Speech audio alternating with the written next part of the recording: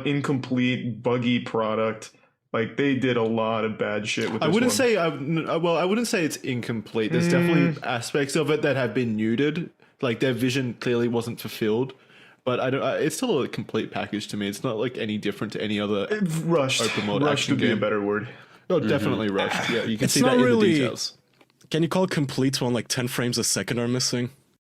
No, well, I was gonna add an addendum onto that I played on PC and didn't experience like really any issues in my playthrough, so Really? I still enjoyed it quite a bit. I mean, there's the Oh, me too. you know the minor things like the cars flipping once every like 10 hours or so, or small things like that I can just kind of brush off. During the Pan Am I quest line, encountered my frame rate was fine and it's crashed only once. Outside of that, I It also hasn't only crashed had at all for me. goofy bugs. But I'm well aware that most 90% of people Wow. playing this game aren't going to have the same kind of rig that I have, as well as like they're playing it on base consoles and such, which were advertised as, you know, you would expect them to be working. So Yeah. I completely agree that it shouldn't be released. Cyberpunk is sitting at a 50% for the old consoles on Metacritic, not the user score, the critic score. Yeah, I can't believe it's even at that high for the console. Okay, well, I can explain that. It's because CD Projekt Red didn't allow reviewers console code before the game released, and not only that, the people who did get early access codes, they added they specified in the review contract that they're not allowed to show their own footage. They're only allowed to show CD Projekt Red approved B-roll footage during the review. Oh, wow, that's horrendous. That is. Wow. So no What is console the codes user were score? So the user score on the last gen consoles is predictably like 20, 30. But here's the interesting one. On the PC version, which I guess you would argue is like the optimal version, it's at an... Oh yeah, it works better than console. It's for at sure. an 89% critic for Metacritic, which makes sense. But for user, it's at a 7. That is much lower than I expected. Yeah. I also had quite a few problems on PC. Like for the Pan Am quest line, I would have times where I couldn't get the quest to start. For example, like one of Pan Am's last quests, she kept going to one location and locking herself out of the quest. So what I ended up having to do was restart the game twice, reload saves multiple times, and then I eventually got it by just driving across the map and going to where she was supposed to be, and then she finally spawned there. So I had definitely a lot of stuff like that. I had a lot of problems with some of the quests. I'm somewhat familiar with like Eurojank stuff though, so I'm kind of like I don't know. I'm kind of okay with small things. This is small happening, though. It took me like 20 minutes to get that quest. I'm not saying that's small. That just hasn't happened to me. If that did happen to me, I'd be annoyed about that. Yeah. Like an entire quest line not working. But like the small things, like people's faces not loading in properly or twin spawning, I'm like usually What okay would with. what would you rate the game if it did work and had no bugs? I really love the setting and the characters and the world, so I actually quite enjoyed the story. So probably like a 8. So I let me was also step thinking in. 8. Let me step in on that because I actually did not buy it because I was kind of on the fence whether or not I really cared. Would you recommend the game for someone like me, someone sitting on the fence, kind of like, I don't know, is it I worth would it? if you're not interested. I'm so happy that I didn't get hyped for this game. Like I'm so happy that I went in with just like this is going to be, you know, pretty standard open world game, story game. I was pleasantly whelmed, I would say. For you, I think you would feel the same since you don't have that hype, but I would still just wait like 6 months for them to Yeah. iron over the issues anyway. My And you'd probably current get it plan cheaper. is wait till big patches come out, wait till some DLC comes out, and then hop into it. Because right now, based on what I'm seeing, it just doesn't like it looks fine, but as an experience, it doesn't look that fulfilling or interesting, to be honest. it is not by far, but definitely the best looking game I've ever seen and played. The setting is When really there's some good. bugs. Yeah. All right, But there are. I'll wait for some big patches then. That sounds like a good idea. Cranking on ray tracing and stuff, even though it fucking destroys your performance, is so. Bro, I thought ray fucking tracing cool. made it look worse, actually.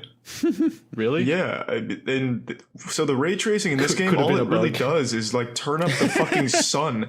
So like when I had ray tracing on, all it would do was blind me anytime I wasn't in Night City. So I couldn't like fucking see anything with ray tracing on. Really? Yeah. That's weird. That It looks does sound great like for a me. bug. I don't. Yeah. Maybe I guess, but it looked like fucking shit. Like on stream when ray tracing was on, they tell me to turn it off because this looked bad. That's that weird. might have It been looks, a bug. It looks looks great fine for to me me. too. Yeah. You got ray tracing on as well? Yeah. Wow. I got it on max settings. I mean, it looks okay. God, I can't believe that this is happening. The fucking IGN review for Xbox One and PS4 Cyberpunk is a 4 out of 10. That's too high. It doesn't work. It does insane. not work. Yeah. I don't even know what's more baffling, like that these big paid off reviewers are giving it that low, or the fact that they released it in that bad of a state.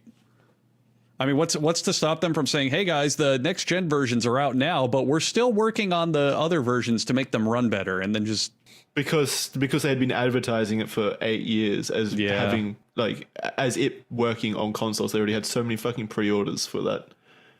And we saw how the last delay went. Like people were angry that they delayed it again. They only I don't delayed it know. like a month, if that. Yeah.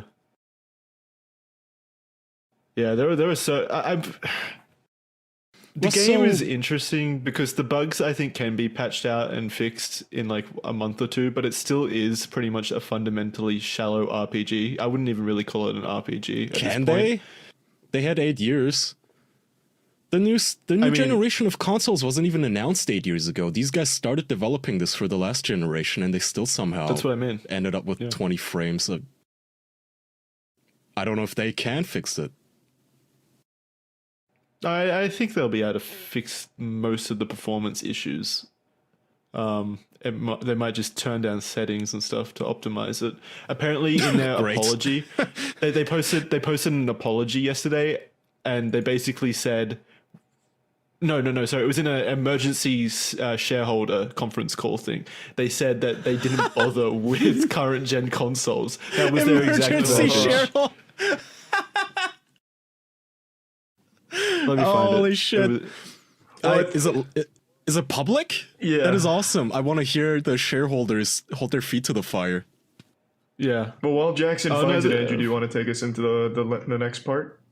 I do, Charlie, and I knew that you would ask me to take you guys into the next part because I know that you're sitting comfortably right now.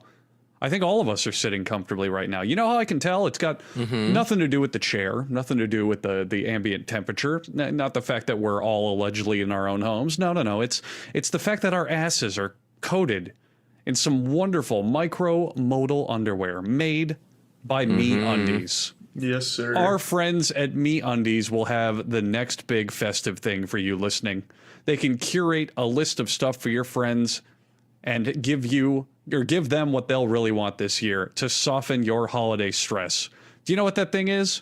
Well, it's that micromodal underwear I was talking about. That's right. It's time to get some MeUndies, sustainably soft undies, PJ sets, slippers, and more. All four of us wear MeUndies. My throat is getting dry. There we go. All four of us here on this podcast. We would show you, but it's mostly an audio show, so that's kind of pointless. But what we can show Don't want you, to get banned on YouTube. what we can show you is the sincerity in our voices as I tell you, we love MeUndies. They are soft. They are comfortable. They are wonderful underwear, and they come in way too many patterns to even bother to keep track of. MeUndies is great. All four of us wear it. I can confirm. I believe I've seen it personally. MeUndies also has a great offer for our listeners or any first-time purchasers. You can get 15% off and free shipping if you want some of this disgustingly comfortable underwear, which we wear time and time again. They have a problem-free philosophy. If you're not satisfied with any of their products for any reason, they will refund or exchange it. No caveats, no questions. They don't care. Open your box, look at your underwear, say, I don't like it. Great. Get your money back or get a new pair. That's it. You can get 15% off your first order and free shipping by going to MeUndies.com/official. That's MeUndies.com/official for some of the softest underwear you may ever wear. That comes in, I like thousands of colors and patterns. It's ridiculous. They also, a lot of people don't know this, they make underwear for women as well. So if you're out there and a woman and saying, I don't care about these boys' boxer shorts, you don't have to wear the underwear we wear. It's okay. They have underwear made for you. MeUndies.com/official for 15% off of your first order, free shipping, underwear that all four of us actually legitimately wear and love. Yes, indeed. Yep. You got the shareholders Cozy. meeting, Jackson? Yeah, so the shareholder asked to CD Projekt Red, their representative, board ignored the warnings about last gen issues. Was game delivered anyway because you wanted to deliver this game this year? Launch is important, or you underestimated how bad it really is. And then the CD Projekt Red director or whatever, the studio head, CEO, replied, "We focused too much on PC performance and didn't bother much with last gen consoles." That is the exact quote. He genuinely said they didn't bother much with last gen consoles. The consoles they had been planning to release it on the entire time and advertising it for. Well, you see, Jackson, you're not a real gamer unless you have a strong PC, and CD Projekt Red only cares about gamers, not fake fans. Wow. Yeah. Fucking idiots Was this a leak, buying a Jackson, game for their or console. No, this is a public shareholder call. is CD Projekt Red or whatever the fuck the public company? Yep, they're publicly traded. Huh, I didn't know that. They're big. Their valuation was insane due to this game. Yeah, it makes sense. I am curious to see how what happens from here out, if they like keep their bad boy reputation in the industry now, or if they'll, redeem No themselves. fucking way. They don't even have a bad boy reputation right now, Jackson. You know how many people I saw saying things like, why are they even reviewing the game right now if it's clearly not ready? They should just wait for the patches. It's actually really dishonest for IGN to even deliver this review right now. Clearly, CD Projekt Red wasn't ready. So why not wait until it's ready for the review? Charlie, I fucking hate that shit. We've had that this conversation so many times, like with Anthem, where people are like, yeah. remember like 2 weeks before the game releases, don't worry, a patch will fix all the issues. They do it with every single game. sad. Imagine being that delusional. So sad. 2 weeks is nothing in game development time. 2 months isn't anything in game development time. This game's been in the oven for 8 years. 2 months of optimization wouldn't do shit. Reports had come out like a month or so ago. Well, at the delay, that the game wasn't in good condition. Obviously, that's the reason for the delay. So people were like, don't worry, 2 months, they'll fix every issue. The game will be perfect. Yeah, I wonder if they ever get tired of being wrong, like professionally and criminally wrong. I know, it's insane. It's every single fucking time with every game that has a poor beta performance or whatever, that it's just that's coming. Every That single kind of Reddit response for is the coming. game, too. It's always like, keep in mind, this is only the beta. Every problem you're experiencing is going right to the team, and they're going to be addressing it seriously by the time launch comes around in 4 days. It will be fixed by then, What do you so mean don't beta? worry. Yeah, it's not marketed as a beta. Yeah. Well, that's what a lot of people are calling it. They're just like, oh, this is just them getting the game out because they know people wanted it so badly, and they're going to fix it for us. It's actually very sweet of them to have this out for Christmas. I've seen so much of that on Twitter. So Well, much.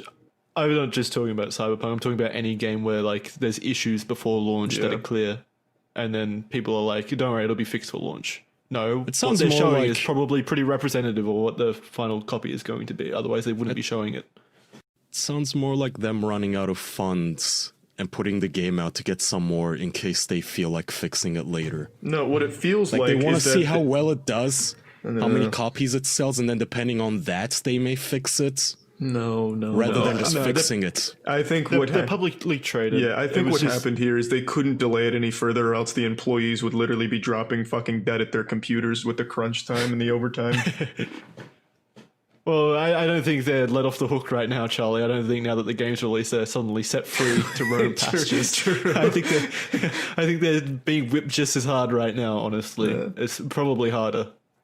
I think it is. I think it's mainly just the probably shareholders pushing for it to release before Christmas.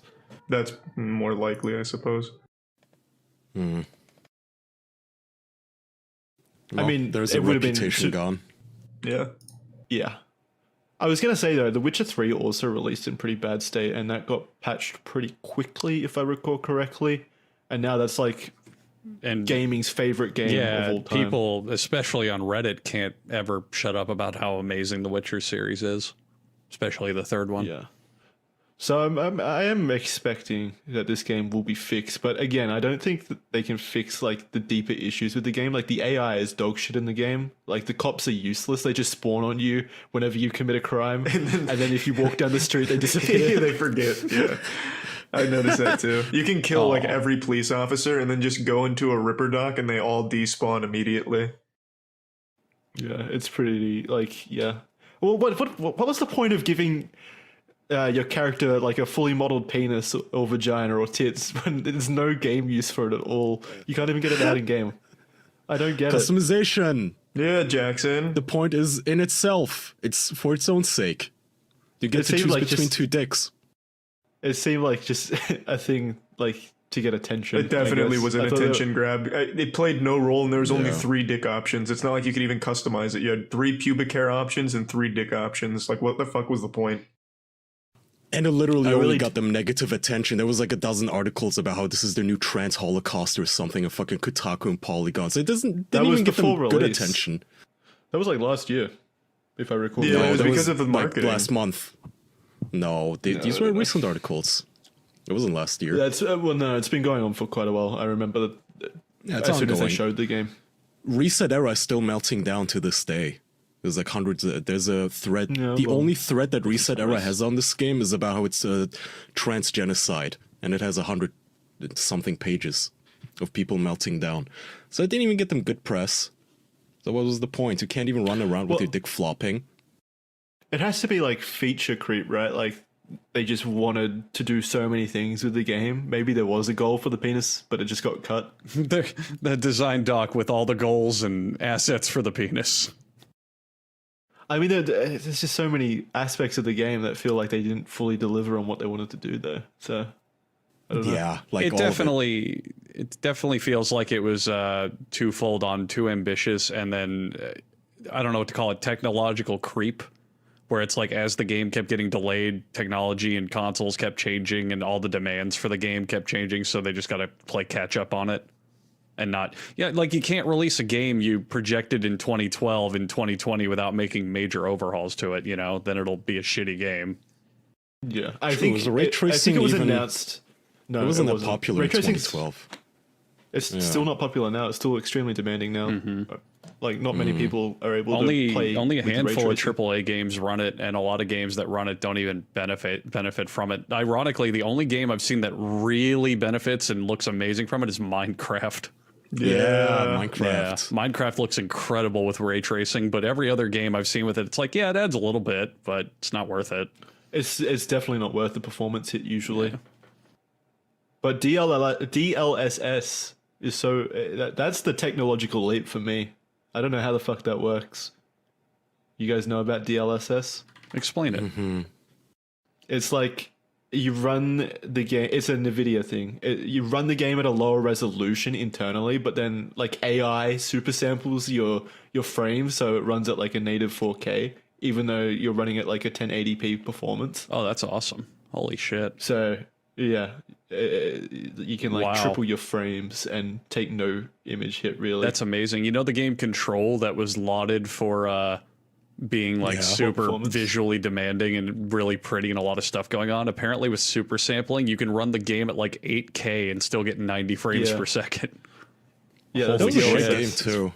It looked great It too. was. I love that game. Nvidia is doing some good shit. If only they didn't hire lunatics. Like I don't know if you guys saw, but Nvidia's the director of AI research was melting down on Twitter the other day, posting lists of our enemies. Like literally Jesus. posting the names of hundreds and hundreds of people, asking for people to harass them. Who did that? Get your house in order. Who was that, Kaya? I'm forgetting her name. I'd have to check. But she's like an topics NVIDIA again. higher up or something? She's a Director. director of AI. Wait, Research. that's DLSS though. I'm fine with her. She can do it. She can keep assassinating people on Twitter if it means my frames stay high. Hang on. Is Trying it to find it for you, Jeremy. Anima Anand Kumar? Yeah, that's her. That sounds right. I don't think her name is Enema, but it sounds about right. Now you're on her list. Immediately added. Shit.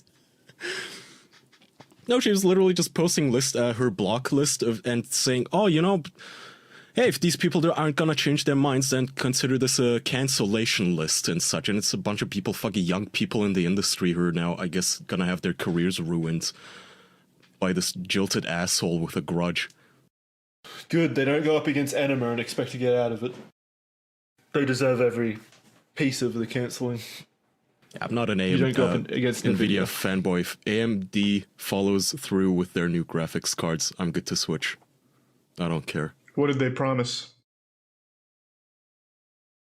Well, pretty much the same performance for half the price. I don't know if you guys tuned into their presentation, but those new graphics cards that they're promising, they seem, well, promising. Yeah. I mean, yeah, they've been doing good stuff. Their Threadripper CPUs were good. Oh, wait, NVIDIA, someone just mentioned something that reminded me of it. Didn't NVIDIA make it so if the reviewers didn't like their cards that they'd stop sending them the shit to review? Like NVIDIA canceled reviewers' ability to give negative feedback to their cards without the repercussions. I think that was them, right? I think Linus Tech Tips was talking about that recently. Jesus. So NVIDIA is Everything's just paid another for. asshole company then? Well, yeah, absolutely. NVIDIA's never been a good guy. They've got the monopoly on GPUs, so they can do whatever they want. All right, boys. Well, are we ready to wrap? Because I gotta go take a fat old shit. I think we're Sounds ready to good. wrap. Sure. Jackson, All right. wrap us. Okay. Thank you, everyone, for listening to the podcast. Patreon.com/the official podcast if you want to hear stories over there. 69 bonus episodes, sorry. And a whole bunch of 70 other this content weekend. over there. You can tune All in right. live. Go listen Thank there. you. And thank you for watching. Yep, thanks, everyone. Bye-bye. Goodbye. Bye. Series goes into the making of The Office and how it ultimately overcame all odds to change the face of television. It features interviews with the cast and creators with never before heard stories from those who were there from the very beginning. You can check out an oral history of The Office for free only on Spotify. That's an oral history of The Office on Spotify. Oh, God, I forgot. I hope you clapped then, Ludwig. If No, not, yeah, I it's did. fine. You guys didn't want me at all. I just hear clapping. Sorry about that. No, it's great. It's great. It's great. It's great. It's great. We're in autopilot mode most of the time. That's what on makes us. that's what makes him a professional, though. He was able to adapt immediately. Good shit. It's because he dreamed about it beforehand. I He did already dream knew about it, was and we did clap there, so I knew at some point today. perfect. Our reputation precedes us. We're known as the clapping podcast. You can get that at joinhoney.com. Yeah, it does even more than official. that, though. It Obscure fucking website shit. I'm like, oh, I see that they sell Thailand-based skin rugs. Oh, I've always wanted one. And Honey will be like, Shit by the way, I got Twinkies. coupons. Even if you don't know where to buy stuff, if you click it, it gives you. No, we didn't shit on you. bought Just three all things three for of us were myself. pointing out, Jackson, this could have been done for like $5, all included, and you spent like $200 on it per week or something on a high-speed premium needed RSS to be feed or quality. something. it needed to be quality, and a website that immediately got stolen. Well, it wasn't immediate. It was after a year of doing nothing with it. It was immediately. It was not is immediately. That is- immediately got. It Oh, got. fuck off. Shut up! It got immediately stolen as soon as it lapsed. That's not how Like, they it picked works, up Jackson. immediately. I still get reminders periodically for my domains that expired like 5 years ago. I still get spammed with reminders. It's not that easy to Yeah, steal I a didn't. domain. You must have really slept on it. I didn't get reminded. It sounds more like you're the one who stole the domain. If it was just that easy for Why them the to fuck take would it I back, steal the domain? I don't know. But So I steal anyway, the domain I you're- already had. You're deflecting. Like, do you still buy frivolous stuff every day? Well, is it really frivolous if you enjoy it, Guy? Yeah, but Whatever you enjoy happened to it your for like. aquarium that you spent Yeah, $1,000 you on? enjoy it God. for like a week at the most, and then you go, I'm bored of it. No, Bye. that was not a week. That was not a week. You And- hated the aquarium actually because you go, I got to turn off my fucking aquarium fan so I can record. Yeah, you were. Well, that was annoying. I didn't hate the aquarium for that. I hated the podcast. for I that. bet it was annoying for the fish getting choked once a week for 2 hours. Yeah. All because you guys have to record a podcast. Yes, we do have to record a podcast because that's what lets you buy the fucking aquarium in the first place, Jackson. I guess we'll never know. I don't particularly enjoy waking up early, but I'll do it for the podcast. It's a little You've important. done it for the last, 3 months, maybe. I still I'm don't up like It's it. 2 a.m. for me, you prick. I still It's don't 3 like it. a.m.. I still don't like waking up early for it, but I'll What's do the it. time for you right now, Andrew? 11:30 a.m. Oh, that's awful. Hey man, I'm so sorry, man. When you're a hardcore gamer like Charlie and me, streaming till about 4 a.m, you need your beauty sleep. To answer your question, though, no, I can't think of any extravagant because I've been paying for this game to be made, so that's kind of where most of the money's going that I would be spending on dumb shit if I was still doing that. Aren't you taking 3 vacations over the next 2 months to Korea, Tokyo, and somewhere else? No, just Japan. I don't know why. What? When have I ever said 3? I just said Japan, and that's not until March. I thought But for you're sure you actually said going? at least 2 places. No, that was you like can I go. spitballing a hike through like Uzbekistan or something. No, he definitely He was had more than one place he wanted to do. Oh, I've always only said Japan. Are you actually going though in March? I would love to. Oh. That's currently the plan. I haven't like bought tickets yet or anything, but I probably Well- will be soon. If you want to go at the same time, we can definitely meet up and go to some panty I clubs. was going to say, Jackson, I now officially have my passport, so I am free reign to travel the globe. Fuck yeah. Yeah, I'll think about that. Official trip to Japan. Fuck yeah, that'd Kaya, be great. join us. Why the fuck do I keep hearing the Discord join and leave notification just endlessly? Are you guys hearing that, or is it just me?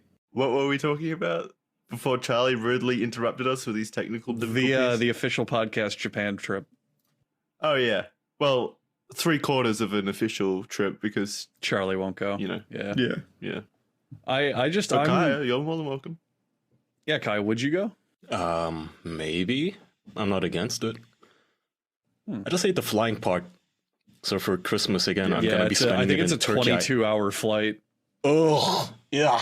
from America, Fuck. though. Fuck that. Yeah. God, just even hearing that makes me. I feel claustrophobic just thinking about it. I'm already Okay, hang on. reading I'm articles sorry, I about. misspoke.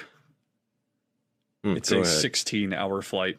16, 17, depending on what part of Japan you fly to Yeah, that from makes America. sense. I recently read the news that Qantas Airlines, I think, is now experimenting with the world's longest flight from Sydney to London, which takes 19 something hours, I think. Yeah, 20. I think it's 20. Yeah, something like that. So they put like 50 poor souls on that plane, monitoring them and their habits just to see how they feel during a 20-hour flight. God, that is just awful. That kind of shit always reminds me of just how much better things are now. Can you imagine if you were back in the days where the only way to travel long distances was by boat? And it's like, hey, Yeah. we're gonna sail to England. Bye. Oh, 6 months later, we're finally fucking there. Hooray! Dying of I scurvy. can't imagine that shit. Yeah, dying of diseases and shitting off. I don't know. I don't know how the fuck people in any way were happy back then. Because everything People seemed are never miserable. going to be happy. I'm happy. Not until Well, teleportation some of is us invented. can lie about our Jackson, happiness. not everyone can try to fill the void in their life with Star Wars. Okay. No, I think I guess you Jackson found means happiness happy about elsewhere in more authentic spaces. travel. Don't you mean like travel forms? Well, I just mean with anything really. Oh. Like, no matter what happens, humans are just going to get complacent about whatever technological improvement they've got, and then they'll always be yearning for the next thing. So they'll always be sad. Oh, yeah. If you try to fill your life with technology and gadgets, you're going to be completely miserable. The secret to happiness is filling your life with just things that invest you. Doesn't Well, have not to really be. what I was, not really what I was saying, but I appreciate it. Well, what were you I saying just- then? I just mean like 60 years ago, being able to fly 8 hours away and like reaching across the globe or whatever would have been incredible, and people back then would have appreciated that a whole lot. But now that it's become so mainstay and everyone can do it fairly easy, if not expensively, it's like it's miserable still. Oh, I mean, yeah, but that's not exactly what I'm saying. What I was saying is that imagine back then you had to go, okay, I now currently need to go across America because I'm going to visit my family in California. Today, that takes, if you drove, like 2 days? Back then, it took a year or however long. And like, what do you do on that drive? You just sit and there's nothing. You're in a fucking horse and buggy and you're going slow as shit. You just watch and talk. Maybe sing songs with the people you go with. God forbid you The go horror. alone or you're fucked. Yeah. Talking. But my whole point is, like, think how long things took back then. Just simple things today that we do now. And what the fuck would you do with your life back then? Well, what else is there? What else is there? There's travel. Well, if you guess, lived, if you camped up, there was a lot of things you could do. You could like practice music. You could practice a skill like woodworking or blacksmithing or something. You could do a profession. You could write. A lot of stuff. But I mean, yeah, there's certain things you can do on the journey. Like you could still write or practice music or whatever. But you can't do anything that's established. Like it's kind of hard to practice like your business or run a shop or something if you're traveling. I don't know. I don't know. I guess I take technology for granted. If you're driving on a journey, you can listen to music, or if you're a passenger, you can play a game or something. But you didn't have that shit back then. The only music, It's like I always say, there was no Star Wars Jedi Fallen Order back then. the only music you got to listen to on your journey to California back then was whatever songs you remembered how to sing. That's it. That sucks. What a miserable time period. So I just always picture, and I always think, I was talking about this with my stream chat a while ago, where it was, if you could go to the past, what decade would you visit, or what would you want to see? And it's like, I wouldn't want to go to any of them, because the past fucking sucked. No, fuck you. I'd go all the way back, straight to the dinosaurs. It would fucking suck, Wait. Jackson. No, You would die so quickly. You wouldn't know how to make food for yourself or what's edible. You'd be eating like dinosaur Exactly. ass. That's why I he wants think to I go. would be able to survive. What would No, you eat? you What would be the wouldn't. first thing you look for if you went back to the dinosaur period? Yeah. Giant witchetty grubs, or any kind of grubs. You don't Those even know if probably those didn't were Massive there. proteins. Probably didn't even exist back then. Well, yeah, there were giant insects, but they would probably put up a bit more of a fight than a witchetty grub in the ground. Jackson would immediately get bitten or poisoned by something and die from his injuries. No, there were small dinosaurs that I could hunt. I could. There were small dinosaurs that survived. I could forage for. You for wouldn't berries. even be able to make a fire for yourself though, so you couldn't cook them. I'd take back a lighter. Ah, okay. Or Yeah, and when that runs out, what do you do? Well, am I coming back? That's when his vacation ends. Yeah, what a nice vacation. Do I get to come back? Are you just sending me back permanently? I mean, how long would you want to stay? Because I guarantee you anything day. long. I Oh, don't wanna stay long. bullshit. You would not want to stay a day. You'd be miserable after an hour. Are you kidding me? No, I'm not.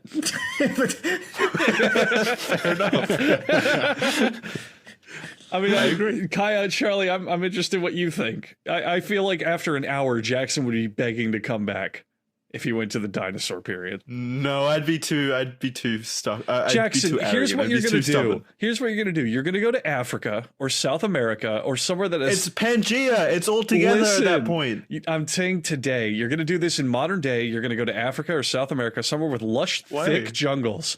And you're going to bring whatever equipment you want and hire whatever guides you want. And you're going to realize, holy fuck, it's hot and miserable and fucking non-civilization sucks ass. Yeah, but I'm not going back to just survive. I'm going back to see the dinosaurs. I can't go so to Africa how and see long would you want to dinosaurs. stay? How long are you going to look at dinosaurs? I just said a day. That's I wanna bullshit. see You're going to hate dinosaurs. it. Are you really going to want to stay back there for 12 hours of daylight in the hot, miserable, terrible, completely uncivilized conditions? No way. Yeah. All right, 12 hours then. Fine. No way. What do you want? No way. What is acceptable to you? What, 20 minutes? You would last at most a couple hours and then go, fuck, I hate this so much. I hope I don't die. No, I would be just completely enveloped in amazement. What if you never find a dinosaur? There's not even guarantees you'll find them. Exactly. That's why I'm going to need a day. I'm going to need to really look around. Go on an expedition. A safari. I feel like they're what gonna about- find you and So eat you. So you'd seriously never go back in any time period just because you'll miss out on video games for 6 hours? No, because everyone romanticizes the past. The past fucking sucked. No matter what era you looked at, it was terrible. You're no matter what, romanticizing people are this always time. like, You're saying that What? literally any year before 2019 was terrible because people couldn't bing bing wahoo on their switches on a plane. Every- That's not true. every single year, every Why single are year you before this boomer? one was worse than 2019. I firmly believe that. Yes. But have not only terrible. gotten It wasn't better. the end of the world to be born in the 1911s. Well, of course not. Someplace. Like 2008 wasn't that bad comparatively. But I'm saying I don't want to go back to 1920 because everyone's like, oh, the roaring 20s, that'd be fun. No, enjoy your polio, you fucking moron. Oh, dude, did you know that this healthcare isn't finalized? So if you have this disease, you're just dead. Oh, that's You're gonna great. get polio in the 6 hours you spend in the 1920s. Even spending 6 hours then, it's like people didn't live the uproarious, amazingly romanticized lives that people think they did. Maybe some but they small live a different celebrities. life. Different is enough to be interesting, and that's why people want to go back, even if only for 6 hours, is to see how people lived firsthand, or see how the dinosaurs lived in my situation. what kind of shit they get up to? Yeah, but Jackson, think about it. When you watch a nature documentary, say Planet Earth, they set up cameras in housings for like months just to get 30 seconds of footage. Think about how hard it's going to be for you to find dinosaurs living in their natural habitat. No way, back dinosaurs then. are big. Yeah, but there's no guarantee they'll do anything interesting. They might just walk around all day.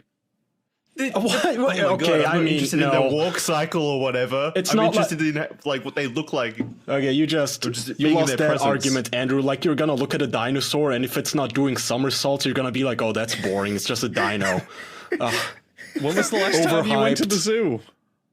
When was the last time you What? went to the zoo? When's They're the not last time fun. they You had just look at dinos in animals. zoos? A dinosaur is going to be interesting for like 15 minutes, and then you're going to go, all right. What? What? No. I don't know. I think it'd be boring.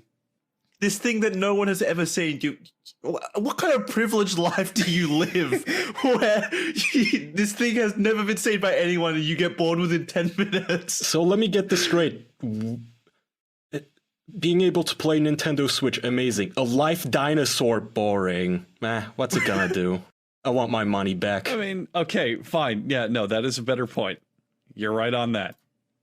Seeing the dinosaur in that perspective, yes. That is great. Okay, there we go. But what I'm saying is the people who are like, okay, let me expand my argument then. The people who say things like, I'd love to live in the 1950s or stay there for like a week or whatever. It fucking sucked. It's way worse than people remember. It's romanticized entirely. That's what I'm talking about. But yes, moments like that where it's like, yeah, you get to witness a dinosaur and all that shit. Fine. That is cool. Yes. Yes, I don't want to start a society with the dinosaurs or live with them. It sounds like you do, though. Well, a little bit. Would be It cool sounds like if you you want could to make civilize Jurassic them. Park. Yeah. Oh, tame them? Yeah, like extreme dinosaurs. Show them technology, show them your iPhone and shit, see if you can just get something rolling. That would be cool. I would work extra hard to like save them from extinction and change the future of our species. What, what are you gonna do? One Punch Man the meteor? How are you gonna stop them from extinction? It's gonna be difficult. We'd build a deflection shield or something, like a Dyson sphere to envelop the globe. I don't know. But yeah, like bring them into the 21st century. Oh, great. Dinosaurs and humans. I feel like now we need to make you sign liability insurance or something. You're gonna be coming back from your time travel vacation with dinosaurs. Awesome. Yeah. Like you're fucking, you live in Australia, the bumfuck country Jack, that doesn't even let you import apples, I'll and go you're back gonna in time. bring back a Stegosaurus. I'll go back in time, and then as soon as I leave, dinosaurs will start phasing into your reality as I save them in the past. Jackson, you don't Fucking even want to travel Godzilla. back in time. You just want dinosaurs to be real today. That's all you want. Well, no shit. Yeah. No shit. That's my whole point of why I want to go back. It's because that's when the dinosaurs were alive. You just want to change world events. If I didn't have to go back, then I wouldn't go back. So when you go back in time, who's going to cook fresh home cooked meals for you, though? Oh, I hope Blue Apron can send their meals back in time. That's right. Probably Blue Apron is can. now offering time temporal delivery service, no matter what decade you're listening to this in. But Oh, realistically, when was the last time you made a dinner that you were proud of? Because making meals with Blue Apron is science meeting art, and it's creating something that's both delicious and harmonious. Blue Apron offers flexible menu options with an ever-changing mix of meat, fish, plant-forward, and vegetarian recipes.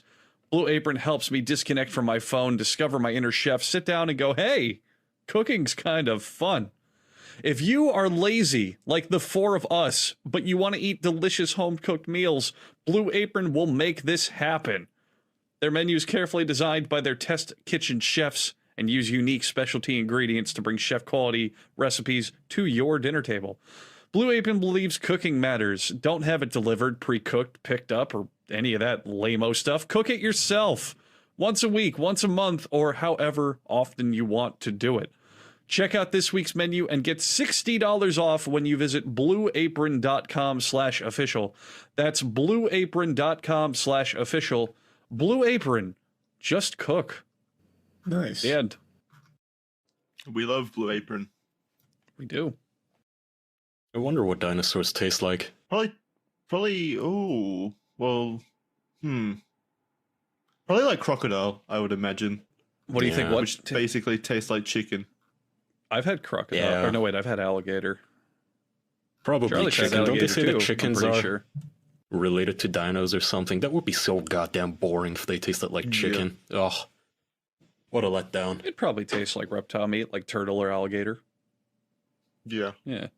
I mean, alligator's not that uncommon in Florida. Like it's you know, you're not going to find it at every restaurant, but if you go to like the Everglades restaurants near there, they'll definitely serve it. A lot of places serve, well, not a lot, but a lot of the rural places over here serve crocodile. Really? We have like giant crocodile farms where crocodiles are raised and like farmed to be killed for meat. I went to one. It was really depressing. Like it's just a pit full of baby crocodiles that are grown and then killed. That's depressing. Kind of made me sad. Yeah. So what I was going to ask is, how far would you guys go to be put into the history books? Like, if you went back, how far would you go to make sure that you're known about in the future? Like, would you fuck a dinosaur? Am I guaranteed? Like, no matter where I go, am I going to be in the history books? Or what do you mean? Well, if you do something outrageous, that's what I want to know. Like, what's the outrageous thing that you want to be known for? Yeah, but if No you one fuck a remembers dino and outrageous there's no things. one to hear it, did you really fuck the dino? Oh no! Oh yeah, I just forgot that dinosaurs don't have a history. Well, yeah, Jackson, that's a weird question. There's no dinosaur history. No one's books. going to remember you as the first man to fuck a dinosaur because we don't really have historical records from back then. Oh, you'd have to scribble on cave walls for future generations to find out. Like, yourself fucking the dinosaur Yeah. on the cave wall. Jackson was here. Swag. Who the fuck's Jackson? He brings back a hentai artist with him to draw a really detailed picture of him fucking the dinosaur. Yeah. The only people that get remembered throughout history are like the leaders and shit. Alexander the Yeah. Great's, Genghis Khan's. I don't Well, think any of us Genghis could really Khan- get to that level. He kind of made sure by Yeah, I mean, raping that's thousands the and thing. thousands of women, spreading his seed into everyone on half the planet. See, that's the thing, Jackson. Today we have such better historical documentation than back then. You're actually much more likely to be remembered today than if you were existing back then. I mean, name 5 people that existed from Genghis Khan's era besides Genghis Khan. Exactly. Yeah. But you could probably name I don't 5 even know what era celebrities from the he's from. 1950s very easily. Yeah, because we live closer Yeah. to it. That's not a fair comparison. Well, no, okay, let's do a better comparison. You could probably name 5 Egyptian pharaohs because they took better historical records. Jesus, what the fuck? I can't. Can you I'm do saying one? it's I can more. name one. No. I meant in Not at the general, top it's of more my head. likely that you know the names of pharaohs than you do the names of Genghis Khan's lieutenants or even Or his people in his friends. village. Yeah, Yeah, I guess. that's all I I'm don't saying. know. Hell, name the Egyptian gods, then name the religion Bruh. that of Genghis Khan. Yeah, but they're always in every cartoon rape. and movie, that's why. Like, Genghis Khan's 'Cause rapes we never knew really about made the them. cartoons. Yeah, but, I mean, to watch even so We much never something turned like... to Yu-Gi-Oh. Yeah, right, like Yu-Gi-Oh! Didn't show Genghis Khan coming into every woman he could get his hands on. It's not kid-friendly, whereas Ra, the sun god, you can appropriate that for any cartoon you want. It's much I more summoned the family-friendly. Mongolian rapist. It's just Genghis Khan raping everybody. I've never seen that trap card before. Now, Kaiba, I'm going to send you to Genghis Khan's realm, and he's just mercilessly raped on screen. The blue-eyed white dragon is getting raped. The holograms feel so real. What a great show. Oh man, I don't know why that reminded me of this. Maybe because it's like a not safe for work version of Yu-Gi-Oh being talked about. But I used to think back when I was 8, there was like a schoolyard rumor that there was a version of The Simpsons that they would air after dark, like after 10 p.m. or whatever, only for adults, where they would just all be fucking and stuff. And I was trying to get my hands on that for years until I found out that it was fake. But then obviously Rule 34 came around, so yeah, it was. When I was a kid, there was a, I don't know if I'd call it viral, but there was a video being passed around, and it was like, oh god, what the fuck was it called? It was called like Naughty Simpsons or something. And it was this really crude pre-big internet Rule 34 video of Homer fucking Marge. And I saw it when I was a little kid, and I thought it was a real episode. I was like, holy shit. When did this air? Roding's done it again. This is a great episode. And it used voice clips from the show, so it was when Homer was like eating a big sandwich and he's just going, oh baby. But it's from his fucking voice clip when he's eating lunch, but he's fucking Marge. I love that kind of shit. Do you guys remember the internet era? I was thinking about this recently, where humor was like the most compressed, low resolution clips of movies in the world.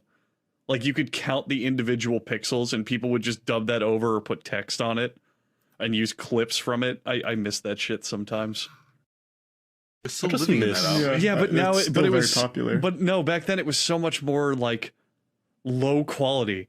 Like, okay, so today if you're going to make a video meme of Thanos, you literally take like a clip from Infinity War and you play it in all its HD glory, and then you like have text tracking his face. It's like you show Thanos doing the snap and it's like, that's Trump, and like you put Trump's hair and it follows his head and it's in perfect HD and you have a little text and this and that. We're at the point where the movie studio themselves will release the scene in 4K so people can meme it like Marvel did with the Infinity Wars sequel. Exactly. Whereas at the end, but then people just deep fry the meme anyway. No, but back then you would do like, let's say a joke about Seinfeld, and literally the joke is you would have the most low resolution, shitty hiss audio sounding clip of Seinfeld quotes from the show. Remember soundboards? That's what I'm talking about. Where it was like the whole entertainment was you would just click a button and it would play a clip from Seinfeld, and that's it. That's all it would do. That's a personal attack on Kaya, goddamn. No, it's different because Kaya's irrelevant, but I'm talking about the whole game is that you would look up Seinfeld soundboard and just click buttons, and the amusement would be, oh, he said the Seinfeld quote. Yay. I miss smaller downloads in general, in everything. Remember those good old days where you could just put a CD into your console and immediately play a game, or your computer for that matter, instead of having to sit there waiting for something to install? Or if you wanted to watch an episode of a show, it would be like a 200 megabyte download at most, and that would be high quality. Now 200, you wouldn't even spit on it. You wouldn't even download a trailer at 200 megabytes. You need that shit in 4K. There's a 5.1 larger than 200 megabytes. Yeah. There's a give and take to that though, Kaya, and I'd rather have this system now because if your game ships with a game-breaking bug, you can fix it over the internet, and I'd much rather have that. Yeah, but I mean, back then. Plus, I don't like collecting like discs. Yeah, if you bought a defective game back then, that's it. You had to buy a new copy or get a new. Jackson, you have an updated entire one. Blu-ray collection. No, I don't. yeah, You fucking asshole! You showed me a picture of your Blu-ray collection. No, I no discs, just in case. Oh, Blu-rays. Oh yeah, sure. Yeah, Blu-rays aren't. I mean CDs, Charlie. But even there, it's like, doesn't it bother you guys as well when you go on Steam or the PlayStation download network, whatever? And it used to be 10 years ago, you could download a game for like 500 megabytes, and now it's 500 gigabytes, and you have to just wait there for it to finish. Yeah, but that's just. You sound like that's a boomer. just Boomer that's just memes. games getting bigger. I mean, Red Dead Redemption 2 has way more content than like Super Mario Brothers. And it looks so much better. I want to live in this world. Yeah, I don't agree with that argument. I think that's just a sad consequence of games. It's not an getting argument. bigger. I just said I miss quick and easy downloads. I didn't say the end product was I see. superior. I'm just saying it was so nice to just shoot up LimeWire, download Eminem's latest song within 3 seconds. Oh, those were the days. Not that and then I've no matter ever done what that. you searched. And then no You matter mean download 6 viruses no along matter with what you Eminem's searched on LimeWire, first it 3 didn't seconds matter of the what you were song. looking for. Say you search like Eminem Lose Yourself, the first 3 results would be Eminem Lose Yourself, Hot Girl Fingers or Wet Pussy Real Hard. Every single time. Oh, I You never remember got those? any of those. No. Oh shit, those were the first like auto-generated virus results where no matter what you were searching for, it would be like Eminem Lose Yourself and then just a bunch of string of random bullshit. Yeah, but you Yeah, have check to out- use got noob to get I've those. never once seen a pussy, Andrew. Don't you say otherwise. That's making my soundboard.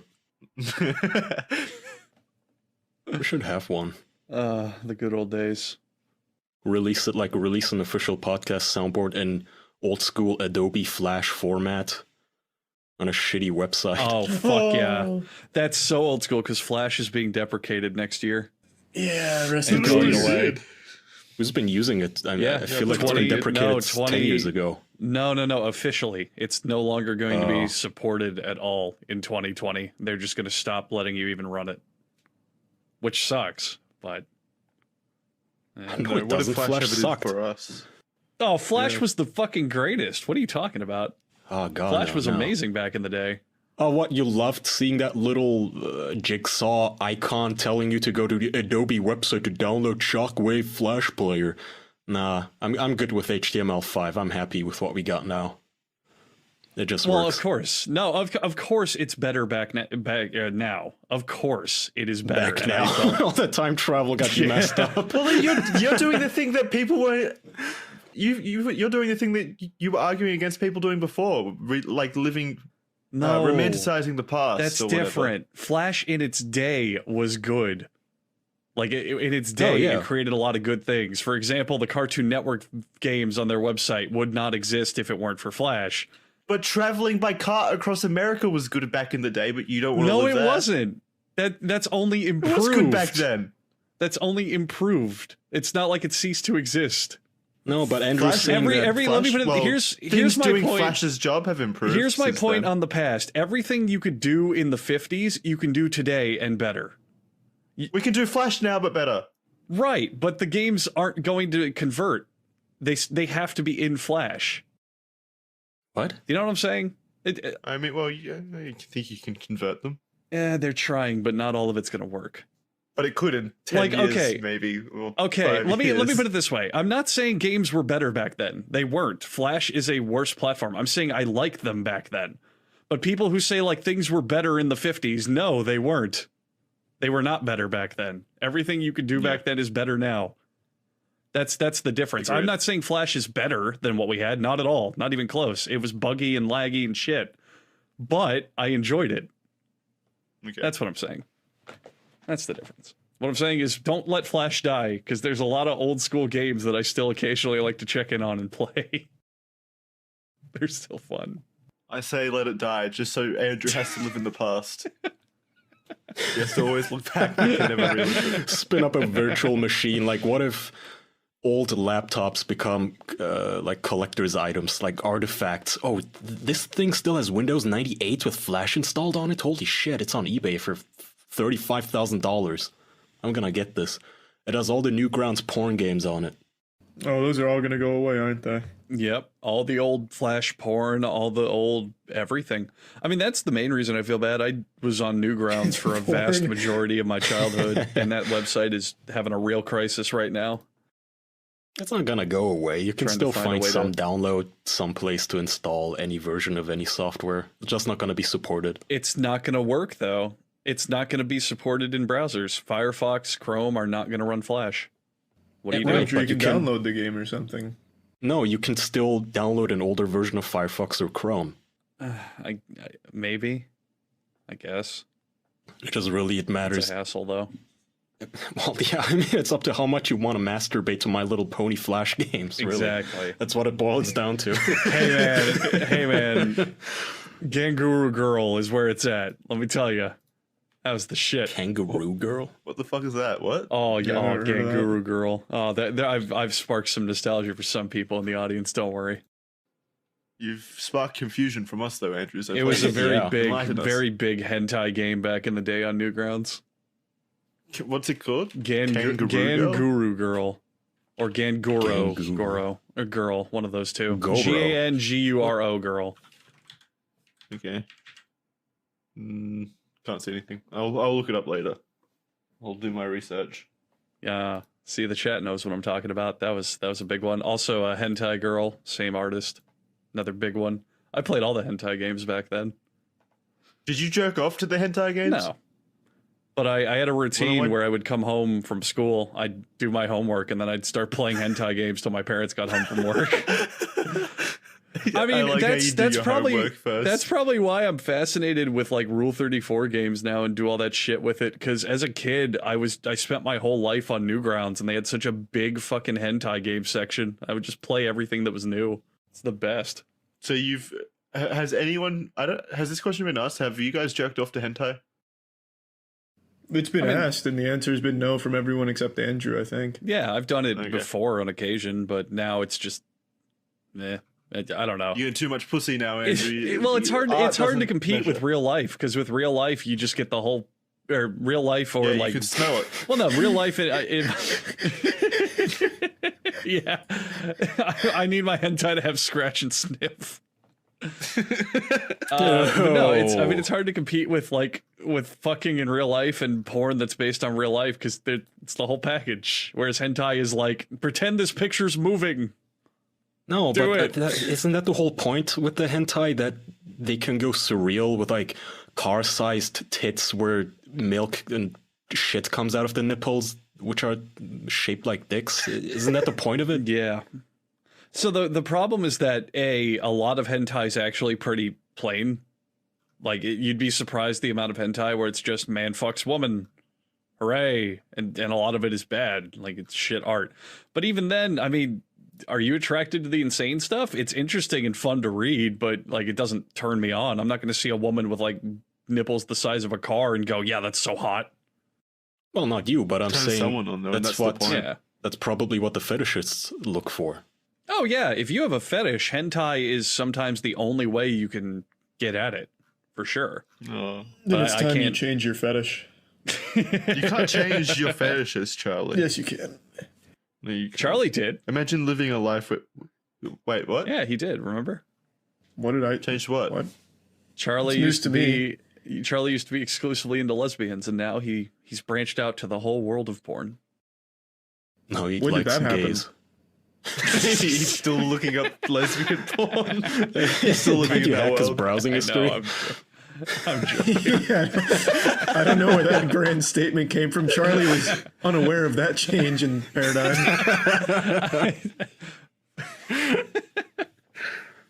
But yeah, hentai fills a good niche, but it's just hard to compete with actual literal pussy instead of I drew it. Yeah, but Is they lesbian porn just a thing? go ahead. Well, wait. Is lesbian porn just a thing that you enjoy online, Charlie, or would you like to get some action with some lesbians in real life? Like, would that fetish translate over from the internet? What kind of question is that even? What? You fucking So idiots. let me re-ask Jackson's question. Charlie, I know you like having sex with girls, but would you ever want to have sex with two girls? Yeah. What lesbians though? Yes. Like they're fucking. How is this a each other more question? than they're fucking you. They're not going to be interested in you. You don't know that. They're not. Even Why then, would they? What? so like, would you be pissed off if your girlfriend was just making out with another chick in front of you? How are you even Dude, probably not, conflicted? The answer is you. no. But who? I didn't know who you were asking. Oh, you. We directed it at you, Well, Jackson. all of you, I guess. Oh. Nah, I'd be fine with Eh. it. Yeah, there you go. Easy. I don't know. I decide in the moment. Okay, she's Jackson, hot. let's base it on how good that is. How hot's the other girl? Hot. Oh yeah, I would let my penis decide. I get to watch. Okay. That's all I request. We all get to watch Jackson's girlfriend kiss another girl. I invite everyone over for the occasion. Yeah, I think I get if you want to veto that one. But I meant in a private session. Private from me, they're just kissing and I'm in the other room. They're making out. They're making out in the bedroom. Jackson, meanwhile, is in the living room going, "I hope they're having fun." I sure wish I was in I there. just hope she remembers me.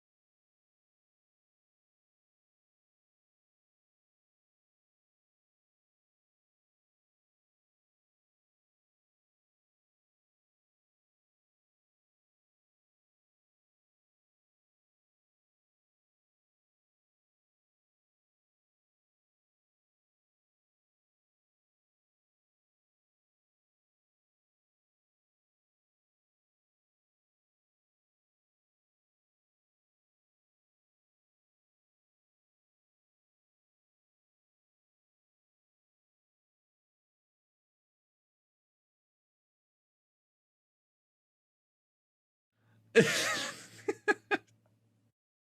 we have any last minute housekeeping before we wrap? Because I want to go to bed. Yeah, what are we doing for 156? Is Are that we doing 3 that? years? Yeah, that's 3 years. Are we doing that milk, the smoothie challenge or whatever we came up with? The what? Why don't we just do it with video, since we've been talking about branching out into doing it with video instead of only audio? We That can could be our do. celebration. Yeah, we can do that, but I'm not gonna let you weasel your way out of eating something disgusting. Oh, Well, we'll discuss it in private, and you'll see next week, I guess. Any? I don't know. I don't want to sit here for 20 minutes brainstorming. I want to go to bed. So, Andrew, how's Pokemon? All right, Is let's it good? wrap. Is it bad? No, I actually really want to know. Is it as good? Is it as bad as I've heard? Like So, from the answer to outrage? that question is it's Pokemon. If you've played the most recent Pokemon games, it is the exact same shit on the Switch, which in my opinion is bad because they just don't get any better. They made very small, very, very small improvements comparatively. So Well, that's a shame. yeah, I can't say it's a bad game because it's not, but it's a very, very disappointing game. Mhm. Yeah. And on that note, we leave you. Thank you for watching this week's episode of the official podcast. We've got a Patreon bonus up right now over at patreon.com/theofficialpodcast. We talk about if we're boomers or not in that one. The answers may shock you. Will they? Say goodbye, everyone. Bye bye. Yeah, really? Will they? bye everyone. Thank you. Bye. Bye. Most of you out there know that we're the official podcast. But did you know that we're not the only podcast? No, I'm not messing with you. And I'm going to tell you about another podcast right now called An Oral History of The Office. The podcast is hosted by Brian Baumgartner, who plays Kevin Malone. The series goes into the making of The Office and how it ultimately overcame all odds to change the face of television. It features interviews with the cast and creators with never-before-heard stories from those who were there from the very beginning. You can check out An Oral History of The Office for free only on Spotify. That's An Oral History of The Office on Spotify. Who wants to do the intro? You I'd can, love Kaya. to do. Yeah, well, yeah, you should definitely Kaya take it. should. All right, what's the what episode number is this? 154? 155. 55, pussy boy. 55. That does not sound right. Yep. Okay, well, Just do whatever. it. Go. All right, Jesus. Welcome to episode 155 of the official podcast. Today we have John McAfee, a man of many hats, Whoa. crypto kingpin, cybersecurity expert, and outlaw at large. John, it's it's interesting It's an to get honor. a hold of a man that has successfully eluded so many governments. I feel a little special. You know, I think that, you know, I've done it so many times, it's become a second nature to me. I should write a book or give instructions on it for those in similar circumstances. Yeah, how to be an outlaw for dummies, basically. I mean, you're like a real-life Raymond Reddington traveling in the Latin Americas, dodging cartels and governments. So I kind of want to hear the whole story. Now, when I brought your name up, I immediately got private messages from everyone. Kaya, don't you know he's a serial killer? He rapes people, he murders people. All these, there's a maelstrom of. Wouldn't you want to have that person on for sure then? Yeah. Oh, You bet. absolutely. Oh, we And I'm were gonna be- all very excited to have you on. Trust me. I'm gonna be let down if those rumors are false. John, I'll be upfront. I was a little hesitant at first because I was worried if this shit went south, you'd like come after us like Ed Gein and turn our skin into furniture. I mean, the fact that you are talking to me now means that you will be monitored and tagged and followed probably for the next 5 years. So Bring it. John, this is- John, I have a legal obligation. I have a legal obligation to let you know this conversation will be recorded. Oh yeah. Just so you're aware. I would expect nothing less. And I can also tell you this conversation is being recorded by probably 5 U.S. government covert agencies. So just, you know, stand in line. Oh, God. What about pretty the awesome. Australian agencies? Because I'm in Australia at the moment. Am I at risk, John? Yes. Okay, so It's I want to about give time. everyone who doesn't know you, let's do a little. I want to go over your life. I mean, like I said, there's this maelstrom of rumors and gossip around your life where I read a Medium article that you wrote, and you yourself mentions that practically every article these days written about you includes the word murder. So there's a lot. I would love to hear your side of the story. How did you go from being the first, you founded McAfee, the company, you created the world's first antivirus. And from there, how do you go from that to being on the run from the US government and Belize, I believe? Well, I decided to be free and just do whatever I damn well pleased that didn't harm anybody. And at the same time, tell the truth about the shit that I was observing. As a result, you make enemies if you tell the truth. And if you tell the truth about higher level of people or systems in the world, then you make some powerful enemies. Now, let me make this clear. I had absolutely nothing to do with Gregory Falls' murder. And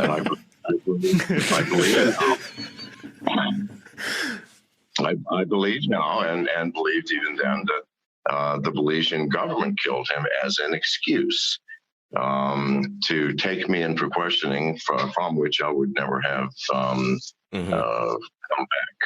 Oh. Yeah, so I looked into that a little bit. I watched the documentary, one that you have condemned since. It was on Showtime, the Gringo one. Gringo something something or the other by, what was the guy's name? Jeff Wise? Jeff Wise, you bet. Yeah, so, I mean, your story is you moved to Belize basically to semi-retire. It looked like a beautiful place, I mean, from the videos that I've seen. And you were neighbors with this guy who threatened to poison your dog, and then your dog did end up getting poisoned. And then the guy who allegedly poisoned your dogs was allegedly murdered.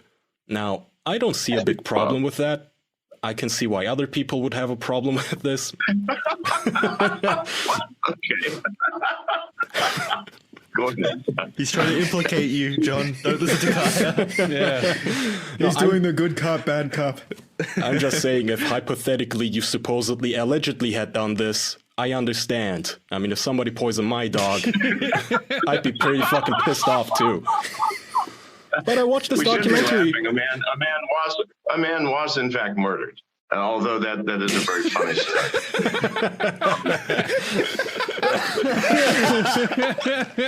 Well, I shouldn't have poisoned the dog. To be clear, he never threatened to poison my dogs, at least not to me. And we barely spoke in 5 years. We barely spoke 50 words in 5 years. And 90% of those were, hey, how are you? And that was it. And I didn't believe he did because the man had dogs and loved dogs. Such people don't go out and poison fucking dogs. Yeah. Yeah. So let's get that clear. Now, so that part was simply manufactured by the Belizean government and then the press and by speculators. So as far as the government goes, somebody did. I'm sorry. As far as the government and the police goes in Belize, so your contention has always been, if I handed myself over for questioning, I never would have seen the light of day again. They would kill me, they would torture me, they would somehow get a confession out of me. And so I'm watching this documentary, and the police chief basically says this himself. He said, well, in the guy's hair, we found somebody's nail. But, well, we don't have DNA testing in Belize yet. All we have is eyewitnesses and, if the murderer admits it. Otherwise, we can't convict anyone. And I'm watching this thinking, okay, so you make shit up. That's what eyewitness testimony means, right? Absolutely. Or getting a confession out of someone. That's not very convincing. Let me give you an example of how countries like Belize actually function. I mean, the military, the police chiefs, the judges, everybody is corrupt to the point that it's not even hidden. I used to. It reminded me of when I used to sell drugs in Mexico back in the 70s, and you just know that the chief of police is dealing drugs. All of them do. I mean, this is fact of life. My favorite question, if I ever did get caught, and I did frequently, is these drugs. I said, listen, they belong to Commissioner Jenkins. And I'm delivering them for him. Okay. Well, let me finish, okay? Let me finish. So right off the bat, they know that the commissioner's dealing drugs. They also know that the higher level officials love to make friends with white people. God knows why, but they just do. And so that would make sense. And if they really press the issue, I would simply how do you know? The commissioner said, well, it's not personal business. I said, but here, pull out my cell phone, scroll down. You have to do this in advance. You got to put the commissioner's name in your phone with some bogus phone number and say, here, why don't you call him and ask him yourself? Right?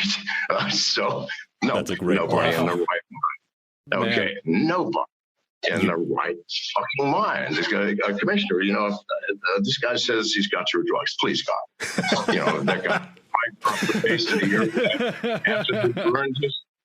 after they burned his family in front of his eyes. So no, that shit doesn't go down. But that's what this is. That is the system that this is. So do you think I am going to voluntarily, knowing that the government for almost a year was trying to collect me legally, right? Couldn't do it illegally. I was surrounded by guards all the time, and it would caused a ruckus. You'd have known that I had been taken. So, so you think I am now, after you're at war with the government, going to let them take me into custody? Well, nobody is that crazy. Right. Well, we've seen that a lot, right? Even recently with the cartel taking over Mexico, basically. I mean, and they just rule that entire corner of the planet, it seems like. It's not... I mean, the corruption in the government is insane. I'm sure you saw the news about how they let El Chapo's son go. I think the cop who arrested El Chapo's son got mowed down by 150 bullets recently, a couple of days ago, just as punishment for pulling him over. Good God. This is an everyday occurrence. So anyway, no, I was not going to turn myself in. And so I did the only thing I could do, which is go on the run. I was on the run for over a month in Belize. Before I finally managed an escape with the help of Vice Magazine's senior editor, Rocco Castoro, and a photographer, Robert King, a war photographer, who we concocted an escape and escaped into Guatemala, where I was immediately arrested, of course. Yeah, did those guys get you caught? From what I read, didn't a Vice photographer get you caught because he forgot to remove the metadata from the photos he took? It wasn't him. It was Rocco, the senior editor of Vice, who neglected to tell his people, please remove the EXIF information. What a fucking asshole. So we were. I was a half an hour in freedom at a hotel with a gorgeous swimming pool, beautiful women by my side. I was about ready to go, listen, we'll just hang here for a few months until we figure out what to do.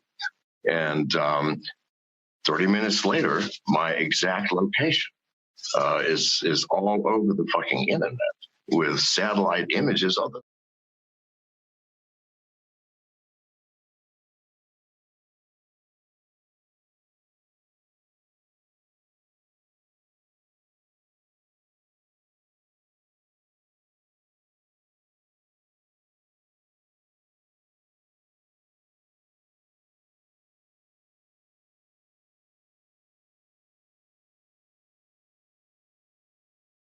Very pool I was about to jump into and enjoy. And instead, you got arrested and you found yourself, by your own admission, faking heart attacks at the police station to stall. Well, yeah, just because, okay. All right, so I didn't get arrested because as soon as I found out, we hit the road again. Now I'm on the wrong, not from the Belizean police, which is trivial. No, but from the Guatemalan federales. They are the meanest and the most competent security forces on this planet. So now I'm in deep shit. But we managed to evade for 2 days. We managed to evade capture. And we had quite an adventure doing that. First thing we did is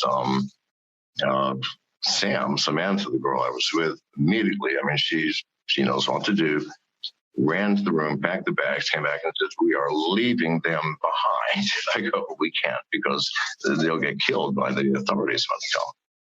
Anyway, so Sam got us a taxi. 5 minutes into the ride, and we were headed north to a village about 100 miles north of Fronteras, which is where we were. And Fronteras, by the way, is no man's land. There's no police. There's nothing there. Just criminals from all over the world. Whether you took money from your country or whacked a prime minister, who knows? You're there. Nobody has last names. No one asks any fucking questions, which is why I chose that place. However, if the federales are coming, it won't make no difference. Anyway, we're in a cab. First thing I do is ask the cab driver if he has a phone, and he does, one of these little flip things. And I said, I like this. I'll give you $500 cash for it right now. Yes. So I took the phone, rolled down the window, broke the phone in half, and then threw it out of the window into the jungle as we're flying by. So I probably shouldn't have done that, because at that point, I think he realized, because, this whole thing has been in world news for a long time. And Guatemala is right next door to police. So it finally hit him that, oh my God, this is John McAfee. I saw his picture in the paper. He's going to kill me. It's like Jason Bourne shit. Seriously. So he started panicking. I said, whoa, everything's okay. It was okay. I'm in Spanish. And I said, do you have any music? And he said, see. But he knew he was about to die. He just, stop. Why didn't you just lean over to snap his neck and steal his car then, John? Yeah, you were committed. So I go, ¿Qué tipo de música? And he goes, Rolling Stones. I go, fuck me, we're in Fat City. So he put on Rolling Stones, Gimme Shelter. I made him turn up the volume to its absolute top. Okay, the cab was shaking. And I sat in the back seat and sang along with Keith, along with Mick, the entire song. And somehow, I think he thought, you know what? This crazy old bastard's not going to kill me. I mean, he's definitely crazy. But and so for the rest of the 2-hour trip, things were cool. Anyway, I'm sorry, I got sidetracked. What was the question, sir? That's okay. So you fled from Belize to Guatemala, where you were you entered the country illegally, and that's what they had a beef about. And you got sent back to the U.S., right? You managed to stall long enough for a lawyer to get you back into the U.S. So I read that you had another problem recently where you got detained for a couple of days, like for 4 days. What happened here? What, recently? Yeah, in you mean a few months ago? Yeah, about that. That was just a minor thing. The CIA tried to collect me again in Cuba. Let me tell the whole story. So we were in Cuba because I found out through my informants that the Bahamian government was going to come collect me and turn me over to the U.S. So we left the Bahamas about 2.5 hours later and went to Cuba. Things were fine in Cuba. The Cuban government called Janice and I in and said, you have 72 hours to leave the country. I go, okay, you bet. And we're in Cuba. So, and the guy said that the American government has requested that we turn you to America. But we think it would be better if you just leave. I go, oh, fuck me. Yes, thank you, people. All right, so we went immediately to the Dominican Republic. Took 4.5 days. And when we pulled into port, we were immediately surrounded by paramilitary troops with fully automatic weapons, all of them on high alert. Okay, so 4 days later, we get out of jail in the Dominican Republic, and they tell us we're sending you back to the U.S. And I go, that's senseless. Why? Says, well, that's just the way it has to be. I go, but we didn't come from the U.S. We came from Cuba. Send us back to Cuba. And all the people in the party were not U.S. citizens. And so I knew what was happening. God damn it. They got here before me. And so anyway, I had hired, after this 4 days, I had already hired 2 lawyers. So we were in immigration, Janice and I and my staff, all of which had been arrested.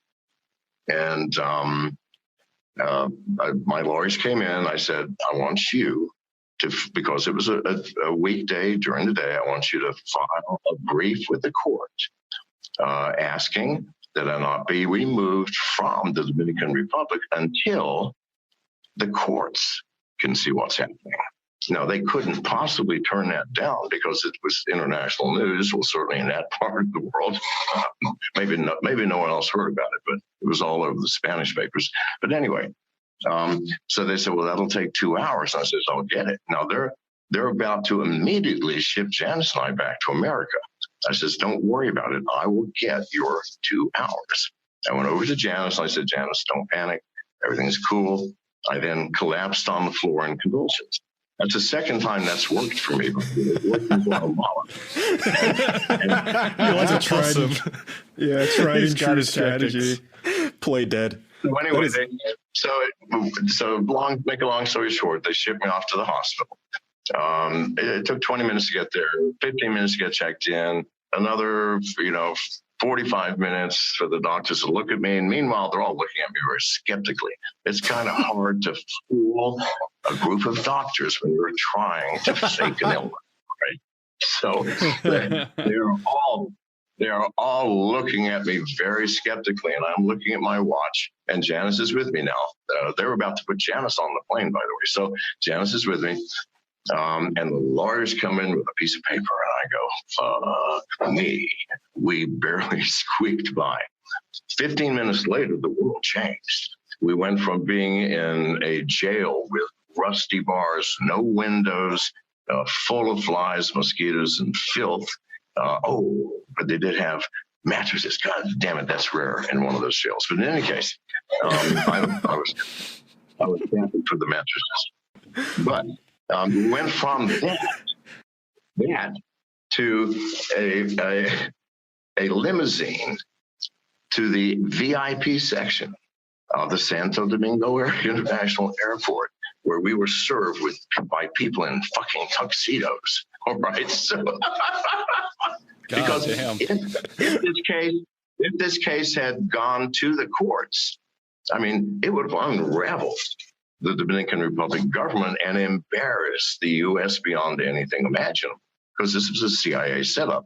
They had illegally boarded our boat before we were even allowed to check into the country. They didn't let us talk to customs, immigration, nothing. And they stupidly, why? Here's the problem.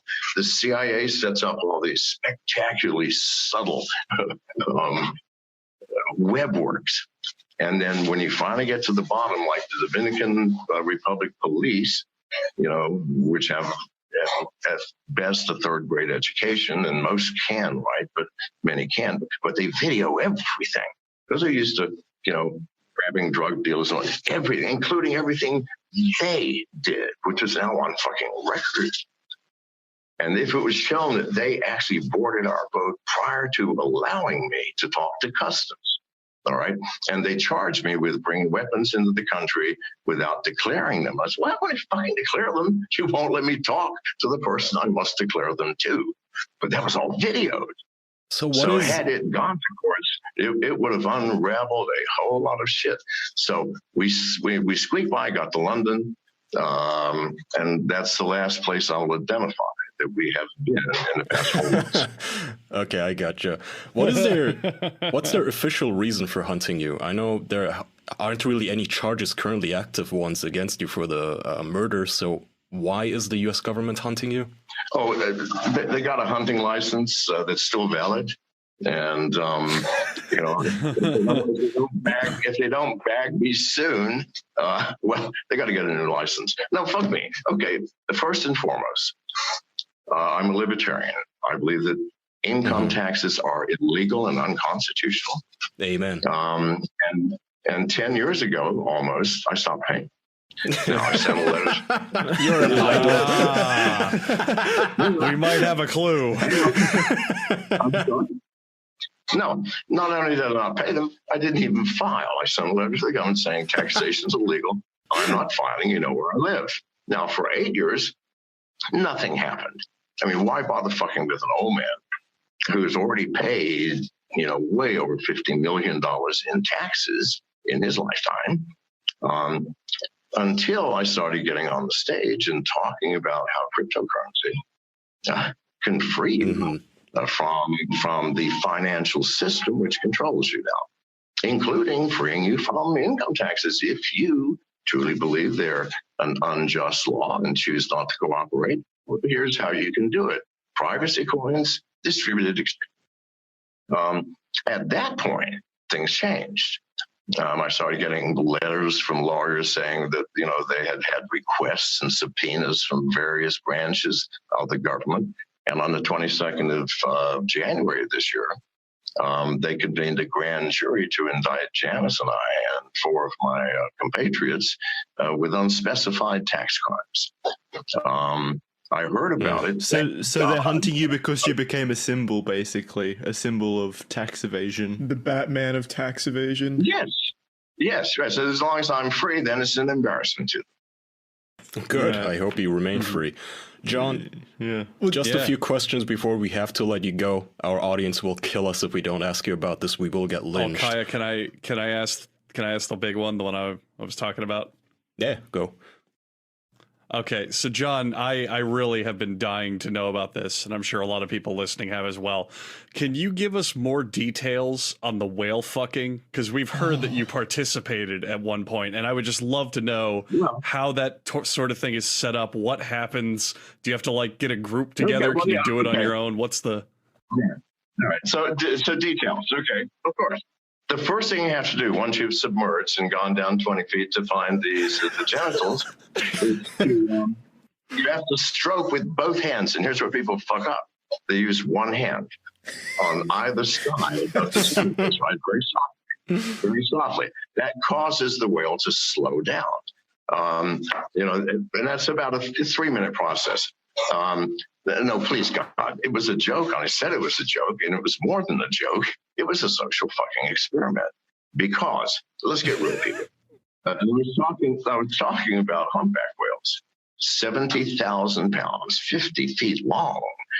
They can destroy a medium-sized ship just with a simple swipe of their dive to half a mile. Now, if you think some puny human is going to, first of all, swim alongside at 8 knots, which is impossible for humans, dive down 20 feet while swimming alongside at 8 knots, and manage to survive even touching a fucking whale in a private place. Well, then you need to stop smoking rainbows and move out of your mother's basement. Well, if anyone could do it, John. I think it's not that people believed it. I think it's that they wanted to believe it. There was a lot of fan theories, like fucking film theories going around at how John could have reasonably scientifically fucked a whale. I remember reading a whole bunch of different versions of the tall tale. Like it was a book of myths. Like it was a beached whale, a small whale, all kinds of shit. Or he swam into its pussy or something. Yeah, the whale just That's where he's hiding right now. We got you, John. Yeah, let me tell you why I did this. Because all along I was doing private polls with people who were commenting. Over 50% of the people believed that I had fucked a 50,000-pound marine animal. Well, that's not a bad thing to have people believe about you, is it? Yeah, there's a lot worse things. Yeah. Yes, but wait, here's the point, people. Here's the point. I don't just fuck with people to fuck with people. I fuck with people to learn things. And if some old man, not even, I don't know why it's the young people who really follow me, okay, and tag along, but I do, okay? If I can convince half of the people of such an unbelievable thing, then what do you think our government is capable of with all of its resources? John, we gotta get high together sometime. We gotta set up another episode. We gotta go deep. We gotta go deep. There's a bunch of Dylan fucking. What? This is some We're out profound of shit, time. My John. apologies. I maintain that there's a lot Okay. of conspiracy theories that actually make sense. I will not readily reveal which ones I believe make sense, but I would be down to discuss. Hey, I'll tell you what. If you actually want to come and smoke with me, then I don't give a shit what we discuss. It's all going to be fun. All right. And thank you for having me on. Well, hang on. No, Thank you for coming Yeah, on. absolutely. Thank you for Thanks coming, for coming on, John. All right. Talk to you guys later. All right. Thank you Talk again. to you. Damn it, that was fuck. I didn't mean to imply that we were done. Shit.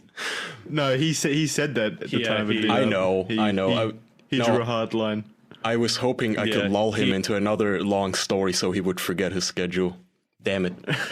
Nah, he immediately just kind of went, I have to go. I'm out of Yeah, time. we have to Damn. have him back on. That was incredible. Oh yeah. Holy That shit. was like a Tom Clancy story. I'm not going to Dude, lie, I'm a little disappointed the whale fucking wasn't real.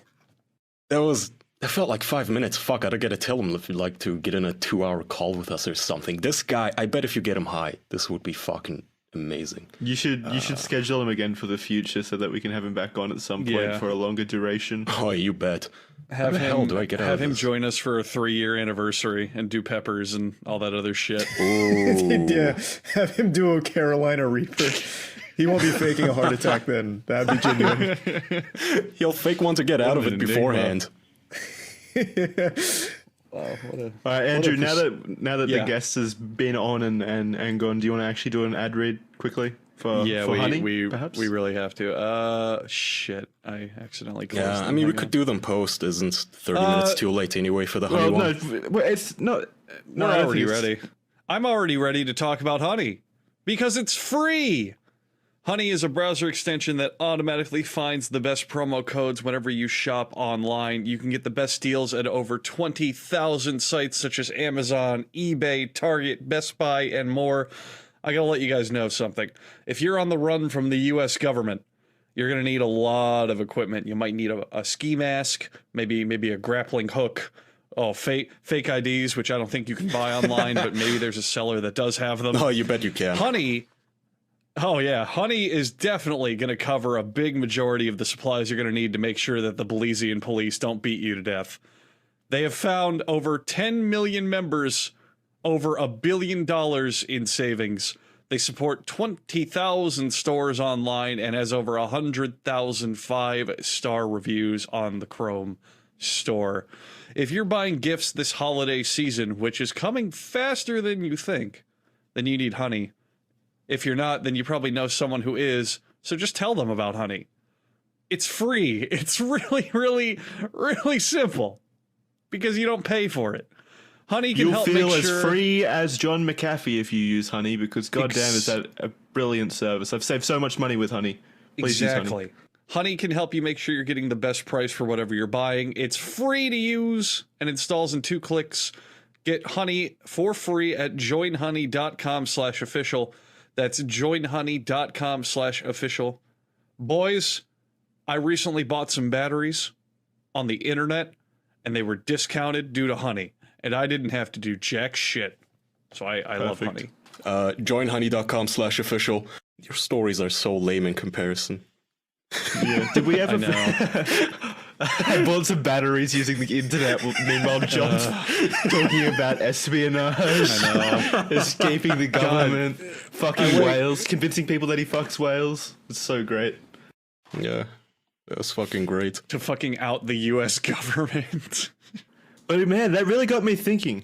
If he can convince the world that he's fucked whales, what animals can the government convince us that we should fuck? Or that we already have fucked. That we could yet fuck. There's really no limit. Maybe he's right. And we never did find out how to pronounce his last name, did we? It's McAfee. That's It's my McAfee. We looked it up on Wikipedia. Okay. Yeah, Jackson, that mystery was solved before the episode started. I guess I'm a bit behind on it. I love how okay. he wears his lies on his sleeve, except the murder and the rape. Yeah. It's just I faked a heart attack to get out of the to get out of jail. I love it. It's just fucking brilliant. I didn't get a chance to ask about Sia Coin. Sorry to any avid cryptocurrency fans and the few Sia Coin holders. What were we you had going so to many ask about it? questions. Mm. What were you going to ask about Coin? Just what he thinks about it. He probably would have left on the spot just for bringing it up. I had a whole note sheet. I had like 90 more questions. I wish we had more time. So he also has a new token coin now called Epstein Didn't Kill Himself. I'm not making that up as a meme. That's he actually just released that. We should have asked him about Epstein as well. It would have been relevant. Yeah. Oh, Epstein, he probably could have talked for an hour and a half. Yeah, he probably knew who killed him by now. Yeah, he probably personally knew who killed him. He probably killed him.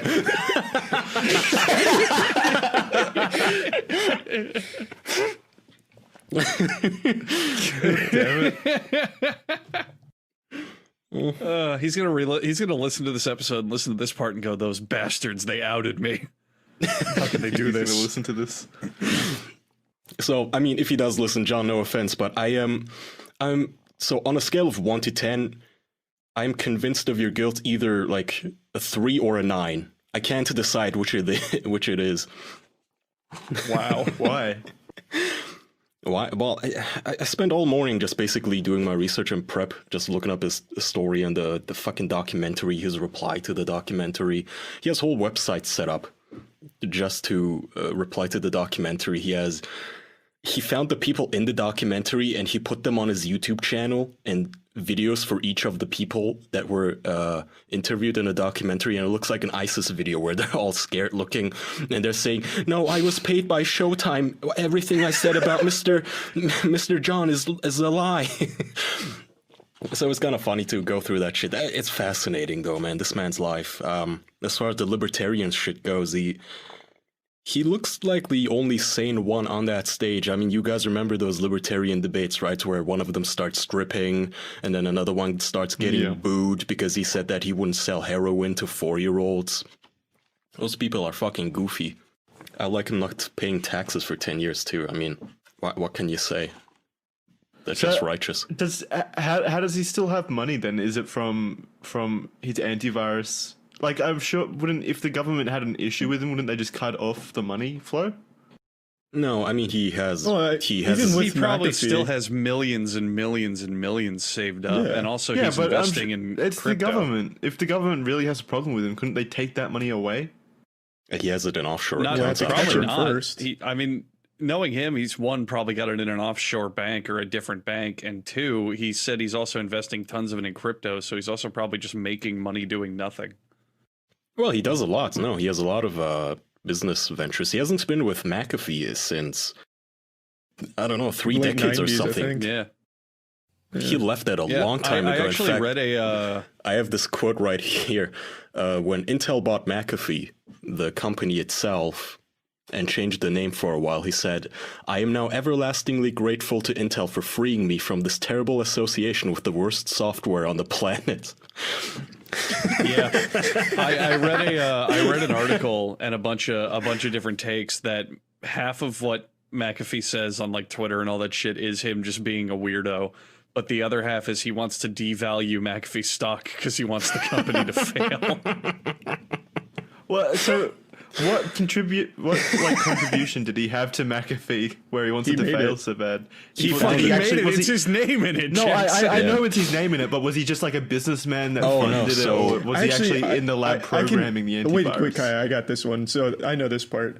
In college, he used to sell drugs, and from selling drugs, he moved on to like the software world, and he noticed that, you know, there really wasn't anything protecting these computers from a threat. So that's when he started developing McAfee. And then eventually, I believe it was him that made the software too, and then he formed the whole company around what he created. So he's calling something that he directly made shit then? Because if he coded it. They took it over and they changed the it. company. So when he... He's talking about the company that they changed. So at the beginning, he founded the company, but he was bought out by investors because they thought that he was basically a bad image for the company. So he was bought out, and that he didn't like where they took the company. So to him now, the software is shit because it's. Keep in mind, the antivirus he wrote is not the one that we all know. You know how it would nag you in the lower right.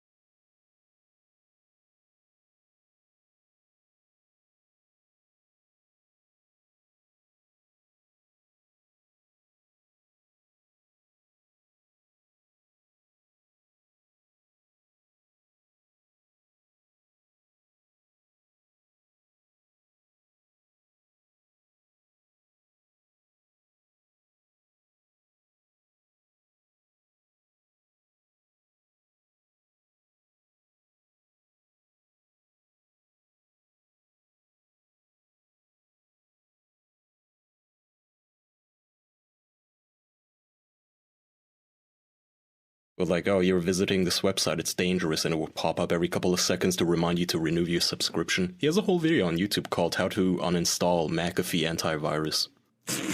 It's a great video, yeah. It's a great fucking video. A man with some sense of humor. What an interesting life, man. He's like the world's most interesting man from the commercials. Like, real, though. It looks like him, too. It's crazy. If anyone's interested in the documentary, it's Gringo, The Dangerous Life of John McAfee, and he's not happy about it. So check out John's replies to the documentary, too. It's kind of funny.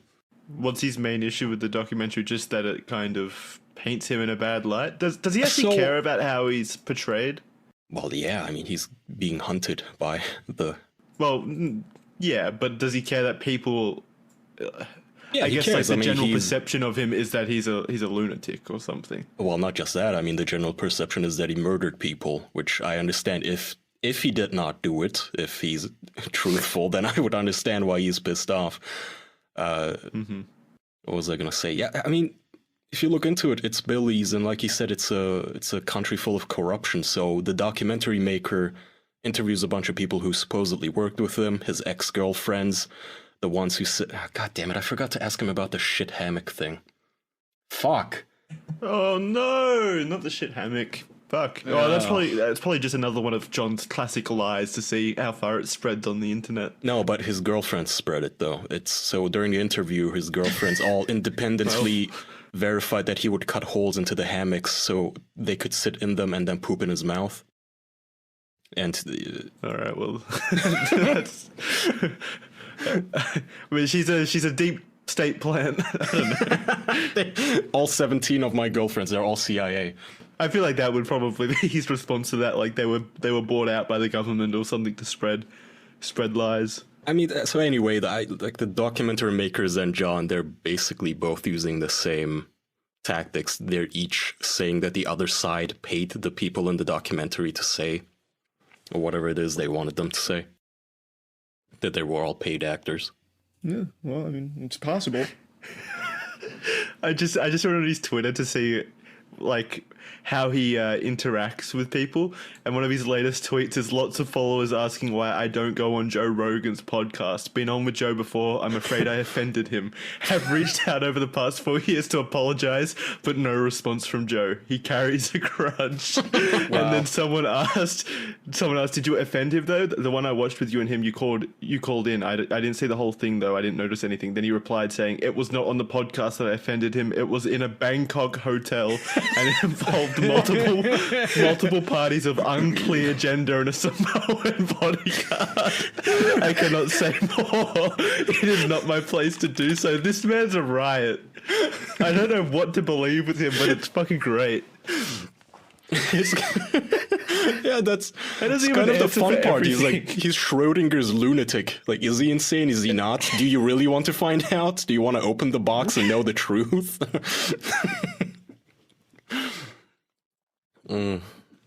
Maybe he's living the life we all secretly want. Oh, hell yeah. Oh, are you kidding me? Yeah, when he sold McAfee, it was for like I think it was 100 million or 100 million and some change. Like, he absolutely has lived an incredible life. Oh, he lost most of that, unfortunately, in the market crash in the 2007. Yeah, but I mean, even even still, you have to imagine he still had a ton. Mm-hmm.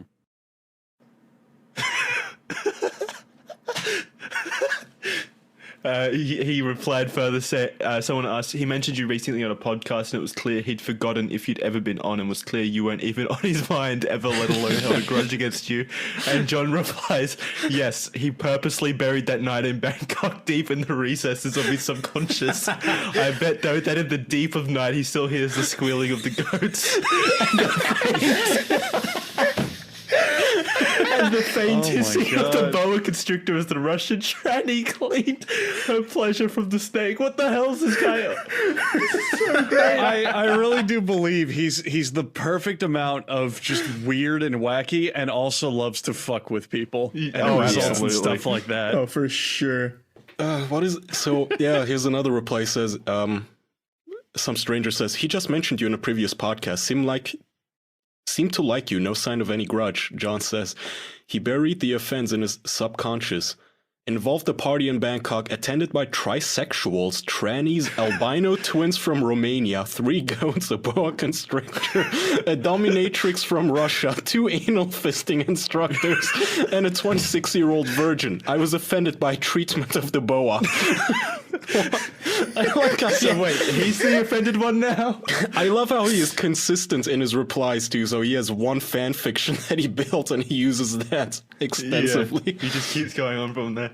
What a creative man. Fuck is a trisexual? I've never heard that term before. It only exists in John's mind. It's a tricycle with tits. Yeah, I don't have any other topics right now. I figured I didn't expect them to leave so early. So what do you guys have? Let's talk about Death Stranding. Oh god. No, I'm over it. That was our bonus episode topic. If you want to hear about our thoughts on Death Stranding, you can visit the bonus episode on patreon.com/theofficialpodcast. We talked about it in detail. Not too much has gone on besides that fight last night, the KSI Logan Paul Part 2. You guys watch that? I heard that it was like on a site that was super scammy. Like you can't even cancel your membership to the site. Did you hear about that? Yeah, I didn't like, pay for it. When you try to, it's a subscription-based model, so when you try to cancel your subscription to the site that offered the live streaming services of the fight, it says your profile is under construction and can't be unsubscribed yet, return in like a week or so. So obviously they're banking on people just forgetting about it and not canceling their subscriptions. That's fucked up. Super scummy. I don't know if it's owned, like the site Dazn, D-A-Z-N, is owned by the Pauls or KSI or whatever, if it's a third party, but it's pretty scummy. No, so did you watch it, Charlie? No, I just saw the highlight reel, if you can call it that. KSI won. Did he win the first one? No, they tied in the first one. Okay, so KSI is the definitive winner now. Are they gonna keep doing this every year? Like, is there another fight scheduled for next year? Yes. Oh, I'm sure. So it's literally just an event now. Yes. Well, yeah, It's a really boring one too. Because the way they marketed it the first time it came around was, oh, it's a fucking grudge match. These two hate each other. Yeah, and guess what? It'll be next year. It's a grudge match again. Logan Paul wants revenge. It was the first one. It was, oh, it's a fucking grudge match. They hate each other. And then this year it was, it's the rematch because they tied. Oh my God, someone has to win. I'm thinking, when it's KSI versus Logan Paul 19, what are they gonna say? They both have a free weekend and nothing else to do. Like, they both want to buy their third mansions. Yeah. It's a really goofy fight too. Like whenever they do throw a punch, it turns into this flurry of what you'd imagine a middle school, high school, maybe girl fight would look like, where they start like wildly flailing their arms. Like in the highlights, those were like their big moments. Like, for example, KSI threw a punch and then he followed it up by doing like an overhead club, like he had a caveman's club. Like, I don't know how anyone could like feel satisfied paying $20 to watch what looks like high schoolers duke it out. Because they're not there for the fighting, obviously. They're there for the they names. are there for the fighting, but they're not there for the techniques or Yeah, whatever. They're there for the names. But it's so goofy. Like the last fight looked more like boxing than this one. They You spent gotta like a remember, fucking year it's training for mostly this. teenage girls who give a shit. Mm-hmm. Which is kind of funny because it's fucking boxing, but it actually is teenage girls watching more than any other demographic. A fucking boxing match. What? I don't know about that. Yeah. Didn't you see when they were doing the pre-fight crowd amp up thing last year? And literally Logan went out and he was like, ah, what's up? And it was nothing but screaming like 12 to 16-year-old girls. Don't you remember? Well, that was the last fight. This one's for real men because they weren't using headgear like SpongeBob. Oh. Whoa, stand back, everybody. Yeah, and it was super goofy, man. Like, I'm serious. Half of the highlights are like basically doing a Rob the Robot side B where you just spin around with your arms to the side. It's fucking goofy, man. Logan Paul kind of looked like he knew how to fight, but when KSI threw punches, it was like wild children. But he still won. So what's that say? Yeah. You don't need to be like technically proficient at boxing. You just need to go crazy and clobber with your hammer hands or whatever. Yeah, basically. It just looks like a sugar rush when he fights. I recommend watching the highlights because that's like the majority of the punches. And that's YouTube boxing, baby. Woo! Which two YouTubers would you like to see box, Charlie? Like, which two would you actually watch? I'd choose like two that you'd never see like ever fight. Like I'd want them to be virgins, basically, that have never even thrown a punch. Hey, that pencil neck that eats food. Review guy. Oh, review report kid. of the week. Or I was thinking, yeah, I was kind of going in the same. same vein. I was gonna go someone like Rice Gum, super skinny, super scrawny, versus someone like a Review Bra, perhaps. Yeah, I think that would be a really entertaining I fight. think Review Bra's cute though. I wouldn't want him hurt. Oh, he's great. Yeah, no. I'm just saying as an example, I'd choose like that kind of caliber of fight. I think it'd be infinitely more fun. I was thinking like two titans, like maybe what's the guy that shoved the banana up his asshole? Oh, Amazing Atheist. Yeah, like Boogie. Holy Boogie shit. versus him. I forgot that guy even exists. How is he a Titan? Isn't he dead yet? Does he even exist still? No, I'm sure he's still shoving bananas and hot fudge in his butthole and whatever. Well, what about like Wings of Redemption and people like that? Like, Ooh, yeah. Oh man, Wings of Redemption versus Only Use Me Blade. yeah. I paid top dollar. Actually, that would be I would incredible. honestly pay to see that. I take yeah, that'd be much better. Oh, that'd be fucking great. But you can also drink beforehand, so it'd be even better. I'll let them get as trashed as they need to be to function. Yeah. Oh, That'd be a good event. dude, Amazing Atheist be has a a million great event. subscribers, but he gets like 10,000 views on his videos. This guy's That's a his dead channel channel. is dead. Yeah, I don't think anyone that will is want to see this guy absolutely a fight. dead channel. I would. I mean, if we're trying to sell it as an event, we got to get not dead channels. I Yeah, don't, big I don't names. need it to be an event. I'll be in the audience. That's all that matters. That's fair. Just put on a show for Jackson. He just want a private for me. fight. If I was rich, Fight for me, if I was fatties. like McAfee or Notch, I'd arrange private fights. Just have these shitheads beat the shit out of one another in my own living room. Send them home patched up. Have a bum fight. Give them some coke, some alcohol. Speaking of organizing things, I was thinking about talking about ExpressVPN, but I'm going to shut my mouth and let Kaya do all of it. That's right. Yeah, I mean, if you don't want to get locked into region locks and all that stupid bullshit, which apparently that website did with the Logan Paul versus KSI thing, you should get some ExpressVPN/official in your veins. You know, just like John McAfee, he's very cognizant of his privacy. He says that, you know, being the first person who ever created an antivirus, apparently hacking him has become this the badge of honor for hackers. So he gets targeted a lot. He uses pseudonyms for his accounts. He has other people buy his hardware. He frequently switches his IP according to him. And you can do that too with expressvpn.com/official. Makes it super easy for everyone. I usually don't even know the goddamn deal they offer our listeners by heart because I've been using ExpressVPN for far longer than they have been sponsoring us. But let me look it up. You get Jesus. 3 free months. He's getting emotional over it. That was a major It's such case a of good deal. mushmouth there. You get 3 free months of the yearly plan, which is absolutely worth it with a 30-day money-back guarantee, by the way, if you don't like it, which I don't know why you wouldn't. But if you go to /official, you get 3 free months of the yearly plan. I pay for it yearly. It's, pay once, set it up, done. For a whole year, you don't have to worry about random websites, social media companies, and other malicious assholes stalking your IP again for a year. I'm going to be spending New Year's in Turkey, by the way. Spoiler alert, I'm going to be in a foul mood. Wikipedia still banned. All porn is banned. The country's basically region locked out of most entertainment. But not yours truly. I'm going to be rocking my ExpressVPN and living like a civilized man, and it's none of any government's business what kind of porn I happen to watch. It may involve hammocks, holes, and poop. ExpressVPN.com/official. Go there. One-click setup. Like I said, avoid the annoying region locks, man. Just watch whatever Netflix you want. Don't give websites your IP. It's a good product. Use it. I love it. expressvpn.com/official. We're all fans.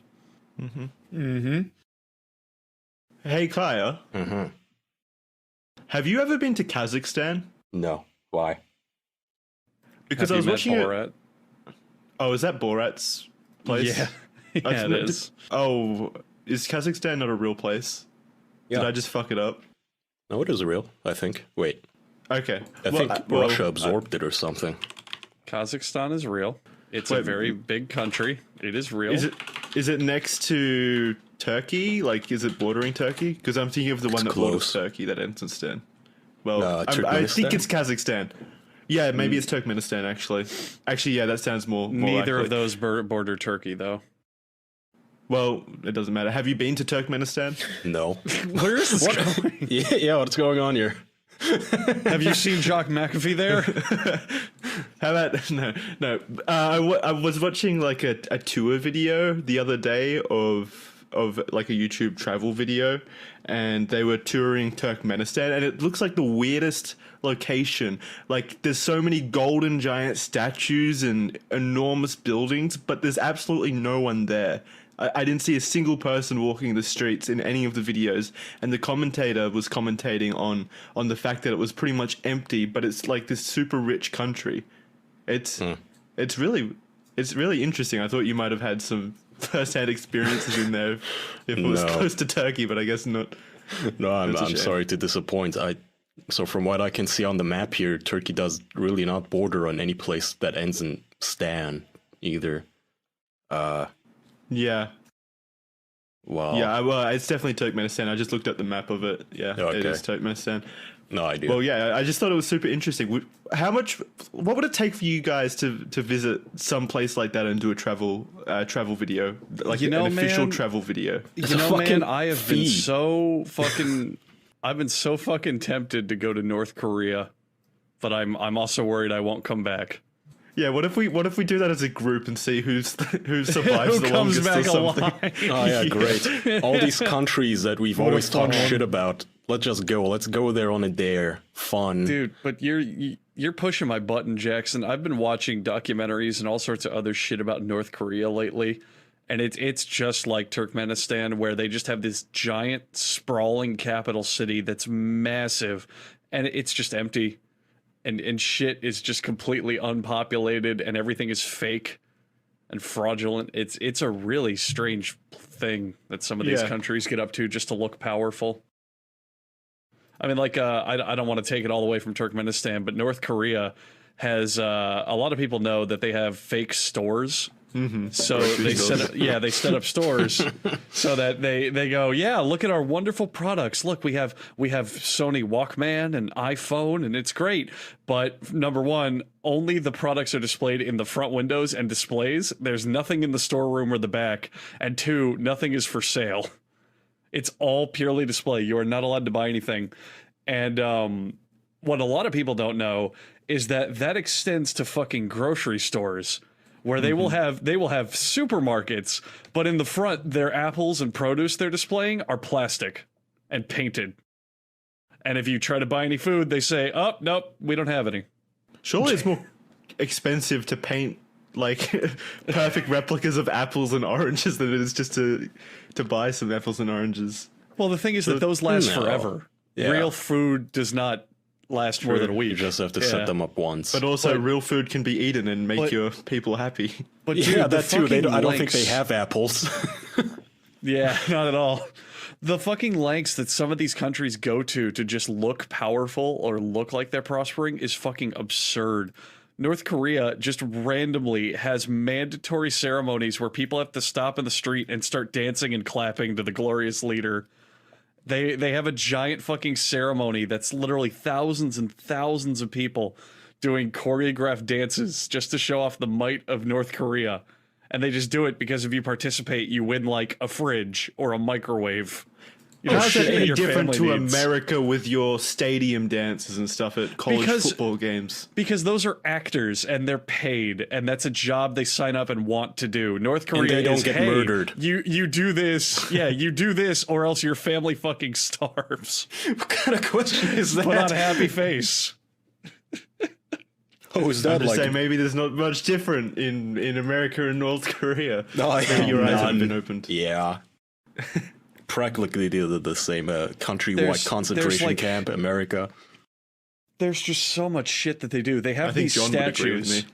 They have these 3 statues made of solid gold, all of Kim Jong Un, Kim Il Sung, and Kim Jong Il, and all of them are just these massive, giant golden statues that they could have made hollow or made like look solid gold and imposing, but they filled them with gold and filled them to make them completely Well, heavy then why not and just buy immovable. apples? Exactly, but they It's do not that easy, They Jackson. do that, and in one of the documentaries I watched, the American Tourist, he was like, "So what's with the statues? Why did you buy and make these giant fucking statues?" And the tour guide was like, "It's to show that the glorious leaders care for this country and love for this country and want to give it strength." And then the guy goes, "Well, why didn't you just make it hollow and paint it?" And then, like, that way you could, use all the stuff you filled it with and materials to fucking buy shit and do stuff. And the tour guide had to really think about it. And then he consulted with his other tour guide. And then he went, "It's mightier that way. It's more powerful."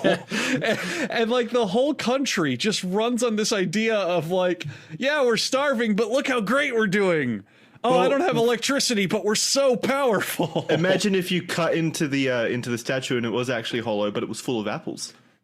That's where they're hiding the food. That's where the apples went. You never It's know just- in North Korea. It's just kind of scary to me to think of being someone that lives under these regimes where, I mean, obviously a lot of the people know that this is fucked up, but there is nothing they can do about it. That's just how their system is. Look how privileged we are. These people are going through absolute hell and like can't even buy apples, and we're like, "Oh, I think I'd like to go there on a holiday." I know. Like, it's just fun for us. So here's another one. Here's another one. Jackson got me on this button because I am obsessed with this country and I don't know why. There are a bunch of rules when you get to North Korea. They have a literal checklist of like, here's things you should not do while you're here. And some of them are innocuous, like, don't talk bad about the regime, don't do this and this, like things like, okay, I'm in a dictatorship, I get it. 2 of them, though, that are pretty great is the first one is you must respect the media at all times, meaning that number 1, if you use a North Korean magazine or newspaper, you're not allowed to fold it. You are not allowed to crumple it. You are not allowed to give it to someone else without being polite and handing it to them directly. And number 2, you are not allowed to film the North Korean people too intensely, because you're not allowed to show how unhappy they are. So if you try to go to North Korea and film stuff, there's a lot of times that guards or tour guides will get right in front of your camera and be like, "No, don't show that. Don't show the people. They don't like it. They think it's rude." When really it's don't show how poor and starving they are. No. It sucks. It fucking sucks. So anyway, to answer your question, Jackson, I would consider going there, but I would be very, very careful. They'll kill Well, I you. just want to go to Turkmenistan. I mean, it's not. There's no risk of. Well, there is a risk of dying, obviously, anywhere, but it's not as risky as like North Korea. I'm sure there's rules you have to follow, obviously, in Turkmenistan, but it looks like the perfect combination of it being extremely like power projection-y in a fake way, like North Korea does, but also like they won't kill tourists for folding magazines, probably. Yeah. I mean, that's someone, Onyx in our Patreon chat just posted the link to it. That was big international news for a while, where a student went to North Korea on a trip. He took a poster off a wall. I don't remember why. I think he wanted it as a souvenir, and literally they just threw him in a fucking internment camp for it. Yeah, Otto And then he Warmbier. died. He wanted a poster Yeah, as a and then souvenir, and he got caught, and they tortured him into brain death, and then sent him back to the U.S. Yeah. to his family with brain death. And And he died. all the late night afterwards. hosts, they were very classy about it, like John Oliver and Stephen Colbert. They made fun of him. Wait, really? Oh yeah. I don't remember that. I don't know which one of them exactly what's- it was, but they made fun of his last name, Warmbier, saying it sounded like a frat boy just made it up for fun. Yeah, that's late night talk shows. But I mean, think about it. They did that to him for taking a poster off the wall. It's just fucking terrifying. If you want to go to North Korea, because I know a bunch of people listening now are very interested, there's also, I believe, only 4 companies that let you even do it. Like you have to go through a travel agency or they won't approve your travel, and everything is scripted. You are told at all times what you'll be doing every day, where you'll be, like what activities you'll be engaging in, everything. You're barely allowed to wander or explore. It's fucked. It's You can't just think super about North fucked. Korea without mourning Vice every single time, because their documentary is actually interesting about North Korea, and then what they have turned into is always the second thought I get. It's so sad. Now they're getting people caught because of the metadata and the photos they upload. How big of an amateur are you, honestly? You meet with an international fugitive, and you don't consider that maybe you shouldn't be uploading selfies with them geotagged to your Twitter. You fucking Jesus, idiots. Yeah. I would recommend against going to How North about you, Korea. Charlie? Charlie, would you ever visit a dangerous country?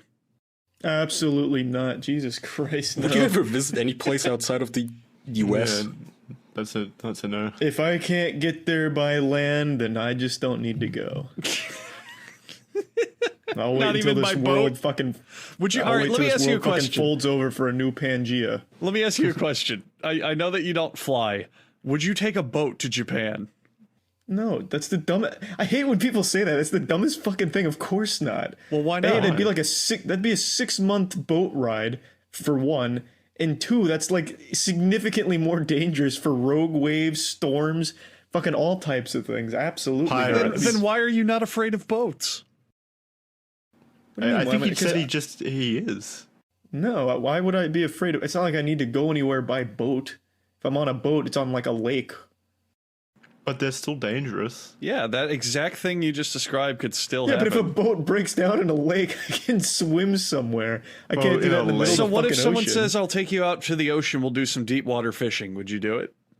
There's also the Coast Guard that can come get me if it breaks down. They I can come guess, get but you yeah, if you're I've on your done way to that. Japan. Well, no, I don't think that's Yeah, I possible. don't know about that. No, dude, There's fuck no that. fucking Coast Guard in the waters are international fucked. waters. You're gonna get torpedoed by some third world country dictatorship like China. They're gonna shoot you up with the torpedo and then claim that they Yeah, thought it's a you were stupid a fucking thing. Of course military not. vessel. Fuck that. I wouldn't get on ships either. There's always horror stories. Every single time you hear about those big, those big cruise ships where suddenly, oh, the motors just stopped working and the plumbing backfired, so now the whole ship is stranded and everything smells like shit. You guys remember that news? Where a bunch of people were stranded? I think it's the same one, but there was one of the cruise ships that like had like a big catastrophic meltdown, and then like everyone was ending up like living in the hallways in urine and filth. Yeah. And there was this big outbreak Ugh. of like coscus or something. Oh whatever the my fuck it's god. called. Lazy fucks. They couldn't even lean over the ship to shit into the water. They shit into like the backed up toilets. What a pack of animals. I imagine that's what Noah's Ark must have actually looked like. Disgusting. Disgusting. That's fucked up. I don't know. I want to go see. I don't want to go. I want to go see interesting places, like different places. I guess like You We can all see do, interesting that's not the places problem. without the risk of death. I hate the travel part of it. I would also like to see countries as long as they're safe and there's no risk of me getting raped and killed or something, but you're in Turkey. That's the big one. I'm in Germany right now. Well, I mean, you lived in Turkey. Yeah, he's in Germany right now, but next week when he's back, he'll be like, "I love traveling in Turkey, where I feel safe and will never be raped." I think I would prefer to go to Turkmenistan than Turkey, from what you told me. I mean, yeah. Well, I was gonna say something, but I don't want to implicate myself. I'm just saying. that could be a I fun- think we still have more journalists in prison than anyone else. Maybe China beat us, but I'm not That sure. could be a fun little trip for the four of us. We pick a country none of us has been to or have any experience with, and we all just Well, go. that's pretty much every country apart from America, I guess. Well, I'm not going to go to Australia. Well, you dick. It's Well, fun here. no, I meant if we're doing this, I'd love to visit you in Well, Australia. yeah. Well, then only Australia, Germany, Turkey, and America are off the list. Then everywhere else is free game, right? That's true. I'd love for Let's you go to guys to come to Mongolia. Turkey. Let's go to North Korea. I'd love to drive you guys just out into the middle of some sprawling city in Turkey and just leave you there and see if you can find a way home. Oh, That's God. Oh, that sounds fun. That would genuinely really upset me. We'll end up at your house in boxes. Oh man, there's few things you can do to make me an enemy for life, but Kaya, I think you found one. You know what we could do that would put us on the map? It would put us in the history books. Walking from one side of Africa all the way over to the other side of Russia because it's all connected by land. That was that'd actually be a a fun thing. journey. That was a thing. That was a game show in Japan. Oh. Yeah. So that's another awesome thing I learned about a while ago. There was this game show in Japan that got canceled because they had better human rights laws enacted in like the late 90s, early 2000s for TV shows. But there was this show where the whole point was to give people impossible, horrible challenges. And one of them was a guy had to hitchhike his entire way across Africa. Yeah, And fuck just that. literally, yeah, literally, like, even if he was kidnapped or any of that, just, that's it, you're done. Dropped Well, in we the could make it. We could ahead. make it cooler then. What about one's? Well, by cooler I mean easier and less dangerous. One side of the U.S. to the other, walking across. Now that I'm sure has been done. That is absolutely been Yeah, done. but we Yeah. could live stream it all or something. Nah. That'd be fun. That'd be the most boring fucking trip ever. Just walking Yeah. for 18 months. But You're, then you're that's- meant to make it interesting. I mean, that's the on you. catch, is if it's not dangerous, it's gonna be boring. Who the fuck wants to watch you hitchhike? Yeah. Yeah, that's fair. I'm going back to the Africa to Russia kind of one. We'd I have like to that. do, if we're going to do that, we'd have to do like a decent camera setup. So at the very least, we could get good landscape shots. That'd be the only thing to salvage that. I'm other down than- for it. Yeah. Yeah, that'll be nice for all the That'd be one for the thugs history who books. will cut our way and beat the shit out of us. At least they'll get some nice equipment out of it when we get robbed. Fucking stream snipers too that just want to get the equipment so they don't have to worry about like the chance they could just find us through watching the streams. God. All right, I let's just think do it'd be a let's really do cool some math challenge. here real quick. Let's do Oh hang god, on, talk ugh. amongst yourselves. I just realized what you're basically proposing is we Crunchy do a numbers. real life Death Stranding. Ew. Just walk Oh yeah. Oh baby. with a bunch of We should equipment. get Kojima to make the trip with us. Okay, so to walk from Los Angeles, California, to probably the most eastern city in Maine, like right on the border of Canada, is 1,055 hours of walking. How many days is that? I don't know off the top of my head. Let's see here. 1,050 divided by 24. Well, I did minus, so I got it 1,031 days. It's 43 days roughly. 43 days of walking, and also this route includes having to take a ferry because you have to cross water. Oh well, that's cheating. No, you'd have to go around. All right, hang on. like- Let me add a pit stop in Washington, D.C., so that way you have to go a certain way. Okay, Ooh, so if yeah, you swimming could be good. Or Ooh. all right, I will accept it if you get like you're not allowed to use anything else. So if we built our own kayak to cross the river, I why mean, the like, fuck would we do that? Why? Jesus. I think it sounds cool. I don't I'd want to buy do that. one. There is nothing cool about that. Like if somebody said they were going to do that, I think people would watch for 1 hour and never tune in again until they get to the destination. if they get there. I think they would tune in constantly. But I get there's just no danger. What's the It'd be point on of every that? television. You just want people to watch you hitchhike. That's boring. Well, yeah, I'm still talking about the Africa one mainly. Oh, Why do yeah, you want to well. hitchhike across Africa? Because it's more dangerous. You have to fight lions. Oh yeah, I'm sure that'll be a good fight. Yeah. So what? We started in Cape Town, South Africa, and we have to go all the way to.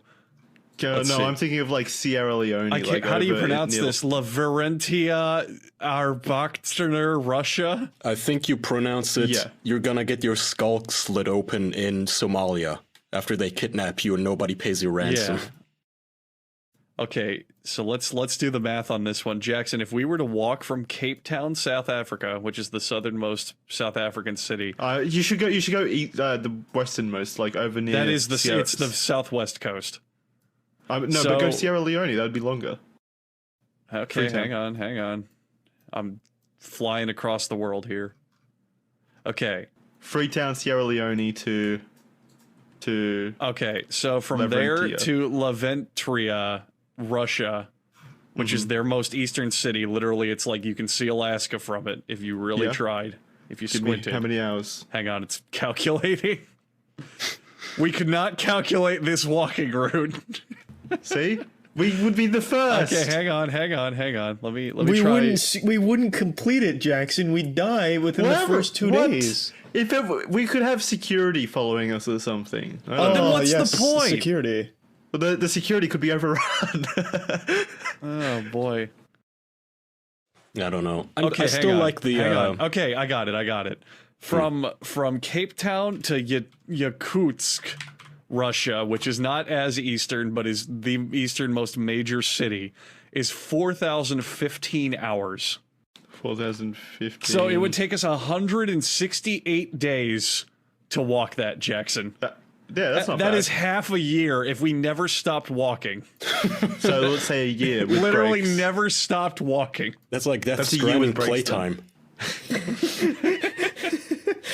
But imagine how many countries and people we'd meet and probably get Would stabbed want to by. kill us? Fuck that. Yeah. Thanks. Yeah, God. I'll skip that. How about? think- I'm still down to start an Indiegogo and get Pitcairn Island, Pedophile Island. It hasn't come up in a while, but that's still somewhat of an ambition that I have. That's feasible. Right. Yeah, that's How that's is that feasible. feasible? It's 50 of Dude, them. that island is valueless. Yeah, it's a literal valueless island. No island is valueless. Yeah, okay, so that's What is fair. it again, Kaya? It's real estate. It's, I mean, it would be our island. That's a lot of value. But I'm saying that it's not unfeasible to take it from 50 aging people who are all So you mean disarmed. take it? Huh? You mean could take it, probably not buy buy it. it? No, you could absolutely buy this. It'd be a bit of haggling, I imagine. I feel with like these the- pedophiles would want a fair bit of coin to be displaced from their pedophile island. Well, they're not. Well, the island isn't like home of pedophilia. They just happen to be pedophiles on an island. Well, I It's the same thing. What's the difference there? Just because it's called Pedophile Island doesn't mean that it's a home of pedophilia. well, Yeah. so that's a problem. I wonder if they have sued Epstein because Epstein also has his own pedophile island. Had. Oh, good point. Ooh, too soon, Andrew. His estate still owns it. Ooh, you got me. Yeah, man, we should take it over. I think technically the British own it, the Queen owns it or some shit, but I feel Yeah. like we could take it without her even noticing. Does she really keep Oh, for track? sure. I wonder if they even check in with the fucking people. I highly doubt it. So for everyone asking Yeah, me... apparently no one's even visited it. No, oh, dude, it's super easy to visit. I mean, if you go to their website, they practically beg you to get a visa to go there to visit them and spend money there. They have they don't even have hotels. They just let you stay at people's houses in their rooms and shit. Oh yeah, that's what I want. Oh, dude, I mean, it's almost adorable how easy it would be to conquer them. The other theory Yes, was we could walk across Pitcairn Island. That's about as risky and You always dangerous want to as walk, walking across Jackson. Africa. We Yeah, have what the cars and boats and trains. Because it's a challenge. You're gonna get big leg muscles. My challenge is going to be seeing how many pedophiles I can beat in 1 minute. Not seeing how long Well, it you don't takes know me the to walk condition there. of these pedophiles, Andrew. They could be walking across that island Fuck. daily. They could be way fitter than you. No, didn't they're we not. Dude, once these discuss- pedophiles live on an island. They're These all- Didn't we could be once huge discuss that guys. fucking little boys is like the actual key to mortality, and that's why they're doing it? Some Well, don't you long want the key episode to ago. immortality? Why would you want the key to mortality? No, but we went over this. Remember, they all had to be disarmed when they got caught fucking or watching kitty porn or something on the 2 kilobit connection that they have on the set. That too. I mean, they have a satellite internet connection, and the first thing they do is download porn. But it's all centralized too. I mean, their whole electrical grid is run by one aging man who's gonna die anytime soon. One fan I remember at the time suggested that since there's only 51 people on the island, all it would really take is 52 of us moving there legally and then outvoting the local government. Then we can just democratically take it over. Become the Maybe mayor. some Civ 5 shit. Yeah. Kick them off the island. Oh my god, I should do some research on that island and do like a presentation on this podcast. It's all coming back to me now. The whole island started because of a shipwreck too, because a bunch of fucking prisoners got shipwrecked on the island and they just started a colony. Now it's a pedophile colony. It's like What the a beginning of a goofy place. sci-fi movie. It's Like seriously, you can imagine watching this show and the narrator before every episode is like, these prisoners were shipwrecked on an island, not knowing what to do. They became pedophiles. Like that's just how it starts. it's like That's a shame. Lost. You said 52 people lived there. It's now down to 50. Oh man, two of them grew up. Two of them grew up and got shipped away. Yeah, exactly. Sent out the island. To Excavated. prison. Excommunicated. Oh. All right, do you guys want to wrap up? Yeah, let's wrap. Yeah, we should. Okie All right, dokie. thank you everyone for listening to this week's episode. We've got bonuses over at patreon.com/theofficialpodcast. What did we talk about there? We talked about Death Stranding. There was one other big topic we talked about. Oh, we did the whole is this boomer, zoomer, millennial, or Kojima topic That one. thing. There was clapping getting banned. Yeah. Fuck, I don't remember the rest. We had a lot of fun topics, and we judged whether or not we were boomers or zoomers about it, if that tickles your fancy. Spoiler alert, we're boomers. And one vote for Kojima. So yeah, you can head on over there. There's like 50 episodes worth of bonus content over there. More than enough to fill your need for officiality.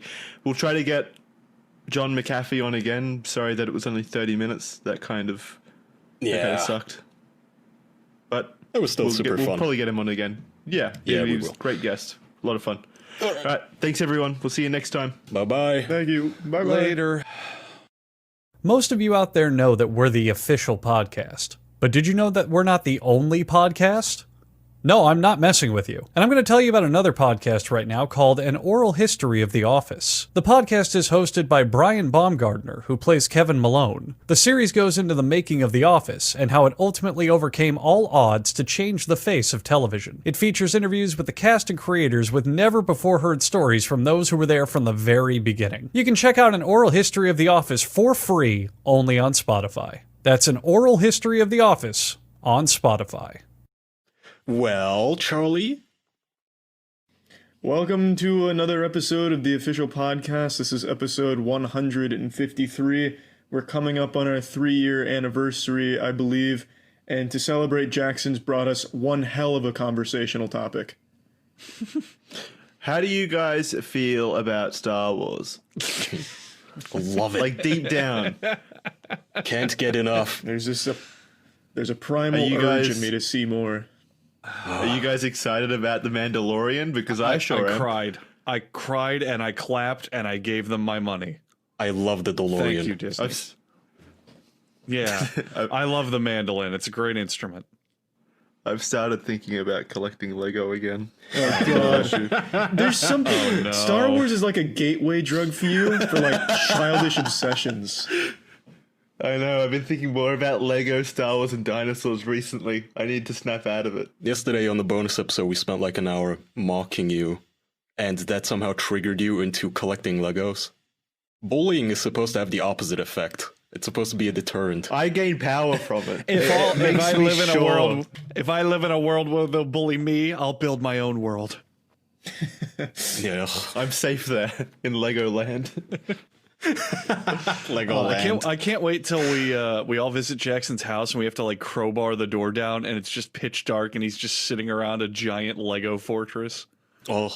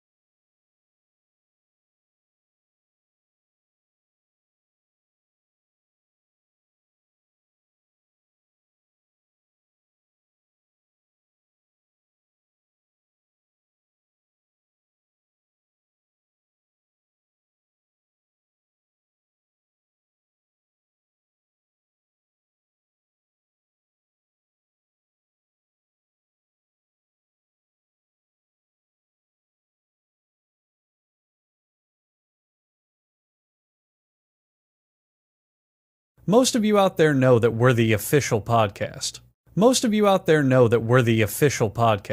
But did you know that we're not the only podcast? Oh, You're over exaggerating. I have one Lego piece on my mantle at the Oh, moment. it started already. Get him. your mantle. Dude, what is Cool. it? My trophy room.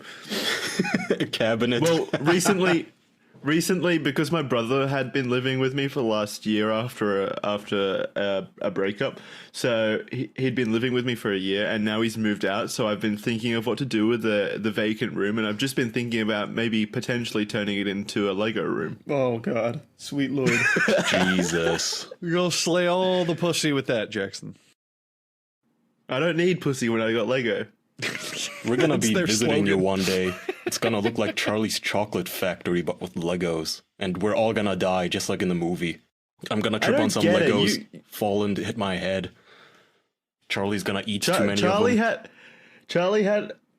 Charlie had a room full of plastic balls, and apparently that's not weird. Yeah, it's for my dogs. It's not me balls. swimming in it. Yeah, little balls. He had an entire room Yeah, dedicated that's to not that. weird at all. That's At a fun. hallway.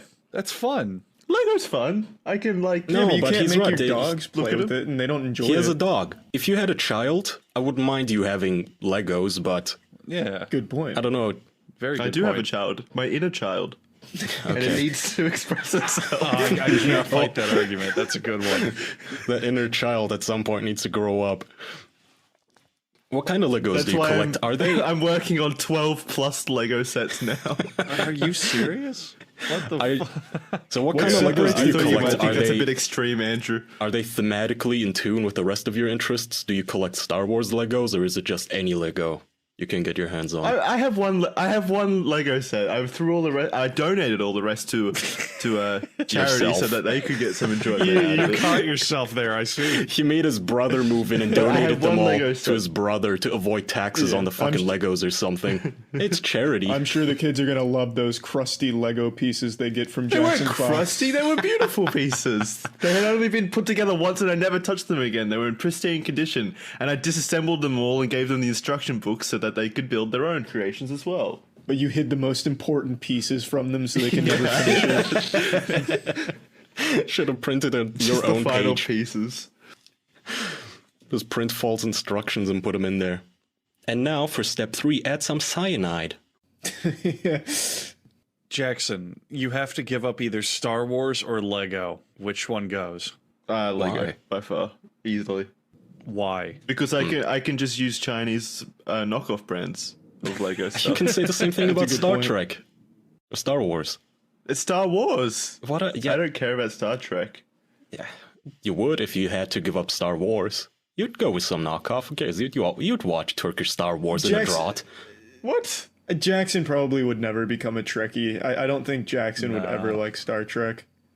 Yeah, no, I don't. Why? Why does that give you? Why do you have that impression of me that I wouldn't like Star Trek? It's too much of a thinking man's show. I just like the lightsaber zoom zoom noises. That's exactly what you really? were saying when we were talking about Star Wars. Is it a thinking man's show, or is that just what the fans like to believe, the Trekkies, that they're somehow above every other fan base? I like to think it's. I like It's to think it's actually a pretty very deep. psychological show. Yeah. There's a not lot whole of lot- moral issues. ahead. Excluding the Chris Pine movies, there's not like a whole lot that really happens in terms of like on-scene action or anything. It's mainly just like character development and conversational topics. Yeah. So it's much more slow and more about like a psychology. When the Chris Pines movies were coming out, there was actually a big hoopla, and they were saying that the Star Trek movies should have been what the new Star Wars movies were, because they're Boring. big, actiony. Yeah. Well, they're not great, Boring. but they're also big, actiony. Run away from the explosion, punch the guy, shoot the laser, sci-fi action movies, which is not what Star Trek is at all. Star Trek is very, very much a characters talk about thing, characters look and observe thing, characters have discussion. Oh, something happened. Characters talk about it. But there's also so many like different series of Star Trek as well. That's where I get lost. Like there's so many different takes. Well, not takes on Star Trek. They're all like connected, aren't they? Like Yeah. I don't even know the names of them. They're all in the Can you same spout us the names universe. for me?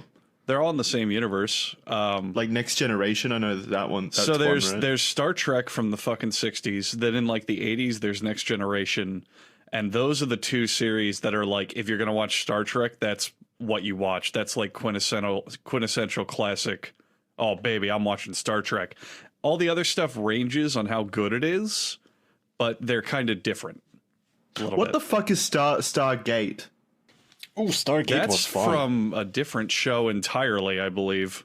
So it's not connected to Star Trek? I thought they used Stargates to get around in their star. No, that's vehicles or Stargate. something. No, they use The warp. government discovers a gate and then they travel around different planets and shit, and coincidentally everyone speaks their language and they can breathe on every planet and all the usual stuff. But it was fun Oh, at yeah, the that's- time, like that's 20 years sci-fi. ago. Yeah, Stargate was that movie where they brought that like nerdy archaeologist and he was like, it's a Stargate, and then they go through it and they go to like an Egyptian style planet, right?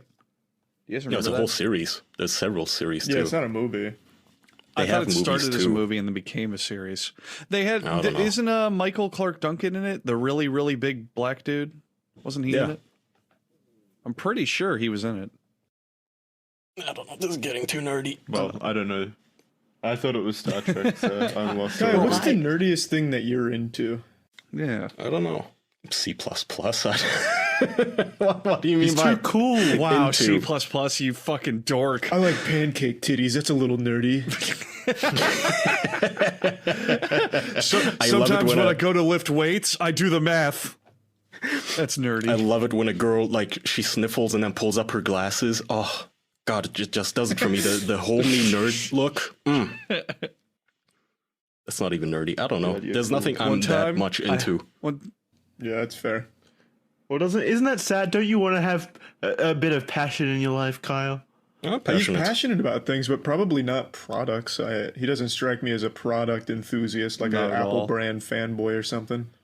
Kaya strikes me as the kind of guy where when he's on board on a weekend, he goes, I think I'll build a shed. And then he'll just start building one. See, that sounds I fun, don't though. think- I mean, like the primitive Yeah. technology guy, every single time that I does watch one of his sound fun. videos, I think, dude, just sell all your shit and move into the jungle. Fuck it. That just looks fun. That looks relaxing, what he's doing. And he's doing manual labor, just slapping together a bunch of piles of mud and making houses out of it and phones and shit. And I'm just thinking, yeah, that's a life. See, that could be tons Because it's of a fun. long-term project that once like it's finished, you get not immediate satisfaction, but you get the satisfaction of seeing something you created. Yeah. And being a man. That can be fun as a hobby, but there's no way in fuck I'd want to live a life where it's like, oh, did I fail to make an oven? I'm going to die now. That's it. I know, I don't want real life Minecraft. See, that's or why you do it anything. on a small scale. You start with Lego and build up from there. Yeah, that's how you learn. I'm working my way into building my own structures. That's I hear. And That's how starting Bear with building Grylls blocks for started. kids. I don't know. What are you passionate about, Charlie? Do you mean in terms of like Jackson to Star Wars? Yeah, anything. I don't know. I don't think anyone here is passionate about anything like I Yeah, am good towards fucking Star Wars. luck. Yeah, I don't think there's just good like a luck. single series or anything that I'm like overly passionate about where I'd like limp-dickedly defend it on Twitter during an argument or something. I don't defend it. What? You spent like an hour yesterday in a florid speech to us about how we're all wrong about No, Star I Wars. defended. No, I did not. You guys tried to convince me that I was wrong. I defended my own opinions and interest in it. I did not try to convince you guys. I think like your catchphrase was "It's deeper than the movies," like over and over. Yeah, it That's is. the thing. The extended universe is infinitely Followed deeper by than the movies. cliche Star Wars fan line of "I know they're dog shit, but," and then more defense of the movies. I never said that. You're putting words in my mouth. Well, you did say I said some of them verbatim. were dog shit. I never said they're good. No, I never said The Last Jedi was good. Well, okay, then I can give verbatim. You did say they're not thought provoking, and you don't see them to be thought That provoking. doesn't necessarily mean they're bad. Fair point. Fair point. Yeah. But yeah, I don't think there's anything that I'm kind of. So wouldn't you rather have something thought provoking like Star Trek? I think there's other thought-provoking movies that I would get that kind of satisfaction out of. I think they're entirely different levels of enjoyment. Okay, fair enough. or avenues of enjoyment. Have you? I guess. So have you seen any of Star Trek? Like, have you watched an episode here or there? Oh, I'm sure I would have when I was younger, and it just didn't grab me, so I never kind of looked into it. But definitely not recently. I don't know. I think it's a show that everyone should watch at least 1 or 2 episodes of. I think that when it's good, it's a very, very well done show. And you can It's also okay. drop in and out. You don't Okay, have let me to rephrase the keep up with question the then. overall plot.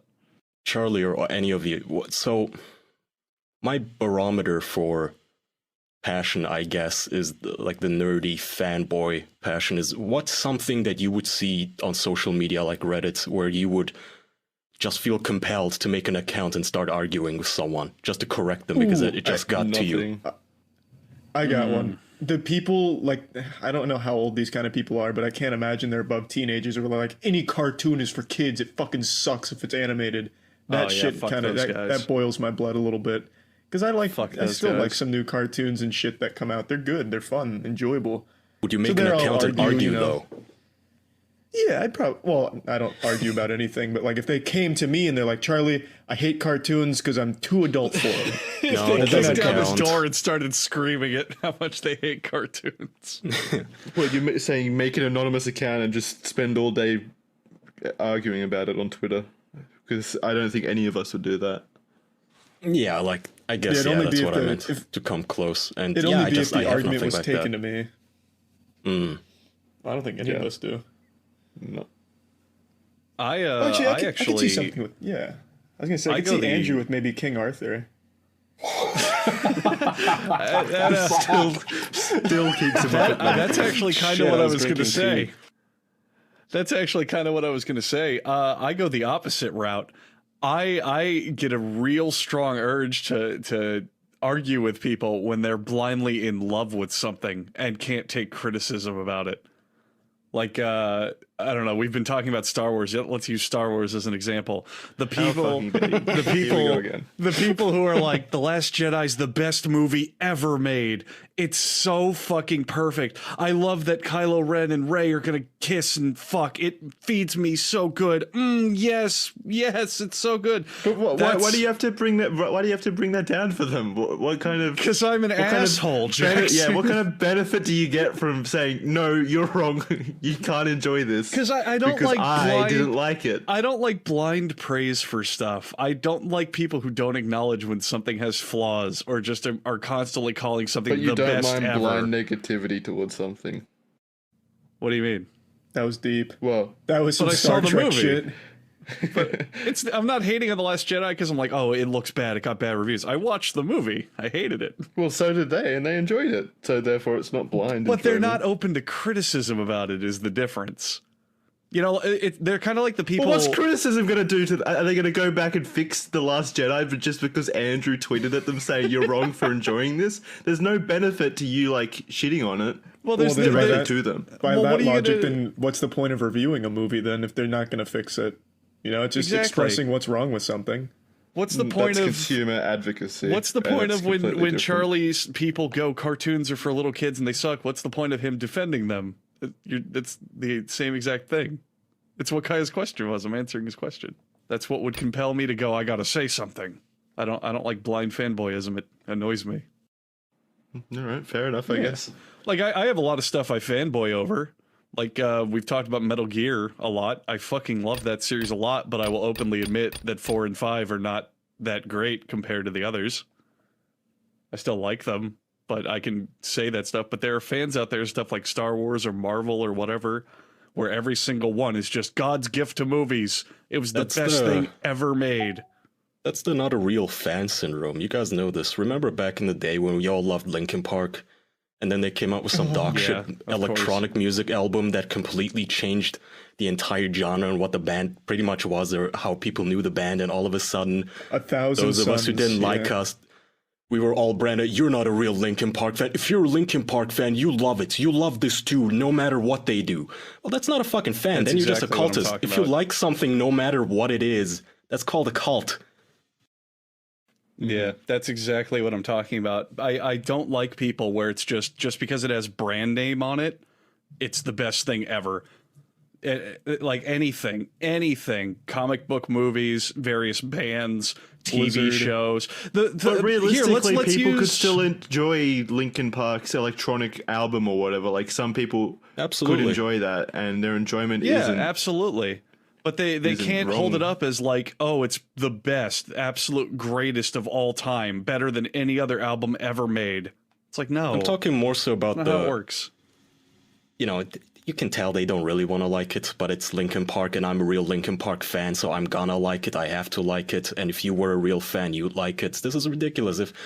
If today we switched our show, and next week we just start doing true crime, and people told us, well, this isn't what I tuned in for. What the We fuck will is this? triple in viewership. You know, imagine us wine coming out intake. like douchebags and say, well, I guess you're not a real fan then, huh? Well, if you were a real fan, you'd listen no matter what we do, even if it's a cooking show tomorrow. Which is basically what Linkin Park did. At some point, they told everyone to fuck off if they didn't like it. Jackson, let me use an example that literally all four of us can get behind. I'm talking Let me use about an the example that people. even a Star Wars fan can understand. I'm talking about the Hey, people. just let me clarify. I am completely fine with like criticizing products and IP or whatever.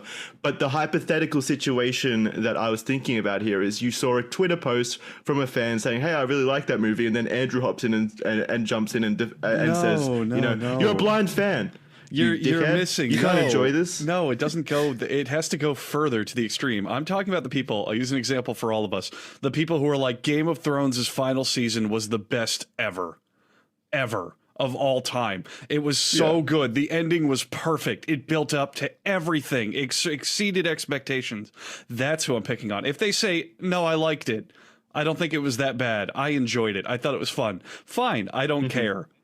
But the people who go, this is the best ending we could have gotten. I loved it. Thank you, two guys who ran this show. You're geniuses. That's when I'm like, you gotta shut the fuck up. So let me draw a parallel. How do you guys feel about adults dressing up on Halloween? Ooh. Depends I'm not trying to on be the controversial. I want to get your context. opinion. Context. It's Okay, context. so Going trick. I see Yeah. a lot of people on Twitter, for example, going, dude, Halloween is for children. Why the fuck are you dressing up? I mean, that's basically just the thing God. that they throw Well, if you're out. just dressing up just to sit at home, it's weird. Or if you're dressing up to walk Sit down the at- well, street or that's- something, I yeah, guess that it's a is- bit weird. That's a fetish. But if you I go to assume a at that party, point. like a Halloween party, you've got to get dressed up, and it's not weird. Yeah, I think people don't draw the differentiation there. I see this opinion a lot that adults shouldn't dress up, but Halloween is just this huge cultural thing. Why should adults not be part of it? It's basically just a huge global costume party, right? I think where That's they are right. right is, you know, you shouldn't participate in the children's category, I guess. That's not where you should be. Like, if you're 18 years old and still trick-or-treating, probably bad. Yeah. Probably shouldn't. But if you have your own costume party, I don't see the problem. Well, But I mean, can you dress up with your kids to trick or treat? Well, if you Well, fucking yeah, have that's to. just being a good parent. you Yeah, guys that's a are good missing parent. the stalwart point, though, that these people are making, where this 2,000-year-old Celtic holiday that was about, like, fucking and running around and getting drunk and being revelrous should be about the children. Should be all about the children. I don't know Like, enough about the history of Halloween to get the reference. I'm just saying that Halloween is whatever the fuck you want it to be. Yeah, fair. Yeah, it's literally just, it's got themes, but you can do whatever the hell you want on Halloween. I think this is the deepest episode of the podcast we've ever know. done. My mind's been blown at least 6 times. I'm I gonna just let you saw the guys in on a parallel little between secret. here's a thing. Where do you draw the line between this is for kids and this is for adults? And I draw the line at how much into it do you get. If you're actually the 16-year-old, you know, a young adult still dressing up, going by yourself door to door, trick or treating, or TPing people's houses, then I guess you're a child. Or if you're, I don't know, collecting Star Wars Legos on your mantles, but Then you're a man. Yeah, that would I be had real to get a man. jab in. Yeah, And that's a dressing up as a Jedi, dressing up as a Jedi as I sit here recording an episode, Yeah, it's not even Halloween, playing with my lightsaber. Yeah, and that's a metaphor. that'd be weird. You know what I like dressing in though? Is it Mac Weldon clothing? Because I do. Oh yeah, you goddamn right you are. It's Mack Weldon Clothing all around. It's an all-purpose underwear company, actually. They have other clothing too, but I want to rave about the underwear, which you can get at mackweldon.com, and you can use code official for all sorts of goodies. from them, Mac Weldon. They've been featured in GQ, Business Insider, and in GQ, I actually like this line that the guy, the leader of the company, said, where let's put a name on the waistband and all the rest is moot, is basically what all the other companies do. You know this, right? You pick up a pair of underwear at the store, you come home, and it itches. The leg openings are too tight. They right up your ass. All of a sudden, your balls are just either scrunched to the left or the right. They're all curled up. You just can't wait to get your underwear off of you, just to release everything. You just want to be done with the day. That's how tight and uncomfortable they have when the tag is scratching in the lower back. Mag Weldon, nice premium fabrics. It's a good company. Also, I was thinking about ordering a lot of underwear just because I get sick and tired of running out of underwear because I change them too much. So I just order them by bulk. Shit in them, yeah. I don't shit in them. But even if I did, Mac Weldon's underwear is made out of antimicrobial materials. That means they eliminate odor. That doesn't mean you shouldn't switch your Probably underwear. still shouldn't shit in them. Yeah, you shouldn't shit in them, and you should still switch them frequently enough. I'm just saying, we all know that little odor around our junk that doesn't matter what you do, right? You work out for an hour and all of a sudden it stinks. It kind of helps with that. You should still shower, but still a little bit of a help always is good. They're all-purpose underwear, by the way. You can wear them to work out. Attested by me. I do my calisthenics and shit, and then I can wear another Mac Weldon to go on a date or to go on a walk or just in day-to-day life. You don't have to have different pairs of underwear anymore. They have many different models. The website is easy to use. All you have to do is go to macweldon.com, enter promo code official, and you get 20% off your first order, which is a lot. That's like an extra couple of pair of underwears. That's macweldon.com, promo code official. Get some underwear. These actually are comfortable. I'm very picky about my underwear. I really fucking hate it when they write up my balls. I'm gonna even layer a bunch of other stuff on that. I went a different route. I bought a sampler pack from Mac Weldon, a little bit of everything: a t-shirt, a workout shirt, some underwear, some workout shorts, this and that. It is no joke some of the most comfortable clothing I've ever worn. It is just it feels good to wear it. I don't even want to be naked if I'm wearing Mac Weldon. I just want to wear more Mac Weldon. Yes. Highly recommend you at least check something out. Use that promo code. What's the promo code? Official. Promo code is official for 20% off of your first order. Motherfucker, I forgot this guarantee, which I really like. If you don't like your first pair, you get your money back. You don't even have to send the pair back. They don't want your fucking used underwear, but they can still give you your money back. I like that. Yeah. That's how you can tell that's a real guarantee when they go, cool. No, it's fine. You can keep it. It's cool, dude. We'll pay you to keep it. Are you sure you don't want it back? There is literally no reason to not just try it at that point. Give it a shot. You might say you don't like it. I doubt it, though, because, again, I've been wearing Mac Weldon for the last week and a half, and I really like everything they make that I tried. Have you ever seen the photos of people that do try on underwear at like the changing rooms in department stores, and they leave behind like shit stains and stuff and put them back on the rack? Oh yeah, that's always. I guess nice. that's the end of the ad.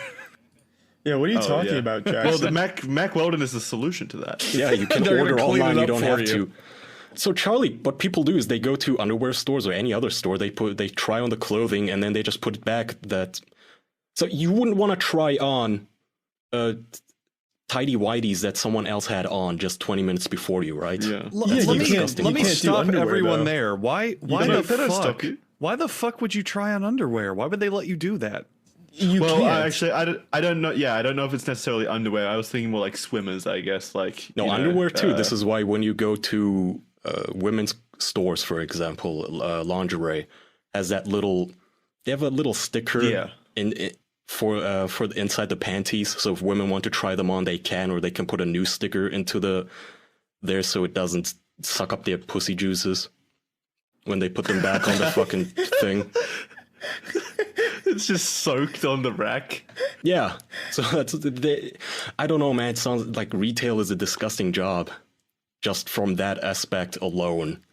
Where somebody comes in. Do you think incels go around to like those stores and sniff the underwear, trying to get the faint scent of pussy juice? Oh, you bet they do. Oh God. The sacred nectar. You If they're bet not, they they're do. wasting their time. Maybe they wouldn't be incels if they did that. The disgusting crusty residue. I bet you they lick it. Aren't there like used panty dispensers in Japan or something? Or is that a myth? I've heard it before, but I'm also not sure if it's a myth or not. Why would there be used panty dispensers? What does it do? Men are perverts. What Exactly do you mean? what What it does says. Yeah. Men want to buy guess I people's just used don't see the panties and purpose. bathwater, Charlie. Yeah, but out of a vending machine, you lose any sense of like personality behind it. It's Yeah, just they like a just want the glory hole smell. for panties. Maybe it comes with a picture of the person. Like collectibles. Yeah. Maybe every girl just has their own vending machine. I don't know. Maybe they collect them like Pokemon Go get some panties. That'd be fucking cute. That's like some baseball card. Oh, I got rookie Hitome-san. Yeehaw. These are from when she was in college. Whoa. Wow, you have the limited Oh my God, edition the golden ticket. high school edition? The fucking ticket to the panty factory falls out of the underwear. I love it. That's a great Does idea. that mean you would hold on to the panties for like 10 years for the resale value? But then the smell wouldn't even stick around. Actually, you'd have to keep it like Yeah, you have to preserve frozen it. or something. Yeah, Not in a frozen, jar. but like packed. Is there a Pickle it. used panty seller's market like cryptocurrency or any of that? Are there dudes out there going, oh wow, they just came out with the new exclusive XJ9 Jenny panties. I'll hold on to those for 2 years and resell them at 10 times the price. We should make an eBay, but for like or like an Amazon for used panties. I think that's That's just not eBay. a bad idea, except it's a bad Yeah, idea. that is just eBay. Yeah, but people Or Craigslist. And Patreon, yeah. Yeah, I guess Ugh. it is just Would Craigslist. you buy used panties on Craigslist though? Come I on. bet. I wouldn't That's buy where the used savings are. panties. Well, what we should period. do, we should make an upscale used panties website where Oh, we yeah, like me vet neither. that it's from the woman who say it's their panties. We Certificate test How do of we do that? We authenticity. sniff her pussy we, first we and then test sniff them the panties to make sure it's make actual human juices, not no, turkey just- grease. Just make her take a picture in those panties. It's easy to verify. That's not enough proof. We need to get our noses in Yeah. there, Charlie. What if those panties are photoshopped? Oh, that's a good point. Every panty comes Yeah. with a certificate of authenticity. That's a brilliant scam. You wear green screen panties and then you just Photoshop them every time to look like the panties you're selling. But it's the same photo. Exactly. It's so else is much the same. easier to just wear them. Why would you green screen Photoshop them? You don't need- No, you have to scam them. Why? But scare them by going through more effort. Yeah, take that. Yeah. To prove that you're clever enough to sell panties on this market.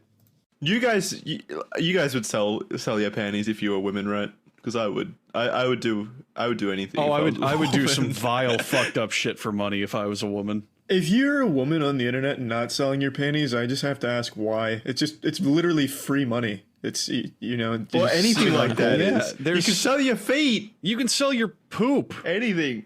All right. Well, Have you I don't seen think that I would do one? that. No, have you seen that one? There was a woman who made a decent Filling bit of her living. Twinkies. No, she made a decent bit of living. She would sell poop and like literally just her poop, and then she would bake cupcakes with her poop in them. Yeah, she shoves her shit in Twinkies and sells them. and one of the funniest things is on her website, she had a bunch of disclaimers. She said that if I mail this to you, I have to put exempt human specimen on it for customs. And it's like, you don't want to get that package at your door. And she also had to make a point of posting on there not to eat her feces, so people were definitely eating her. Oh, 100%. So yeah, if I were a woman, I would absolutely do that. What do I have to do? Poop into a fucking container every day? I don't want to do that. And then I make hundreds and hundreds and hundreds of dollars per load? Hundreds. Yeah. Try hundreds of thousands. Depending on the person. Yeah, that's true. I Yeah, mean, if you're fucking hot. Belle Delphine sold her bathwater, and that wasn't even that radical, but 5-year-olds were like, wow, what an edgy, crazy, wacky meme that this woman's doing. Buy it. And then it sold like hotcakes. Some 5-year-olds. Allegedly, there's no proof that it sold well. Nah, I'm sure it did. Oh, yuck. The amount of YouTubers who ironically bought it alone would fill a whole Olympic pool. Exactly. That's all I'm saying. You don't even have to get crazy. You can do the most bare bones shit, and lonely people or people who do it ironically will eat that shit up. Literally. This girl's an animal though. She must be successful because she puts out a lot of content. Ugh. Who? The Love Rochelle. Is that the It's poop posted girl? in the it's the poop girl. Yeah. She eats her own poop for videos. That's Courageous. Wow. that's something. Wow. That's Shit-filled brave. Twinkies for only $20.99. So I was about to ask, how do we know that it's like real poop and not just like props and her fucking around? You can see it coming straight from her arsehole. I'm pretty sure one of it's the first things that you're greeted with on her website is a giant close up of her taking a fat log of a shit. I just saw it. I clicked on the website. It's like it's two girls, one cup without the other girl, and right into the camera. Oh no! Oh my god! There's so many of them. This is fucked. Oh How no! do you? She must lube her asshole because the shit is flying out. Yeah, I don't know what their diet is. How do they do that important shit? This is a full-time job. Yeah, I mean, she's got a controlled diet, maybe. Yeah, Obviously. but what do you have How? to eat to Oh, this shit is out making me half a sick. snake? I can't look at this. Other poop. I think she just eats poop. It's just a continuous circle. That's making me nauseous. Just Ouroboros eating her own poop. I couldn't do that, man. Just like my shit, I could never make a Twinkie out of it. Maybe like chocolate filling, but it's just not that solid. Fuck. How in the fuck do shit's people do close. this? Like, let me put it this way: I'm just looking at this website, and I just look at a photo of her doing something, and I'm starting to gag and feel nauseous. She's Yeah, full on I'm licking her gagging. duty, like full on tongue on her poopy. She's got everything. She's Her got duty? dirty Did you diapers. just get internet Yeah. today? How are you not desensitized?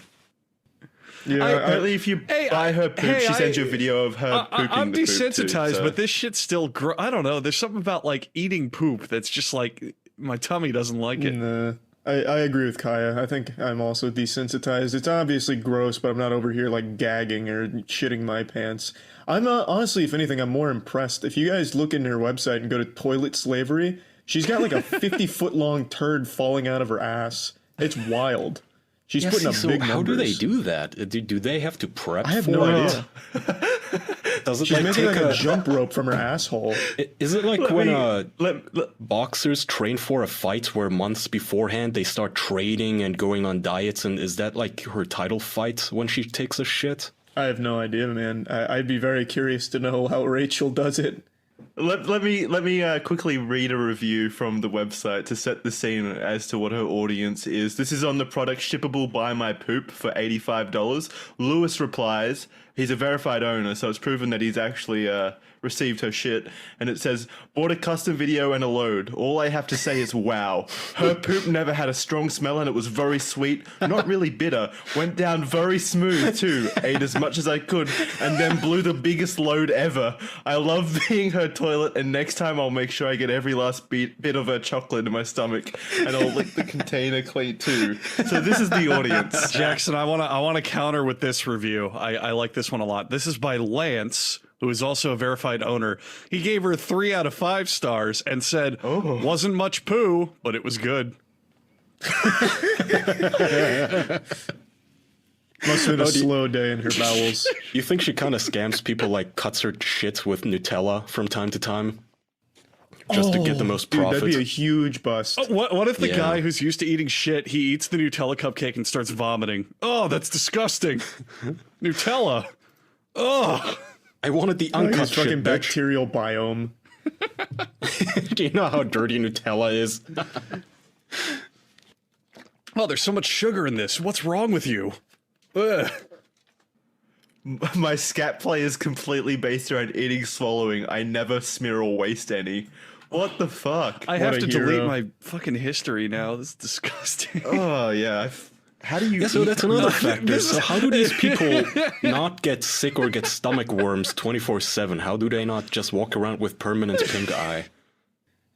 That's what I always have to. Like, I was watching something on a raw meat eater who eats like raw sheep testicles, 2-month-old livers that are very clearly decayed. He literally buries some meat in a garden and digs it out months later to eat it. and he's super healthy apparently. I don't get it. It makes no sense to me. I want to read another one of these reviews. This product tastes like shit. great. Lol. A little winking emoji. I thought maybe the shippable 10 ounces of pee product would be a bit tamer, void of the poo comments. But one of the reviews says it just says great tasting and washes the poo treats down very nicely. Oh, He's like a wine connoisseur of piss. She sells everything. Here, shippable, $29.99. 1 ounce of period blood. 3 tampons worth. God damn it. That's a good deal. I am so astounded, though, by the massive shits that this woman takes. I can't stop watching. They're Andrew's becoming an investor. Oh, I like these. I like They're these. literally like a products foot names. long. Shit-filled Twinkies. Poo-poo platter. 10 ounces of pee. Yeah, she sells an entire platter of food. This My woman has favorite, opened up a restaurant. Lemon pea bars. Poo My nuts butter. favorite one. My favorite one she's done was. My favorite one she's done was banana butt muffins. You got to order banana butt muffins. Fuck that. No, just like grandma used to make them. I like poo nut butter cups. Buy my poop. Chocolate fudge brownies. Chocolate in quotes. God, she must just spend the entire day baking and shitting. How do you figure that out? It's not like those usual recipe websites don't include shit recipes. So this woman is a pioneer. She had to figure out how to make a burger all by herself, how to make a patty. Ooh, shippable dirty diaper. Oh wow. Ooh, Man, one ounce of actually her life saliva. must be fucking miserable. She can't go to the bathroom without it being like a business trip where she has to like capture the pee in like separate Tupperware and the shit in different ones. She has the easiest job ever. She just shits in things. Yeah, but think about how inconvenient Think about it all would the be to- benefits. Think about all the benefits. She goes to the store and buys like butt wipes and toilet paper. That's a business expense. So It's genius. she Plumbing has, is a business expense. Yeah, She has- plumbing. she has product categories: desperation, farting, mainstream, panty pooping, poop, scat, shippable, smearing, squirting, toilet slavery, toys. I want to see farting. Does she sell jars? I bet she does. Ew, what? I want to fart out your cum. Loads of videos. All you're allowed to breathe is my gas. Who are you talking to? Auntie's gas chamber. Do you think her family's proud? Oh, I doubt they know. Well, yeah, what's this fucking mask do to hide her identity? She's wearing a little eye mask on every single video, but she's got her name in the title of the website, and Yeah, she's but constantly visible. her and so is 70-year-old house. Yeah, you Father can isn't easily gonna dox know. her. I thought, then what? Her dad isn't browsing this. Most likely not. Farting I mean, the out turd mask at nuggets. least gives her deniability. She could just say it's someone who looks like her at the end of the day. She got Sounds like lives in the exact same house. shit's as just her. like she does. She's like the Batman of shit videos. she gets aggressive with some of these titles. It's just fucking my gassy shitty ass on a bouncy ball, forcing out ass juice with my farts. Two urgent shits. How urgent were they?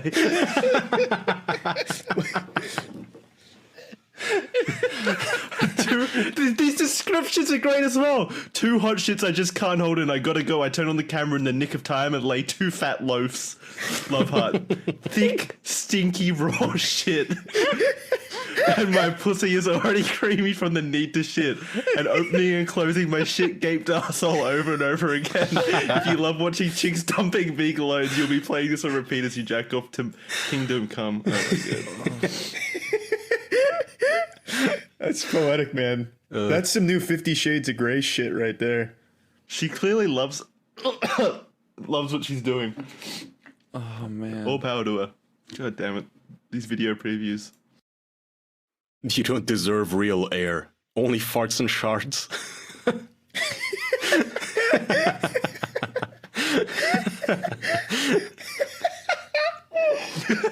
I have no air and I must breathe. 5 logs pushed out of my pucker. What the? These names. Her description is, "Oh my, you're here again. Did you enjoy my farts the last time you were here? Well, I'm feeling bloated and gassy. How about a sequel? I fart in your face, blasting with gurgling bombs over and over again, taunting you, wandering aloud if you deserve Someone just real had an air." incredible suggestion in chat. They, you know how we're meant to be doing Pepper Parade come 156 to 3-year anniversary. Why don't we each order a shit Twinkie? Yes! First one to get a tapeworm loses. First one to actually be able to eat it wins forever. I know that's not a win. Yeah. Top five yummy dumps. I want to see what number 4 is. You won't believe number 3. I She's just got a poo block listen to too. this fucking review. This is from this year. Verified owner. I just needed everyone to know that the last shart in the vid is actually literally epic and probably the best fart I have ever seen in a scat vid. Easily makes the video worth it on that last fart alone. But every other fart is amazing as well. Jesus, who are these people? Do you think she can even eat like real food at this point, Absolutely. or she's just too in the poo business? She just can't get enough poo. Ugh. I don't know. I think Fuck is- she has to eat real food at some point. She's got a whole fucking network. How many people are buying shit? Down the bottom it says the Scat Shop Network, the scatshop.com, scatshopmen.com, loverochelle2.com, poopylife.com. Poopy life. Yeah, there's so many fucking sites here. Oh, What a cool name Jesus. for a site. Let me level with you guys. If you've taken a look at my store lately, you've noticed I've had a boyfriend for a while, and I have already seen a debut couple video. I want to see what this motherfucker looks like. What kind of a human being is into this? I gotta know. In the It's meantime, Fred Durst or something. I like this one a lot. Shit breakfast sandwich. It's just her bent over a little paper plate with some bread on it. And she shits on the bread and puts it together. It's like a cartoon. Is this what they do in Guantanamo Bay to the inmates? Is that what they get to eat? Oh, yep, the boyfriend expectantly looks like a neckbeard. Oh, God, ew. Oh God. Oh, it just. Oh, Scat Shop actually does look even worse. This is just like a porn They site. all look bad. Ooh. Go to There's been scatshop.com like slash this official. huge 10% off your next order. A $20 20-minute sponsorship. Thanks, Rochelle. Oh God. I mean, she herself isn't unattractive. Yeah, she If you get rid of, it's the act of the shitting that's not attractive, clearly. But she, like, if you take away all the poop and the piss and the baking and shit, then just look at her. Take away She's the pretty baking. attractive. What's wrong with her gone too baking far. things? Yeah, that's too far. Yeah. I like cookies. She's nothing without her poop.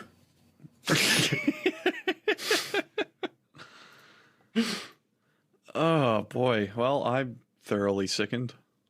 Well, Yeah. Do we have a palate cleanser? yeah, so I have a defense of Putin. So, Russia officially introduced the sovereign internet law to let Putin cut off entire country from the rest of the web. I get it now. See, at the beginning of this episode, I was going to argue against this, but now, he's kind of right.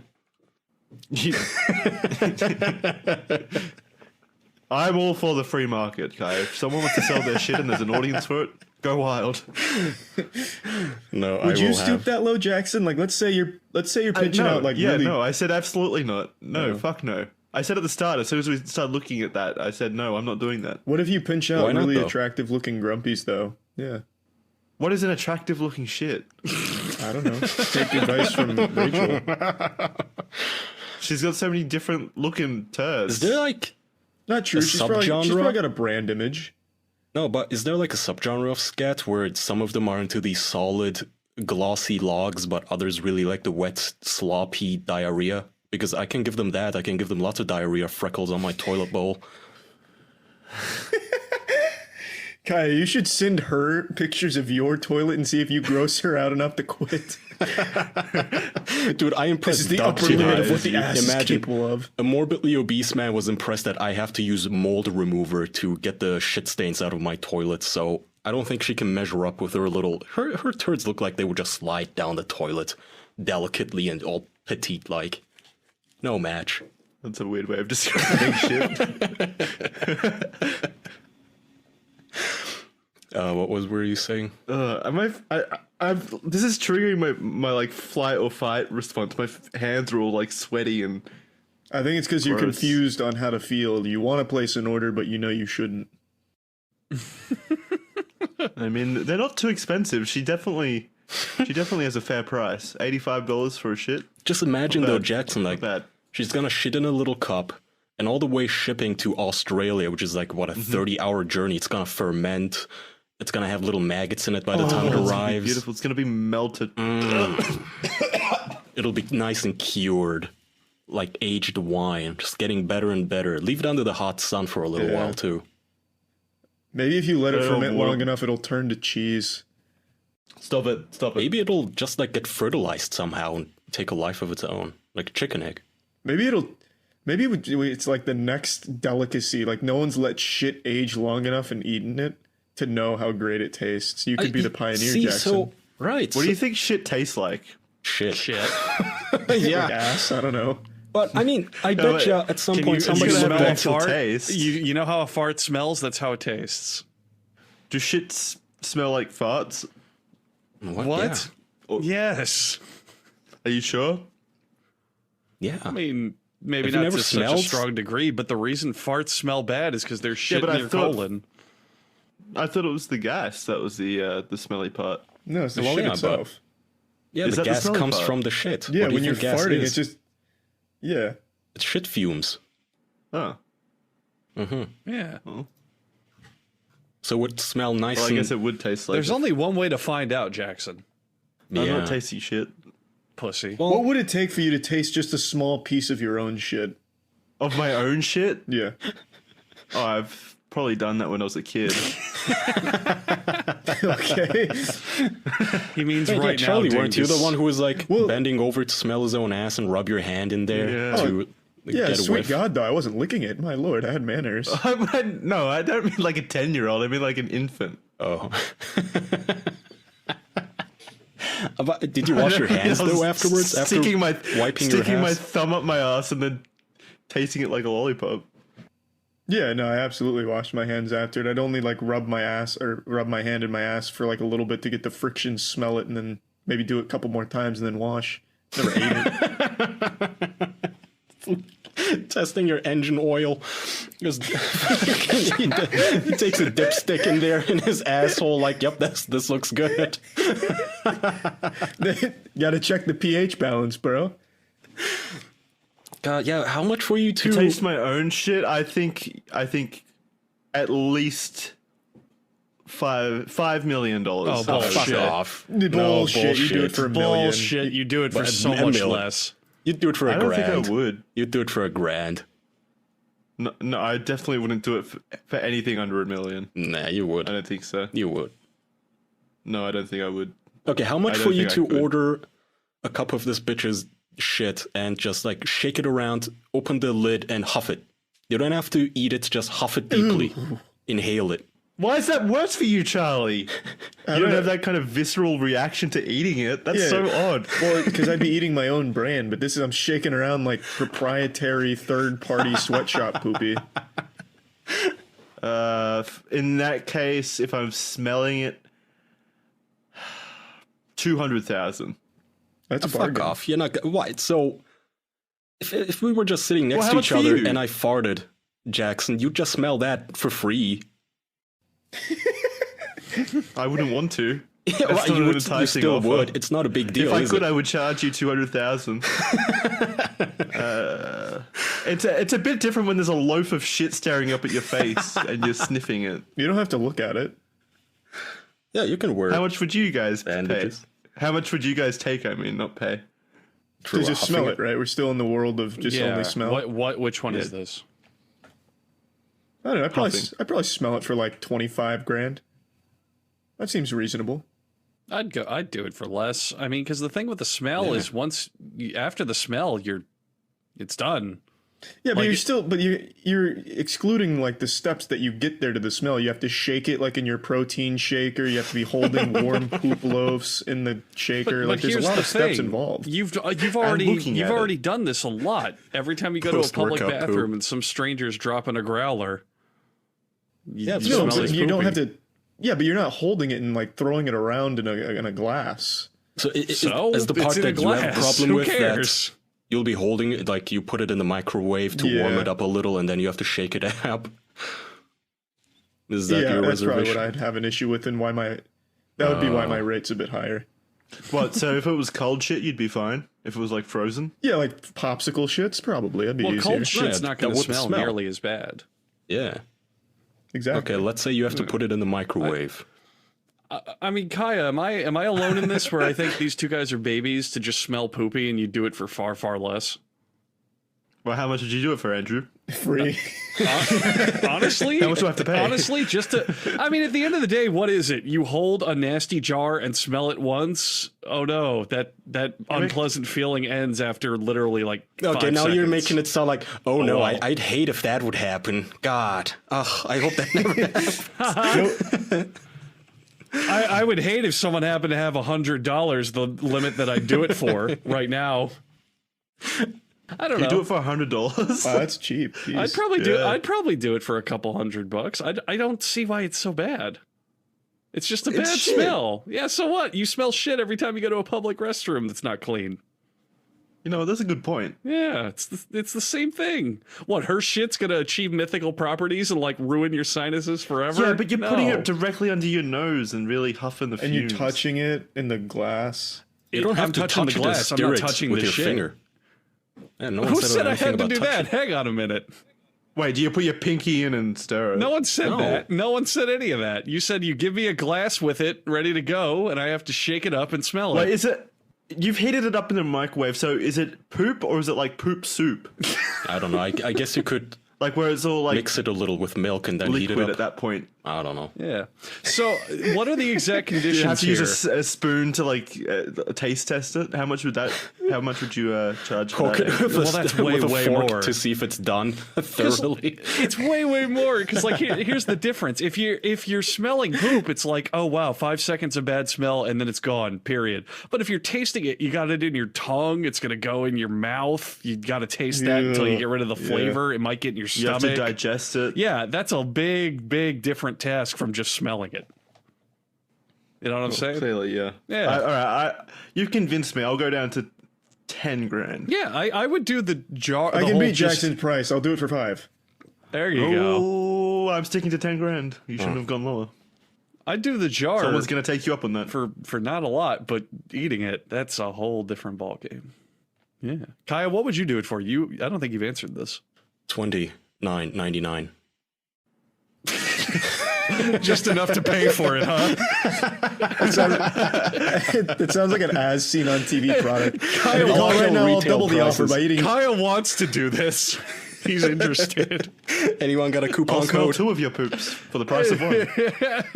Yeah, can I get a discount? Promoting should it on reach the out to this show. bitch. Man, if only we were should. somehow. See, the fucked up part is if I reached out to this bitch, she'd turn us down. I feel like somehow we're still beneath her because every porn star we've ever reached out to has always turned us down, and I do not get why. because Same you- with the Fruit Loops lady. Because you're already calling them a bitch. I was so excited to. So what? Half her reviews are, "I love this bitch's shit. I hope this bitch shits in my stomach more." I don't get it. No, they treat her like a goddess. Are you kidding me? They would never use such foul language against Rochelle. Fair enough. They're her poop queen. What? They're not going to insult her. Well, I will. So you reached out to the Fruit Loops pussy girl? Yeah, me and Doug both did, but then unfortunately, I guess she got in a near fatal car crash, and it just excuses. You told us that. That's right. You did tell us that. Wait, who's the Fruit Loop lady? I'm blanking on her name, not but there's a video of her remembering. where she's upside down and her ass is gaping, and they put Fruit Loops and milk in her asshole and then eat it out of it. Oh, that's, she's that's a farting really and old photo, isn't gurgles. it? No, there's a video of it if you want to I watch. feel like I saw that ages ago. Yeah, I feel like I saw it ages ago though. Yeah, it's an older one. She's still relevant. Yeah, someone else come up with a spoon and start eating it? Yeah, Yeah. a guy and a It's a girl, classic. they eat it. It's art, it's a but classic. can't get her to save our lives. I don't know why or how. I don't know why we can't Should get be a in a porn museum. star on here. I don't get it. One day. I don't know why women don't want to come on in general. One day our We're nice guys, aren't we? our pooping queen will show But up. women love talking about shit and poop. They would, yeah. I don't know why they won't come on after 40 minutes of talking about this woman's business of poop Twinkies.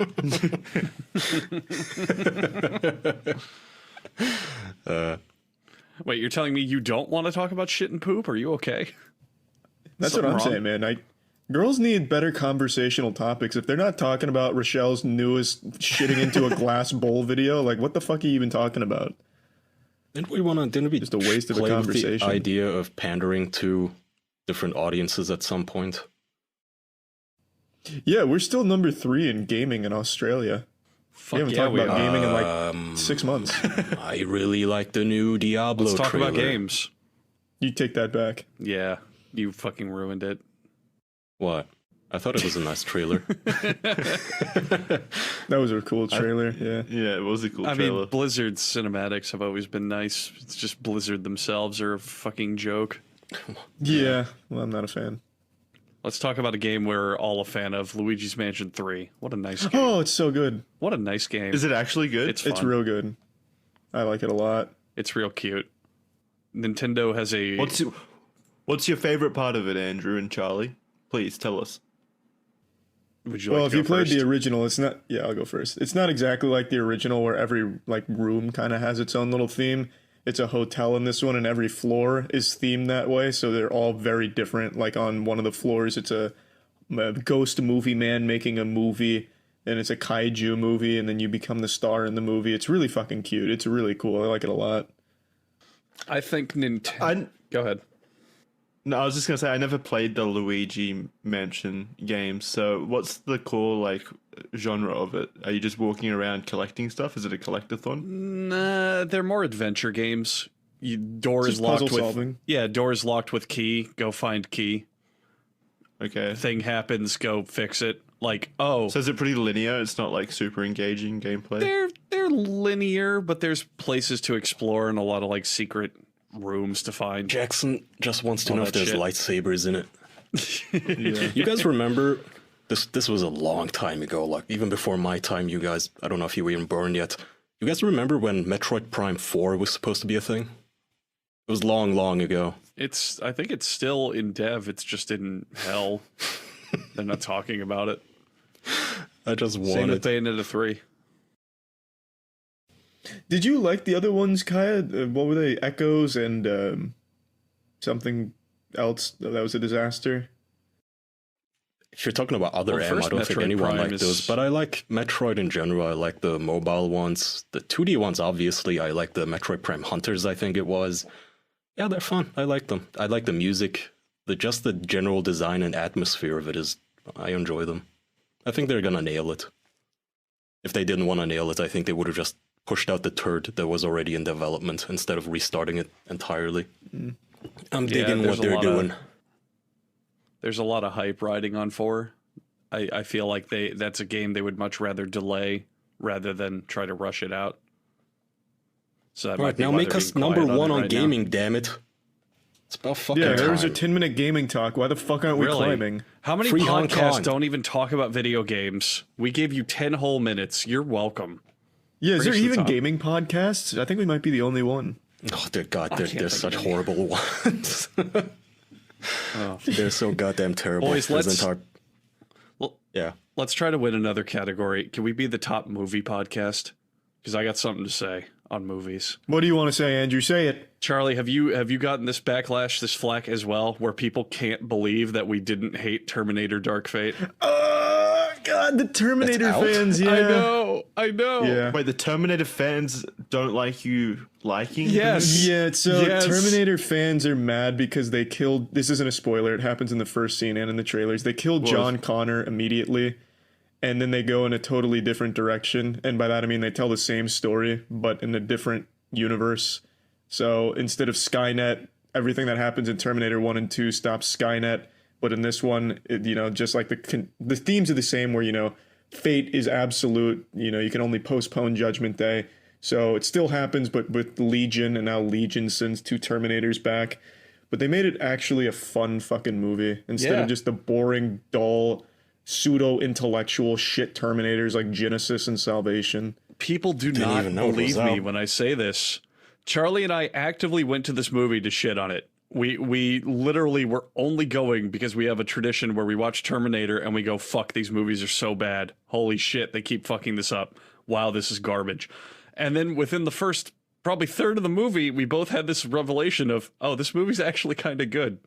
We're enjoying it. It was fucking good. Yeah, everyone's acting like, oh, they disrespected Terminator, as if there's anything to respect about shitty movies past the second one. Even the first. They're saying it disrespects the second one mainly. It doesn't. No, it takes place right after the second one. The second one, everything that happens, it stops Skynet, which was the whole goal.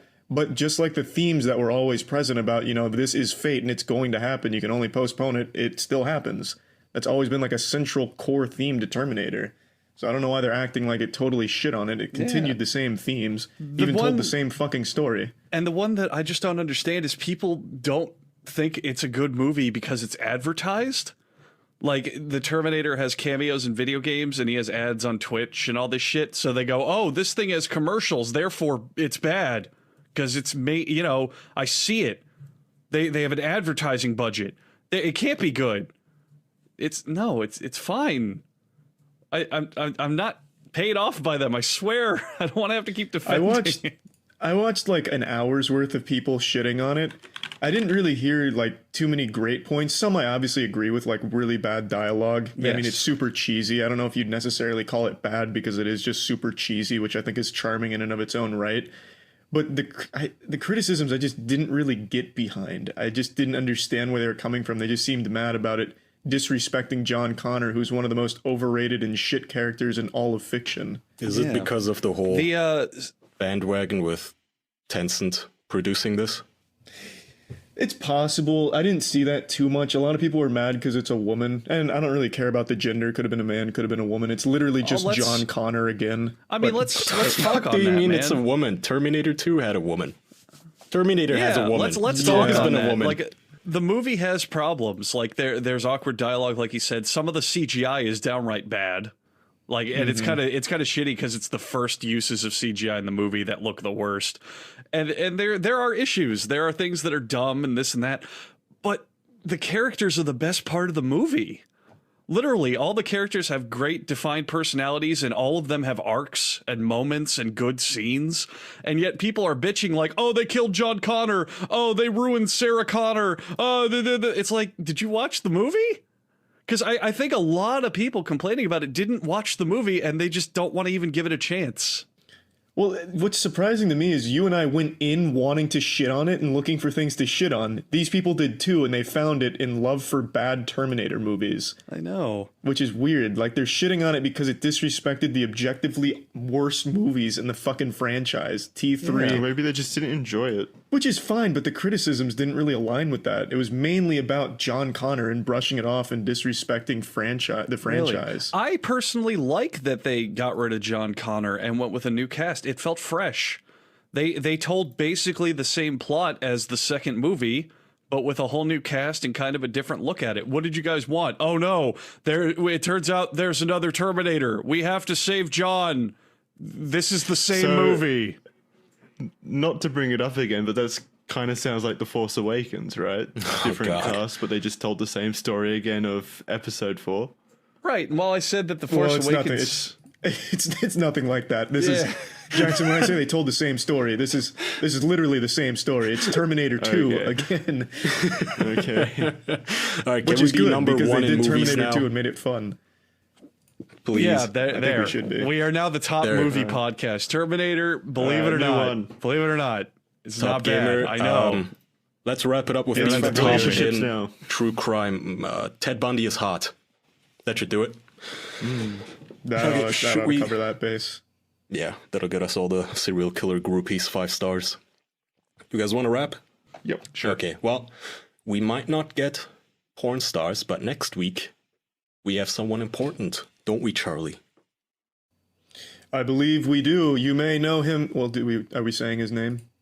Oh, fuck yeah, we are saying his name. It's crypto kingpin and notorious whale fucker John McAfee. If all goes well, next week he's joining us. Same time as always, 11 a.m. Sunday. If you want to tune in live, you can go to patreon.com/theofficialpodcast. We'll see you there. You can send in your questions if you want on the Reddit or our Discord, which is also for patrons. Patreon.com/theofficialpodcast. See you next week, and hopefully with Mr. John McAfee. We're going to ask him so many questions about fucking whales. It's going to be ridiculous. I'm gonna somehow try to tie in quantum supremacy and how it affects whale fucking. We gotta find an angle there. I'm gonna level a bet actually that he's gonna walk out of the episode in like 20 minutes because he's gonna be like, I don't want to talk about that. I don't want to talk about this. Don't bring that up. I'm not allowed to talk about that. Oh, okay, that's good. I'm just scared because with people like him, where they're just constantly in hot water, they usually don't want to say stuff. You'd think the guy fucking giant creatures in the ocean is pretty cool with chatting about He's been on controversial things. He's been on other shows. He's cool. He's not a stickler. He's not gonna get all puckered up like fucking David Cross when you ask him about Me Too and if he's ever gotten Me Too'd. Fucking douche. I remember you. All right. Thanks for listening again, David Cross. Yeah, David Cross Me Too'd us. Yeah. Thanks for your patronage, David. Patreon.com/theofficialpodcast. Thanks for tuning in, everyone. Yeah, thanks everyone. See you next time. Bye. Podcast? No, I'm not messing with you. And I'm going to tell you about another podcast right now called An Oral History of The Office. The podcast is hosted by Brian Baumgartner, who plays Kevin Malone. The series goes into the making of The Office and how it ultimately overcame all odds to change the face of television. It features interviews with the cast and creators with never-before-heard stories from those who were there from the very beginning. You can check out An Oral History of The Office for free only on Spotify. That's An Oral History of The Office on Spotify. Take it away, Charlie. This will be the 6th or 7th episode in a row where I'm kicking off the intro. Ladies and gentlemen, make sure to keep track of that since apparently everyone else does when I'm slacking. So let's really celebrate me doing a great job. This is episode 152 of the official podcast. Per tradition, Jackson is going to get us started with some fiery topics. Take it away. How do you guys feel about sunburns, since that's currently what's on my mind? Were you I don't really go outside enough for it. So I imagine that Yeah, you when was look the last like... time you had a sunburn, actually, Charlie? The last time I had a sunburn? Yeah, I feel like you've never known the feeling of a sunburn or the sun's embrace. What are you talking about? I used to be like a really big outdoorsy kind of guy I don't believe it. when I was younger. Charlie, you seem like the type to wear a t-shirt to the beach, though. I'm with Jackson. I don't know if you'd get sunburned. Well, I don't like going to the beach, but when I have gone, I've not worn a shirt. I just put sunscreen on like a sensible man. That's good. So you've never had a sunburn? Last time I had a sunburn was when I was in middle school and I went on a fishing trip, and it's just on my face because I didn't expect the sun to be ricocheting off the water and like destroying my skin on my face. That's how it gets you. The old reflection technique. That's why you gotta hide underneath the water. Then the sun can't get you. Does that actually make a I'm pretty difference? sure that makes it... It I'm makes it pretty sure it worse. does make a difference. It makes it worse. Yeah, it makes it it keeps worse. reflecting... Like, it bounces back like 3 or 6 times. So you're just getting hit constantly. Just uses ray tracing to burn you. That's fucking sweet. So, Jackson, what degree of sunburn are we talking here? Are you a flaky boy? Are you peeling off? Not yet, but it's super... Just red. I'm super red. Are you dude, just man. red, no stingy? No, it stings like hell. Every time I really? like move, it stings. It's super on my funny to neck me. and- When I was a little boy in Turkey, I would, on the beach, I would always see the tourists who don't exist anymore. But, the paler the man, like the white people, you look like lobsters when you get sunburns. And I kind of feel bad for you. Oh, yeah. Obviously, it's not your fault. I mean, you don't expect that when you go on vacation, the first thing that you have to do is put on copious amounts of sunscreen. But once you do not, you can see the outline of everything that happens on your face. If there was a fly on your face, you now have a white spot in the middle of all the red. It's kind of, it's funny, in a way endearing. But mostly painful. and that's why I don't like sunburns. Why? Because humanity has always been out in the sun, pretty much. Like we have had 200,000 odd years of living out in the sun and being foragers or whatever. Why didn't we evolve? Why did we evolve to be damaged by the sun? You would think that we would gain power from the sun. Well, not gain power, but that's what black skin is. Yeah, darker skin is more sunburn resistant. Yeah. I see. Did you know Some that? hotter regions. No. People It's a from true hotter fact, regions. though. If you look at the application instructions on sunscreen, it's literally different if you're black or white. How much and how often you put on. I did not know the specifications of that kind of stuff. That's interesting. Yeah, so if you're from the equator region and such, it's generally people with darker skin. And if you go into the Nordic regions, like here in fucking Germany, where just rain, clouds, it's just bummer weather. You barely get any sun really here most of the year, and people are pale as shit. So here's the question then. In countries where there's barely any sun, like Scandinavia and Germany and all that, where nearly everyone is white, what's the evolutionary advantage?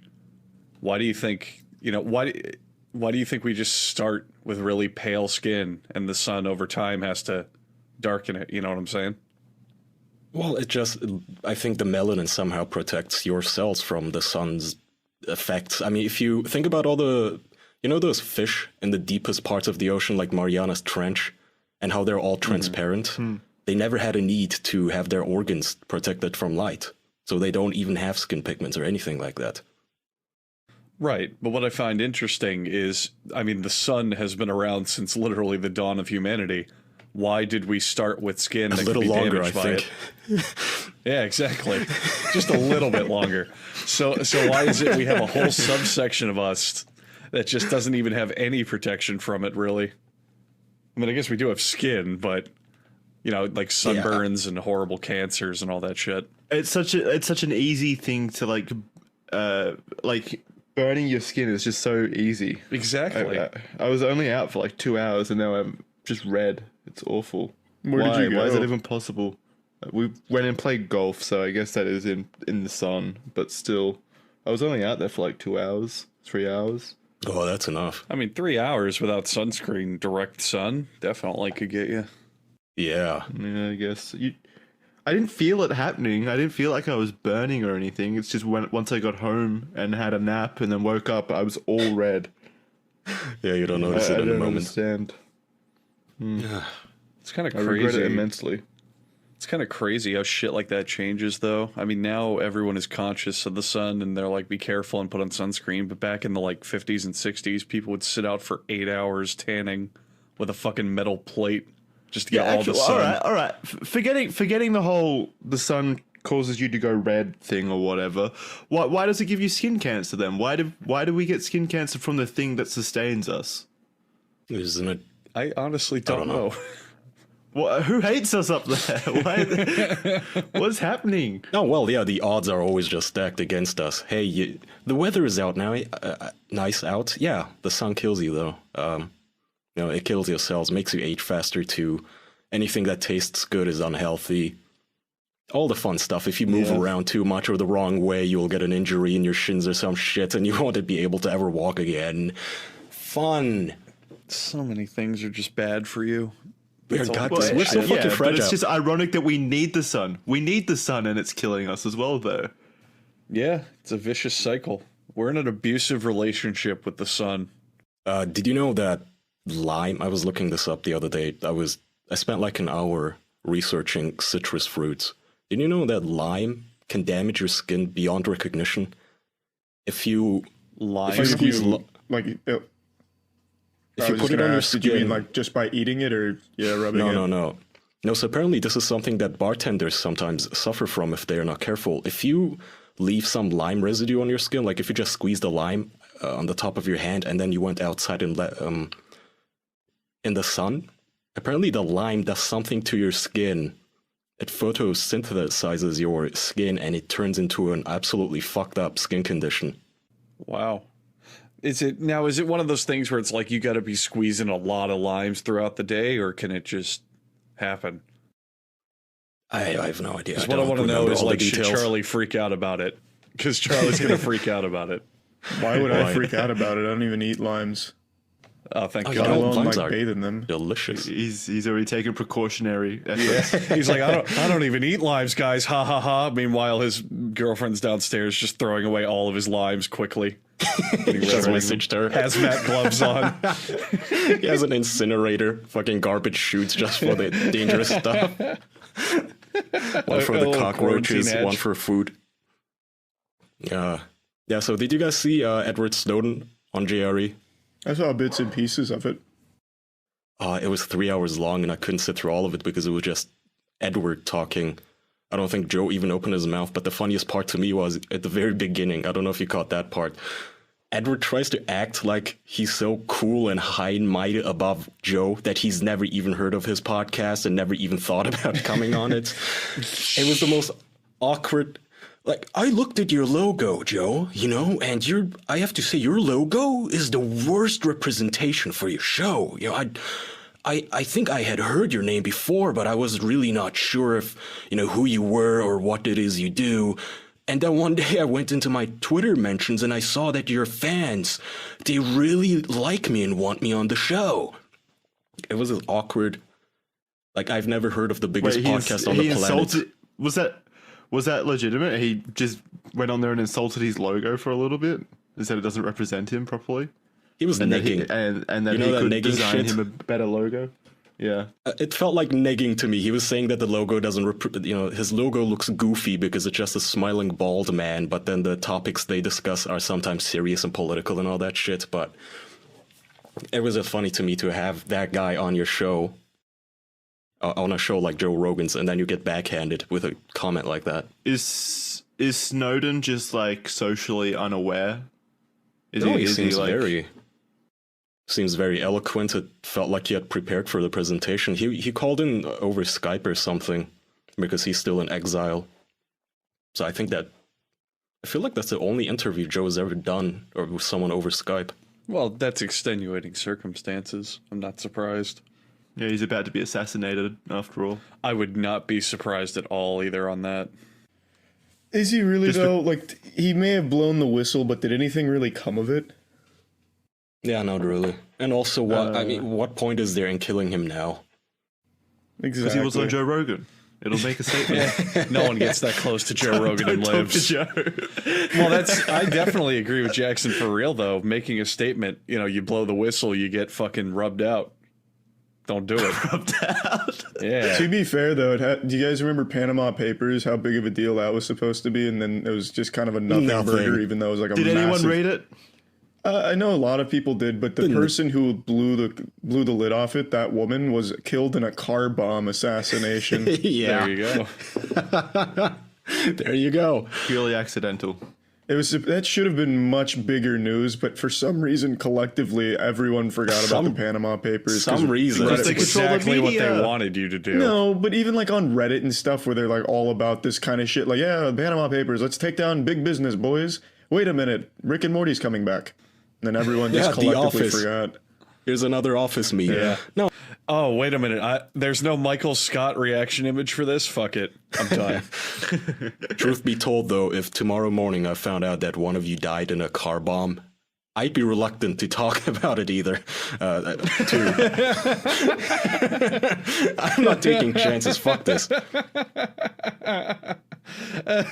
Kaya hears we died in a car bomb, and his first thought is, oh, how does this affect me? Time to go underground. I gotta go into hiding. Yes, my name is Joseph Schlongonger. I'm from Poland.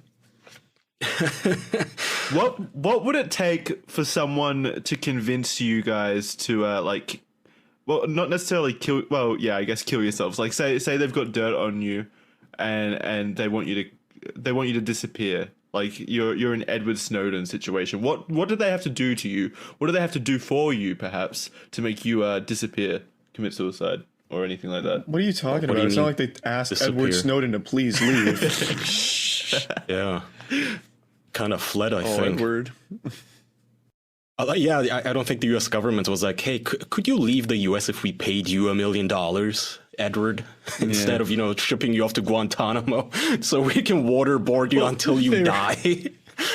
They were trying to butter him up. Oh, Edward, geez, man, this really puts a wrench in our plans. Could you, Well, maybe that's please? all it takes. I think everyone has a price, so maybe if they find the price high enough, they could have got Edward Snowden rather peacefully. So are you seeing like a Why high does that price? help them though? Why the fuck would the U.S. government want to peacefully get Edward Snowden out of the country when their goal was to bring him back and torture him? I just believe in democracy, Charlie. I believe in a utopia where honestly- humans can coexist. I don't think that he's that important of a character, at least not right now, not anymore. I would imagine... Yeah, Snowden. Because he's already done all the damage. I would imagine that both the US and Russia and some other parties at most have like a little teams just keeping up with them, checking in from time to time just to make sure he doesn't release anything new or that he doesn't know anything new. I can't imagine him being just on the priority top list at the CIA or whatever it is. Who do you think is at the top of that list? Well, right now even it's know. al-Baghdadi, I think, or whatever remains of his exploded corpse.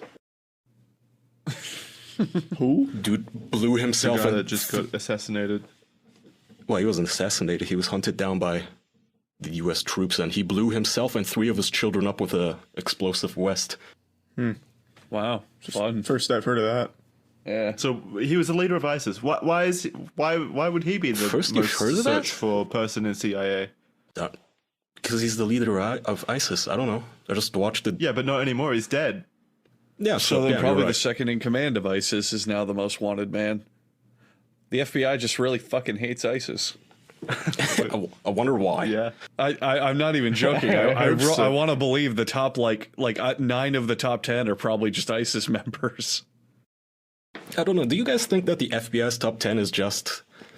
sometimes I feel like maybe it's just a popularity contest they put out to placate the masses. Just have something going on in case anyone has a tip on these low priority fuckers, but in secret they have their own absolutely is. actual top 10. I mean, it absolutely is if they're notorious, just to get any information from anyone they could. I mean, there always is gonna be someone who hasn't heard of these people, but if they know something, it's only helpful to have a list. You know what I mean? One thing I learned Yeah. from watching Outbreak on YouTube, Outbreak's the show about prison escapes and how they escape prisons.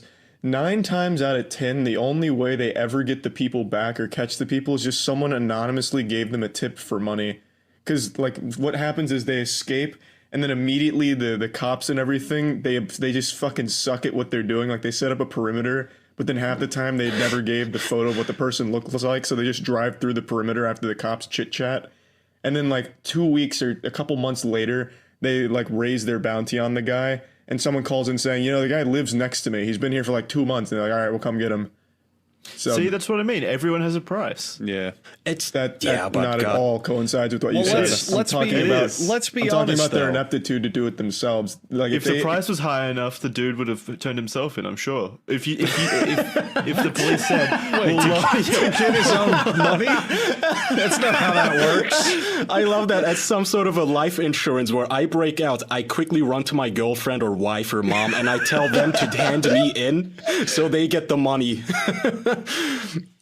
no, all right. Well, obviously not a currency. But if you say, all right, you come back and we'll lower your sentence by 1 year, or something like that, like incentivize him to come back, and then he just does it again to get a lower sentence. He just keeps breaking out. That's the dumbest fucking idea, but Charlie's right. These people are so goddamn incompetent. Just think of Ted Bundy, who broke out multiple times out of captivity just to go on raping and murdering women. At one time, he was in court and he asked one of the dipshit donut-eating cops if he could just take a phone call in another room, and they said sure. And so he jumped out of the second-story window and ran for it. The incompetence is fucking staggering. He was charismatic, though. But Yeah. this is one thing I noticed from the prison escapes as well. I mean, you have to keep in mind, to these people, like those cops at the prison, it's just a job. Like, are you going to put your life on the line just to stop some guy who's there on weed charges from breaking out? And if it's going to cost you your life, probably not. No, You'll probably not just let it weed go. charges. Well, then they shouldn't be hired. There's a certain country, Kaya might know, I think it's Switzerland, where breaking out of prison isn't illegal. because they eventually realize that one, people are going to try to break out, and two, most people aren't going to want to stop them because they don't fucking care. Or is it just immoral to hold people against their will? And that's fuck why, that. Because Switzerland is the greatest country in the world. I don't think the little far. weed example is good. I just mean people like Bundy who have mutilated, murdered, raped multiple people. Maybe keep an eye on that guy. Maybe don't take the handcuffs off ever. Not even to let him but then take you have a to call. think again. Early 20-something prison guards got the Ted Bundy case as he's taking a phone call and the dude starts scaring him. He's probably not going to sacrifice himself to stop him from jumping out a window. Like, if you're a cashier at Walmart and Ted Bundy's... Some guy in a Think of the prison promotion. jumpsuit and... Huh? I was going to say, just think of the promotion. Like, if you stop Ted Bundy from jumping out the window to freedom, you'd get a sick promotion. No, from you that. would not. You would not. You get a pat on the back and maybe like a small birthday cake to celebrate. Honorably discharged. Immediately fired. Yeah, but I just at that point you just think that guy, he is shackled. I have a gun. I'm supposed to be keeping track of him. How is that difficult? Just don't get distracted, for God's sake. Yeah, we haven't been around a Ted Bundy, so maybe it is like a very tense and scary situation. I I'm don't not scared think of he was Bundy. scary. I think he was a very charming man, which is why everyone just sucked his dick. I highly doubt it was him being intimidating. His entire public persona was, in fact, that he is not scary, that he's just this cuddly little, hey, I'm just Ted, man. Teddy. You know, me, handsome lawyer. How about we flip the script then on the discussion and make it about Charles Manson, because that guy was fucking scary. Have you seen his Creepy, yeah. interviews in Goofy. court? Oh my god, he was amazingly creepy. And They- Joe- How did he attract people to his what do you call it? He ran a cult. Well, yeah, but I'm saying, how did he attract people to his Music. cult if he was a really creepy person? Helter Probably music, I don't Skelter. remember. He talked about how there was going to break out a war between the blacks and the whites and all that sort of stuff. So it's a cult. Every cult is going to attract people eventually somehow. Yeah, but most cult leaders are pretty charismatic, from what I have read. Not And really. if the dude's just creepy, Creepy to you, he's attractive all to the- lots of people. Yeah, all the cult Yeah. leaders are super creepy looking. They all look pretty much the same, but to those people, they're like God. Yeah, not before the cult happens. Once they get into the cult and like the cult becomes popular and they dedicate their lives to that, that's when they get all disheveled and shit because they live that lifestyle. But before that, they're usually charismatic, successful individuals Yeah. to some degree. I mean, cult leaders are some of the most charismatic people on earth. They have to be. Still, so maybe here's my solution. Here's what I would do. I would hire, you know, those piece of shit cops that just shoot unarmed people? Like that motherfucker who Jesus, No, hear me out. let's give him a job. Right, so if that guy has to Promotion. exist in law enforcement, put him in prison so he doesn't let Charles Manson go or Ted Bundy. You want to play loosey-goosey and just shoot people? Okay, well, here's Ted. You're tasked with watching him. If he so much as looks at the exit sign, I want you to shoot him 27 times and then tell me that it was a good shoot. Your problem is he's not going to shoot him as he's escaping. He's going to shoot him while he's asleep in the bunk. I'm fine with that, too. Along with the other prisoners. Who's gonna You cause just an want an uproar about that? execution. Yeah, I mean, honestly, I'm fine with That's that. a good point, though. Yeah, if you're gonna just give a them a good paid point. vacation anyway, put them in a prison on the next assignment. Then when they go all like trigger happy, it's like targets. You're that the no one one's- talking about the people in prisons are just on drug offenses. Do you think does it have to Not be them, guarded okay, by but don't mix them into the... Ideally, talking everyone about? who's in prison for drug anything should be out. Maybe not the cartel people who kill people over drug shipments, but the low-level street weed dealer, he shouldn't be there in the first place. But I'm talking about these high-profile cases where it's just such a fucking embarrassment to our species that Ted Bundy escaped like twice using the same trick. Okay, so high security prisons should have this foolproof system of public executions. One time, this Well, it's guy not exactly public, jammed it'd be his on private door. property. One time, this guy jammed his door Yeah. during a court hearing like a teenage daughter and refused to come out, and he threw a little hissy fit. That is mind-boggling to me. Why do you give him a door to lock in the first place? Just kick it down and shoot his ass. This is insane how we apparently need to humor these monsters. The only people who should be locked up, though, are those who don't even consider using ZipRecruiter. Because ZipRecruiter is one of the most premier hiring websites on the entire internet. Hiring can be a very slow process. Go ahead, Kaya. So we usually emphasize the hiring part, but a lot of people who listen are young, so maybe for you the better aspect here is that when you apply for a job, you have to submit your resume on so many different websites, on so many different. You have to send it to every company individually and hope for a phone call back. ZipRecruiter helps you out because you only have to upload your resume there. You make a profile, and then within 24 hours, if a company is interested in you, they pretty much just get employees served to them that are fit for the task that they were looking for, and which makes it easier for you because you just use one website and thousands of people who are looking to employ can see your resume. So that's ziprecruiter.com/official. With results as good as what you're hearing here, which is 4 out of every 5 employers who post on ZipRecruiter getting a quality candidate in the first day, I don't know why you wouldn't use ZipRecruiter. You can see why ZipRecruiter is effective for businesses of all sizes. Try ZipRecruiter for free at the web address ziprecruiter.com/official. That's ziprecruiter.com/OFFICIAL. ZipRecruiter.com/official. ZipRecruiter is the smartest way to hire. Stop recruiting like an old man and talking to people face to face. Use the internet. There's millions of people on it. ZipRecruiter.com/official. It's on the internet. Effective. That's their tagline. It's on the internet. To get back real quick to Jackson's question, Jackson, so my price, if that guy from Breaking Bad who makes you disappear and gives you a new identity, if he was real, I would probably take that deal. I'd try to gather that money. So how here's, much? hang How much, on, roughly? Jackson, hang on. I just need you to clarify. Do you mean a high price or a low price? Like, are they offering me money or are they going to kill my family if I don't do it?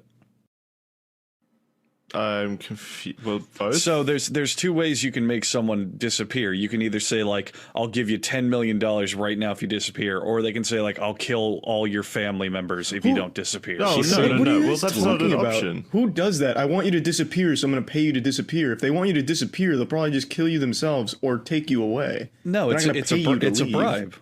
It's a bribe. Yeah, it's Maybe like a that's bribe because he you're does, only so hearing he- about those situations, Charlie, because Yeah. they're unsuccessful, If- and my method is successful. If you just pay the people, they go away and you never hear about Exactly. it in the media. What if I find out some big ass scoop on like Exxon, and then Exxon CEO calls me up and he goes, "I'm going to give you $5 million if you don't talk about anything and you just disappear."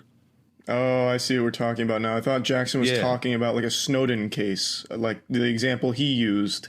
That's why I was asking: is this like a Either good way, yeah. disappear, like I get something, or a bad one? What's the difference? Even if hypothetically, if the American government before the scandal broke out said, "Hey Ed, we saw you accessed our mainframe, but if you disappear for $5 million, we won't kill you." Exactly. Like, what are the stakes here? Is it a good situation or a bad situation? Because I think that would change how willing you are to do it. Well, all right. Well, let's go with your example. Not for me. You've stumbled across the greatest like breakthrough in like Exxon's manifesto or whatever, and they're gonna pay you a sum to disappear, or you could go public and be a hero across the world. But then get for about shit 2 days on Reddit. Yeah, for and then about get 2 shit from days. doing it. Yeah. Right. So I risk getting car bombed for the next like 6 months just to be popular on Reddit for 2 days. yeah, yeah, fuck that. But Let's think I was about talking that about one. a situation like I don't know, man. I wish I was anonymous. I saw a news article, maybe I brought this up before, about one of Epstein's. Was it Epstein, the guy who supposedly killed himself in jail? I keep confusing my Steens here.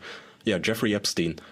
One of his associates just disappeared, and the police cannot find him because he does not have a phone, email address, a known location, or any entry in any database, apparently.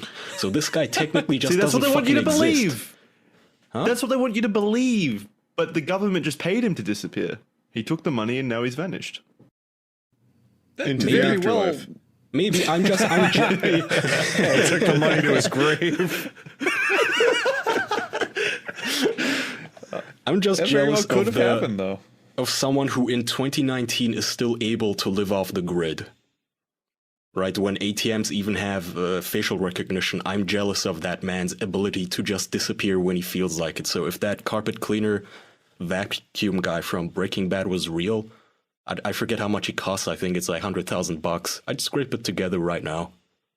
I'd love to just live a new Clearly, life. if this guy's Yeah. if this guy knows Jeffrey Epstein and is involved in that case, and he was able to disappear, our fear mongering of mass surveillance is over exaggerated. I don't If think he's so. able to I think disappear. the rules for very powerful, connected, and rich people are a little different than the average schmuck like us. That's true. I feel like it would be more stringent for those in power. Oh yeah, I guess Jackson. You know, because powerful people aren't above the law or anything. They always get away No, with but it. I mean, they're above the law, but they've also got like other nations that would be looking for dirt on people.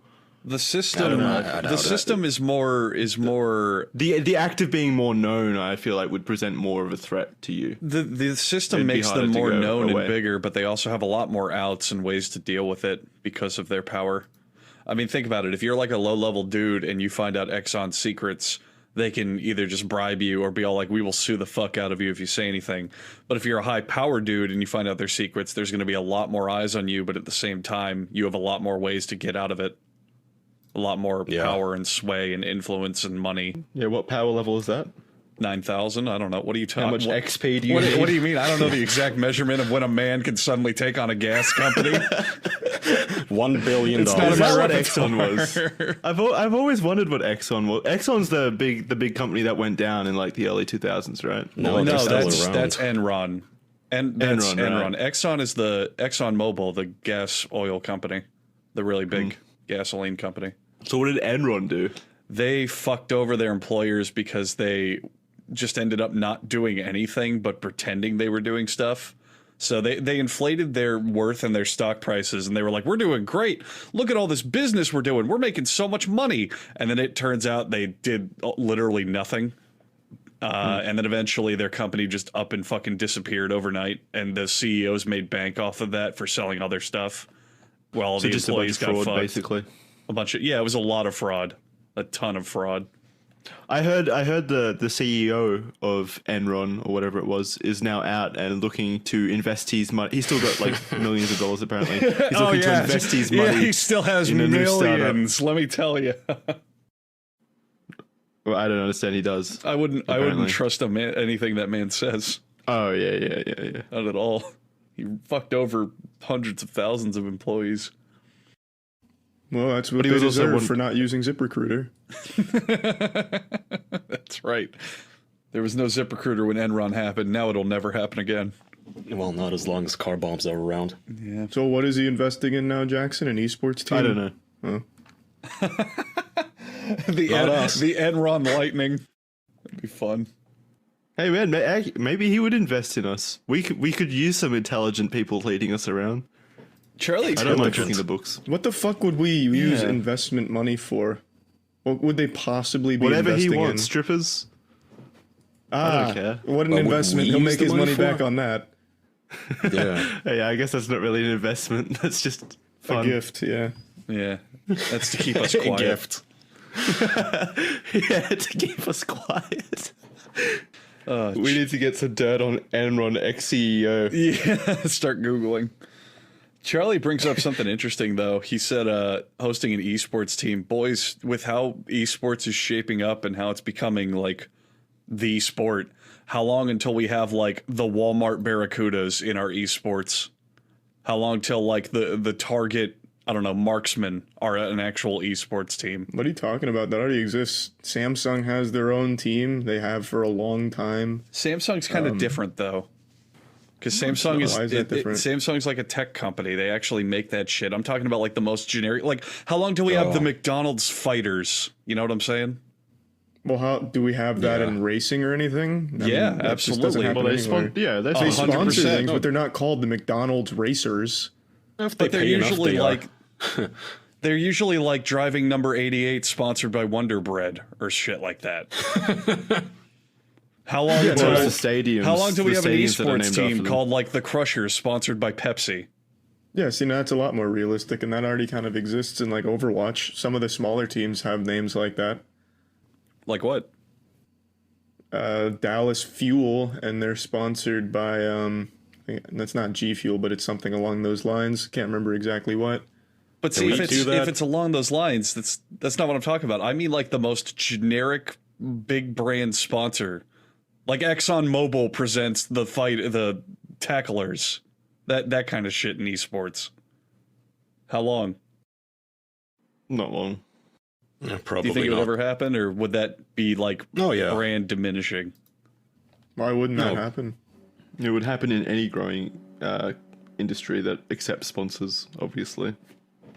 Boys, what's something you often consume now that has a bad effect on you, but it didn't used to? Because I have one that depresses me. Well, that's what we need. Yeah, I love green tea. It's very yummy, both hot and cold. But every time I've been drinking it lately, it just gives me a stomach ache. So I want to know if there's something that like you used to love, and it's just rubbing you the wrong way now. Alcohol. That's another good one too. I'm also in that boat What's with happening you. with alcohol with you? I Do don't you get drink like it. indigestion or something? What? No, it makes me sick as shit the next day, no matter what now. Yep. No matter how much I drink. I'm in the same boat. I could have one beer, and while I'm not going to get like, fucked the next day, I'll wake up just feeling warm and have a stomach ache and not feeling great. Just sucks. Might need to hydrate more. How about you guys? I need to what? Hydrate more. No, it's not even that. When I go home, just to be safe, because I'm paranoid, I drink Pedialyte and a bunch of water. It doesn't help. Just Nah, fucks but with my not tummy. like that. It's sometimes I go on these binges and I genuinely don't wake up with a hangover because I force myself to also just slam glasses and glasses of water. If you drink way more water, it just, I don't know why, but it has a great effect. But it sounds like Charlie and Andrew are saying they only drink like one alcoholic beverage. Yeah. Even if you're severely dehydrated, it shouldn't have that kind of effect on you the next day, right? No, Yeah, then I don't know Everyone what's reacts wrong for differently. you. This shit just always makes me sick. I don't know what it is either. Maybe tolerance is just completely gone because I stopped drinking it for a long while, and now I don't know. When? Oh god, I stopped. Fuck, I don't know. Maybe the beginning of this year, a little before that. Like very rarely do it, and even then, when I did, just like one or two drinks. Have you noticed any severe changes in your body, Andrew, from like early 20s to where you are now? Yeah, I'm feeling the effects of getting older. In that, Yeah, but like any drastic things, because not just like, oh, I've got sore bones or whatever that you old people say. Just like Fuck you. Like It's gonna hit you too, you motherfucker. Here's yeah, I know. Well, no, I'm already sore. I'm very sore all the time. But one of my most recent ones is I've been noticing I'm farting like at least 10 times more than I've ever farted. did you change your My- diet?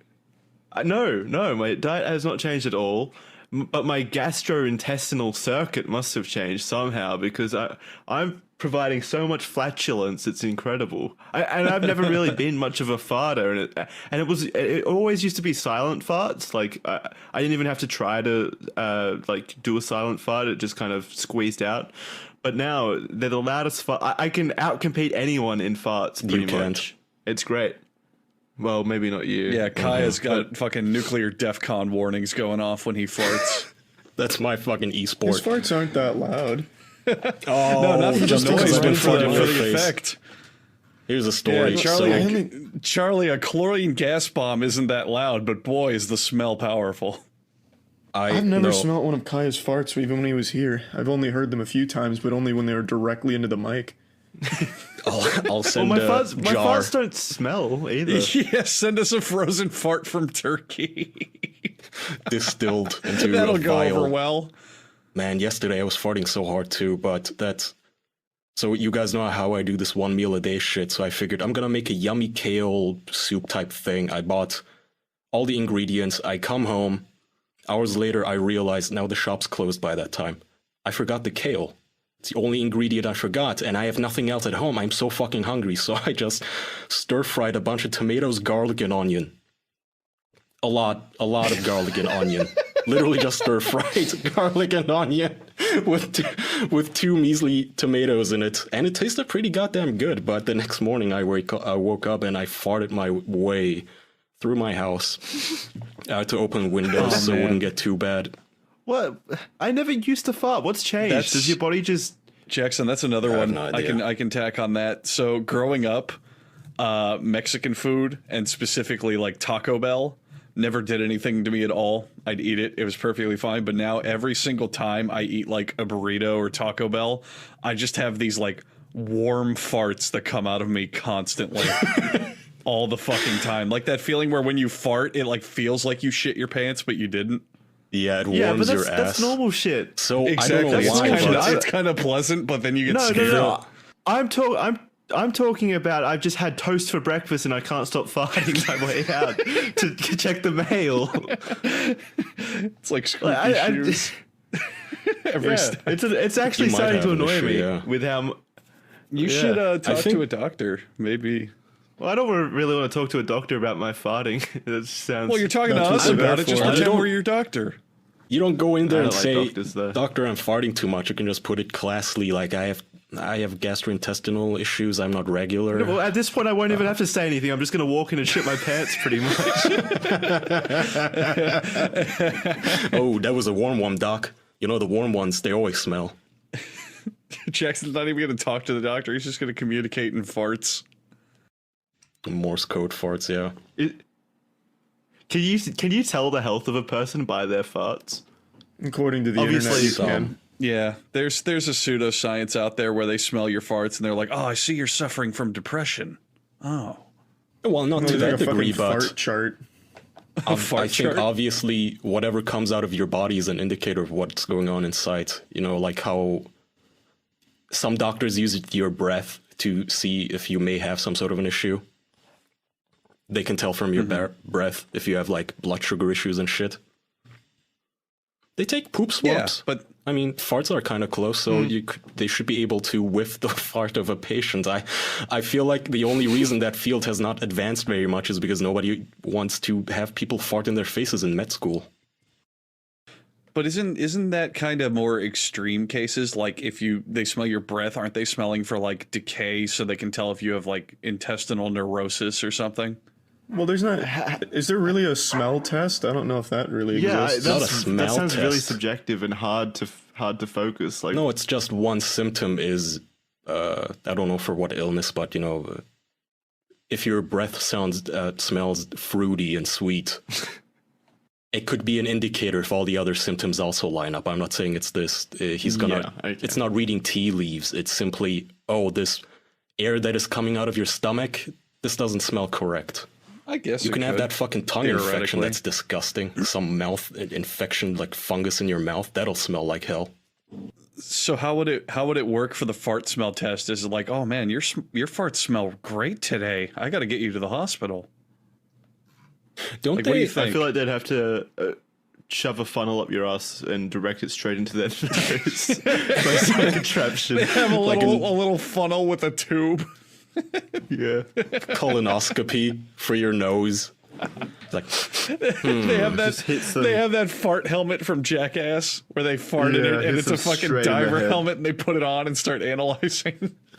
You can tell how unhealthy you are by how much they vomit.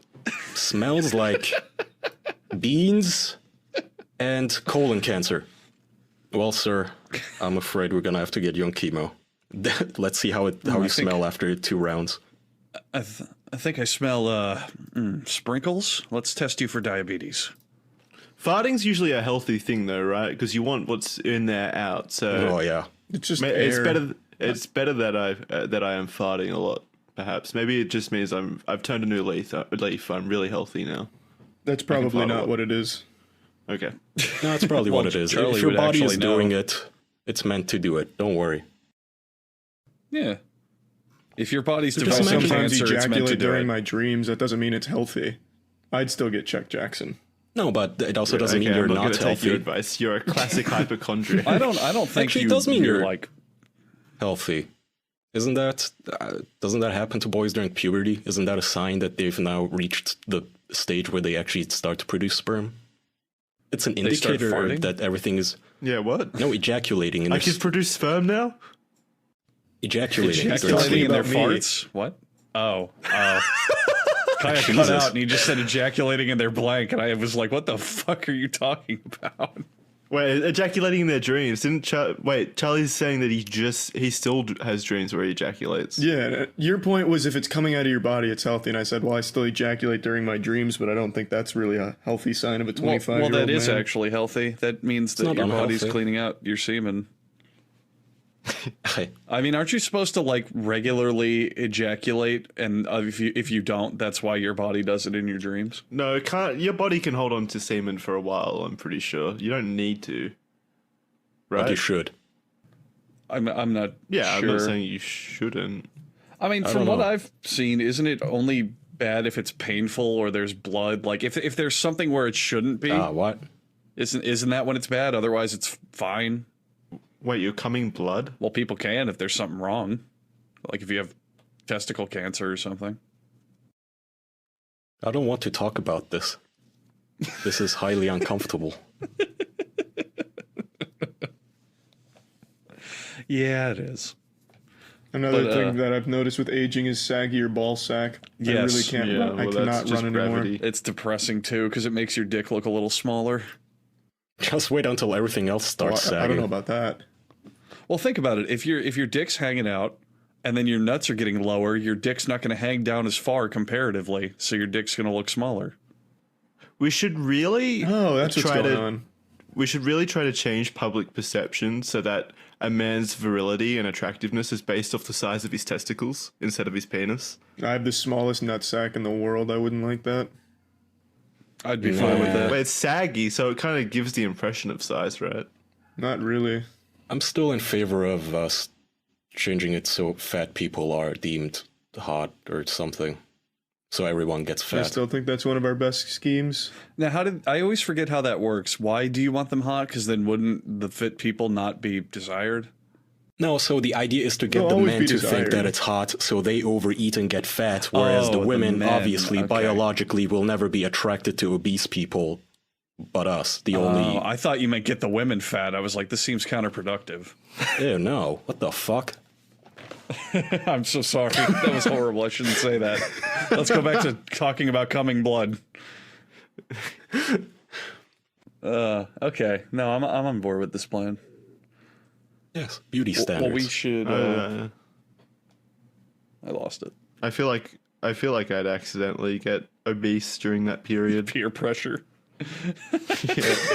Everyone else would be getting super fat, and I'd want to join in. I wouldn't want to be one of the ones left out. All the gym man. bro, like fast food, McDonald's gets mirrors, whole body mirrors, so people can flex in front of it, show off their guts, just how fat they got. Look at my gains, bro. Yeah, dude, I got the double decker cheeseburger. I gained this tit. Look at my left tit. I mean, that's the Working fucked out. up thing. There's just so many fat people, massive people out there who think that it's like not what they're doing is healthy, but what they're doing is good for them. Like if someone's like, "Hey, why don't you have a nice smoothie and salad for lunch? That'll be healthy." They're like, "Nah, I like my body and I like myself, so I'll have a chocolate cake." I don't You think know, they I don't like actively I think hate it's good for starving. them. They don't think it's healthy, but they think that it's like mentally good for them. Like, no, I don't want to starve myself, yeah. and I don't eat like To a some giraffe. degree, it is mentally good for them, right? Yeah, of 'Cause course they're it is. doing Yeah, what they want. mentally. Yeah, In the moment. but I mean, have you seen that attitude where people are like, "Hey, you should go on a diet. You're gaining a few pounds or something like that," and they're like, "Nah, I don't hate myself. I'm not depressed. I'll just go ahead and treat myself because I'm not a fucking wastoid like you are. I'm not a meat freak." I think I hate Notch those kind of feels like people. that. Not to call him out or anything, but I've seen a couple of tweets where he's just genuinely happy with his body, how he looks. So somebody made like a snide comment about how all fat people should die or lose weight or something, and he said, why? If someone's not, if you don't have actual problems like your knees buckling under you, what's wrong with a couple of extra pounds? I mean, there's a difference between just being overweight and being like morbidly obese. Yeah. I mean, at the end of the day, it's just how overweight you are that matters. Where do you draw the line? I mean, people aren't meant to get to be 500 pounds. Well, not in your fascistic state. My state's actually probably most likely where it would happen. In my state, it would be encouraged. You would get government subsidies for every pound you gain as a man. Because it shows that you have food. Tax cuts for every pound you weigh. Do you really get subsidies in Turkey for being fat? No, What's what? This is his imaginary states. Oh, I'm dumb. It's been a long morning. Jesus. You're not following the hypotheticals today. No, I'm really missing out. I don't. Obesity isn't a problem in Turkey. Well, I Probably take that not, back right? entirely. It is. It definitely is. Well, not obesity, but like high blood Yeah, sugar and all this everything. People do Kebabs get and fat. shit. Those fucking So there's meat. Just a Well, bunch there's of a fat saying- Turks snacking on meat all day. There's a saying among Turks where they say a man without a big gut is like a house without a balcony. It's just not right. Your houses typically have balconies?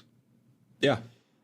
Is that what you got from that? Well, I mean, a lot of houses in America don't do balconies. Okay, let's say Depends on let the place. me Americanize this, like a house without a yard. Oh, that actually makes a lot more sense. There you go. Yeah. So I was just saying there's a lot of fat people, basically. If you're not fat, you're not right. People get very fat as they age. I don't know what it is. That's what I'm scared of. I'm gonna let myself go. It's not Metabolism slowing and shit. not just that. It's just I'm gonna stop caring. Fuck the metabolism. I feel like I think I read that only accounts for like 200 calories a day or something if you have a fast or slow one. But people just stop caring. They let themselves go. It's like Doug said, right? He said, the reason I've never really gone on a diet before is because I feel like, what's the point at this point? Why even bother? I'm so far gone, are the words that he used. So I think that's just how a lot of old people think. I'm gonna die anyway. What's the point? Might as well have a Also, cheesecake before I die. Also in America, there's a big cultural push to fat acceptance. So, back in not that long ago, you used to be shamed or people were like, oh, you should try to look healthy and fit and lose weight. But now it's even easier to find support groups and people Let's to rally reverse behind that. you getting big. Fucking ew. Wasn't Is that that what a you want? six pack? Good. Is it? Oh, Yeah, yeah. that's what you want. I thought you meant reverse supporting fat people. But yeah, flip that out. Instead of supporting fat people, we should shame fit people. Oh, are you at the gym? Oh. Is that? Oh, look at that chiseled chin. Oh, God, I think I'm gonna halt. Oh, fuck. How many miles did you run today? Oh, you ran in general? That's disgusting. Disappointing. Run. Where's your mobility scooter? Fucking nerd. Where's your self-driving mobility scooter from Wall-E? We should. I think much like how people who are extremely fat or extremely overweight are unattractive, people who are extremely fit and jacked, like those bodybuilders and shit, they're also unattractive to me. Oh yeah. Well, they that are to most shit's- people as well. That shit's Yeah, gross. that's how most people feel. Most people, yeah. When you Yeah. get to that level of like jacked manimal style, you're only attractive to other like manimals in the gym. Yeah, when they're just like dehydrated and their muscles are just really veiny, it's fucking disgusting. Yeah. And if, So why do it? if they're that big where they're also just, they look like balloons implanted in your skin or something, I don't think Yeah. a whole lot of women... I think most women would prefer somebody with a swimmer's body like Michael Phelps or something to Yeah, that's- one of that those. is, Someone who's clearly fit but not overdoing Yeah. it to some drastic If you measurement. if I you think look up so. women's statistics, you know how for men it's like ass and butts and thighs and all that shit. The number Anus holes. the number one physical Amen. attraction part, the number one physical attraction part on a man for women is the penis lines. That spot where your abs meet, the Adonis, Yeah. the Adonis, where your abs meet V. your crotch. So if you got like a swimmer's body, like a six pack or a really lean muscular fit, that's what they're looking for. For most women, not all, but That's like the Super number fit one. people can be fun to watch in movies, though. Right? I mean, when you see Rambo in Rambo 3 just saying fuck him and then shoots a bunch of Russian people, yeah, it's kind of cool. That's fucking dope. Or I mean, it's I think there's a spectrum. You can be a fit 6-pack dude. You can go like Otter and just be toned. You can be a big buff guy like Stallone or Schwarzenegger. But if you're pushing it too hard in one direction, then you're gonna look fucking disgusting. Oh yeah, it's extremes, right? Yeah. Any extreme. Yeah. I think the extremes, though, of muscles are really cool to watch in action movies and shit like that. Like, someone like Dwayne "The Rock" Johnson, he's in that level, like, extreme fuck? muscle, but he's so fucking cool. Don't plagiarize Still me. looks cool, yeah. Oh, The Rock. I get it now. Yeah. But he Kaya means rock in Turkish, in case anyone hasn't caught up on all the episodes. Oh no, that's not what I meant. I meant I just said the same thing. They are extremely muscular men are fun to watch in action movies. I said that verbatim. Oh yeah. Well, yeah, I was just agreeing with the point with Andrew, because where he was saying like it's unattractive and stuff, but I think it is attractive in those kind of contexts. Yeah. And That's a again, fucking Attractive? It just looks cool. Well, no, And that's The attractive. The Rock That is shit a turns- very that shit turns you on. The Rock is a very It's The Rock's attractive man. personality. Jackson. He's very nice. He's a very attractive man. Come on, don't do that. I don't think he's attractive. He might have looked You're goofy just when he had his insecure. curly hair when he was a wrestler, but now that he's got that buff bald guy look, he's a very attractive man. Come on now. I mean, all right, let me put it this way. He wouldn't be the #1 highest paid action star in the world if he was just a big muscular guy and not handsome. Yeah, he's a good actor too. And that too. Yeah, he's I'm a not good actor arguing too, handsomeness. I'm arguing the muscles being the super attractive part. When those muscles start like gyrating and flexing as he's strangling out So a guy in gay. Fast and Furious, that shit's super Charlie's cool. getting erect. No, that wasn't hot. I never once popped a chubby in that theater cheering. Unless there was women's on screen, then yeah, maybe. Charlie's watching Really, Magic really Mike. strong, muscular women choking out other men. Oh, you know. Oh, well, that is a good thing. But does The Rock really go to that territory of too much, or is he just like, Arnold Schwarzenegger, where he's just, the right amount of beef He's so boy? much bigger than Arnie in his prime. Dwayne "The Rock" Johnson is nuts huge. You think so? Yeah, he is nutty big. I need a size chart. Yeah. For comparison. We need them to fight Need them to fuck. for my entertainment. Watch their muscles bulge. I don't as think he you- exits his semen in him. I don't think you want to see I actually Arnold don't think they naked. possibly could. I don't think there's any chance like Arnie in his prime and Dwayne. I don't think they could possibly fuck because the muscles on their thighs would prevent any like contact, no matter how big their dicks are. There's no penetration happy- possible. It won't reach. How happy would you be if when Dwayne "The Rock" Johnson takes off his pants, he's just got a little mushroom dick? He honestly, and no shitting on him, he probably does, just because the rest of his body is so proportionally massive. Like, he might have a regular no, the penis, penis- but looking at it on him, it's going to look tiny because of how big he is in general. I think the penis does shrink though. Like if you get to that size, your penis does like actually shrink. It's not just like an optical illusion or something. What do you It mean definitely shrink? gets smaller. Like the testicles start to get smaller and more like tight in the nut sack, so it goes up higher and your penis kind of retracts a bit, doesn't it? No, I don't know. I only ever heard the testicle part about the steroids. Steroids, right? Yeah. Well, there's but no way you these don't guys have got to. this big natty. I don't know. I don't want to shit on their gains, So bro. what's wrong with steroids? What's wrong with steroids?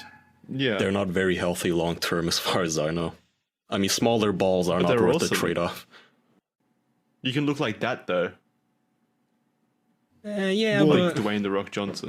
It also Right, but then enlarges you your take your organs pants too, off. though. and the girl's gonna start laughing. That's not fun. And that's when you flex on her. And she keeps and laughing she doesn't even even harder. notice. She doesn't even notice you have a dick by that point. Yeah, exactly. As you're trying to fuck her, which is bad. I want her to notice I have a penis if we're having sex.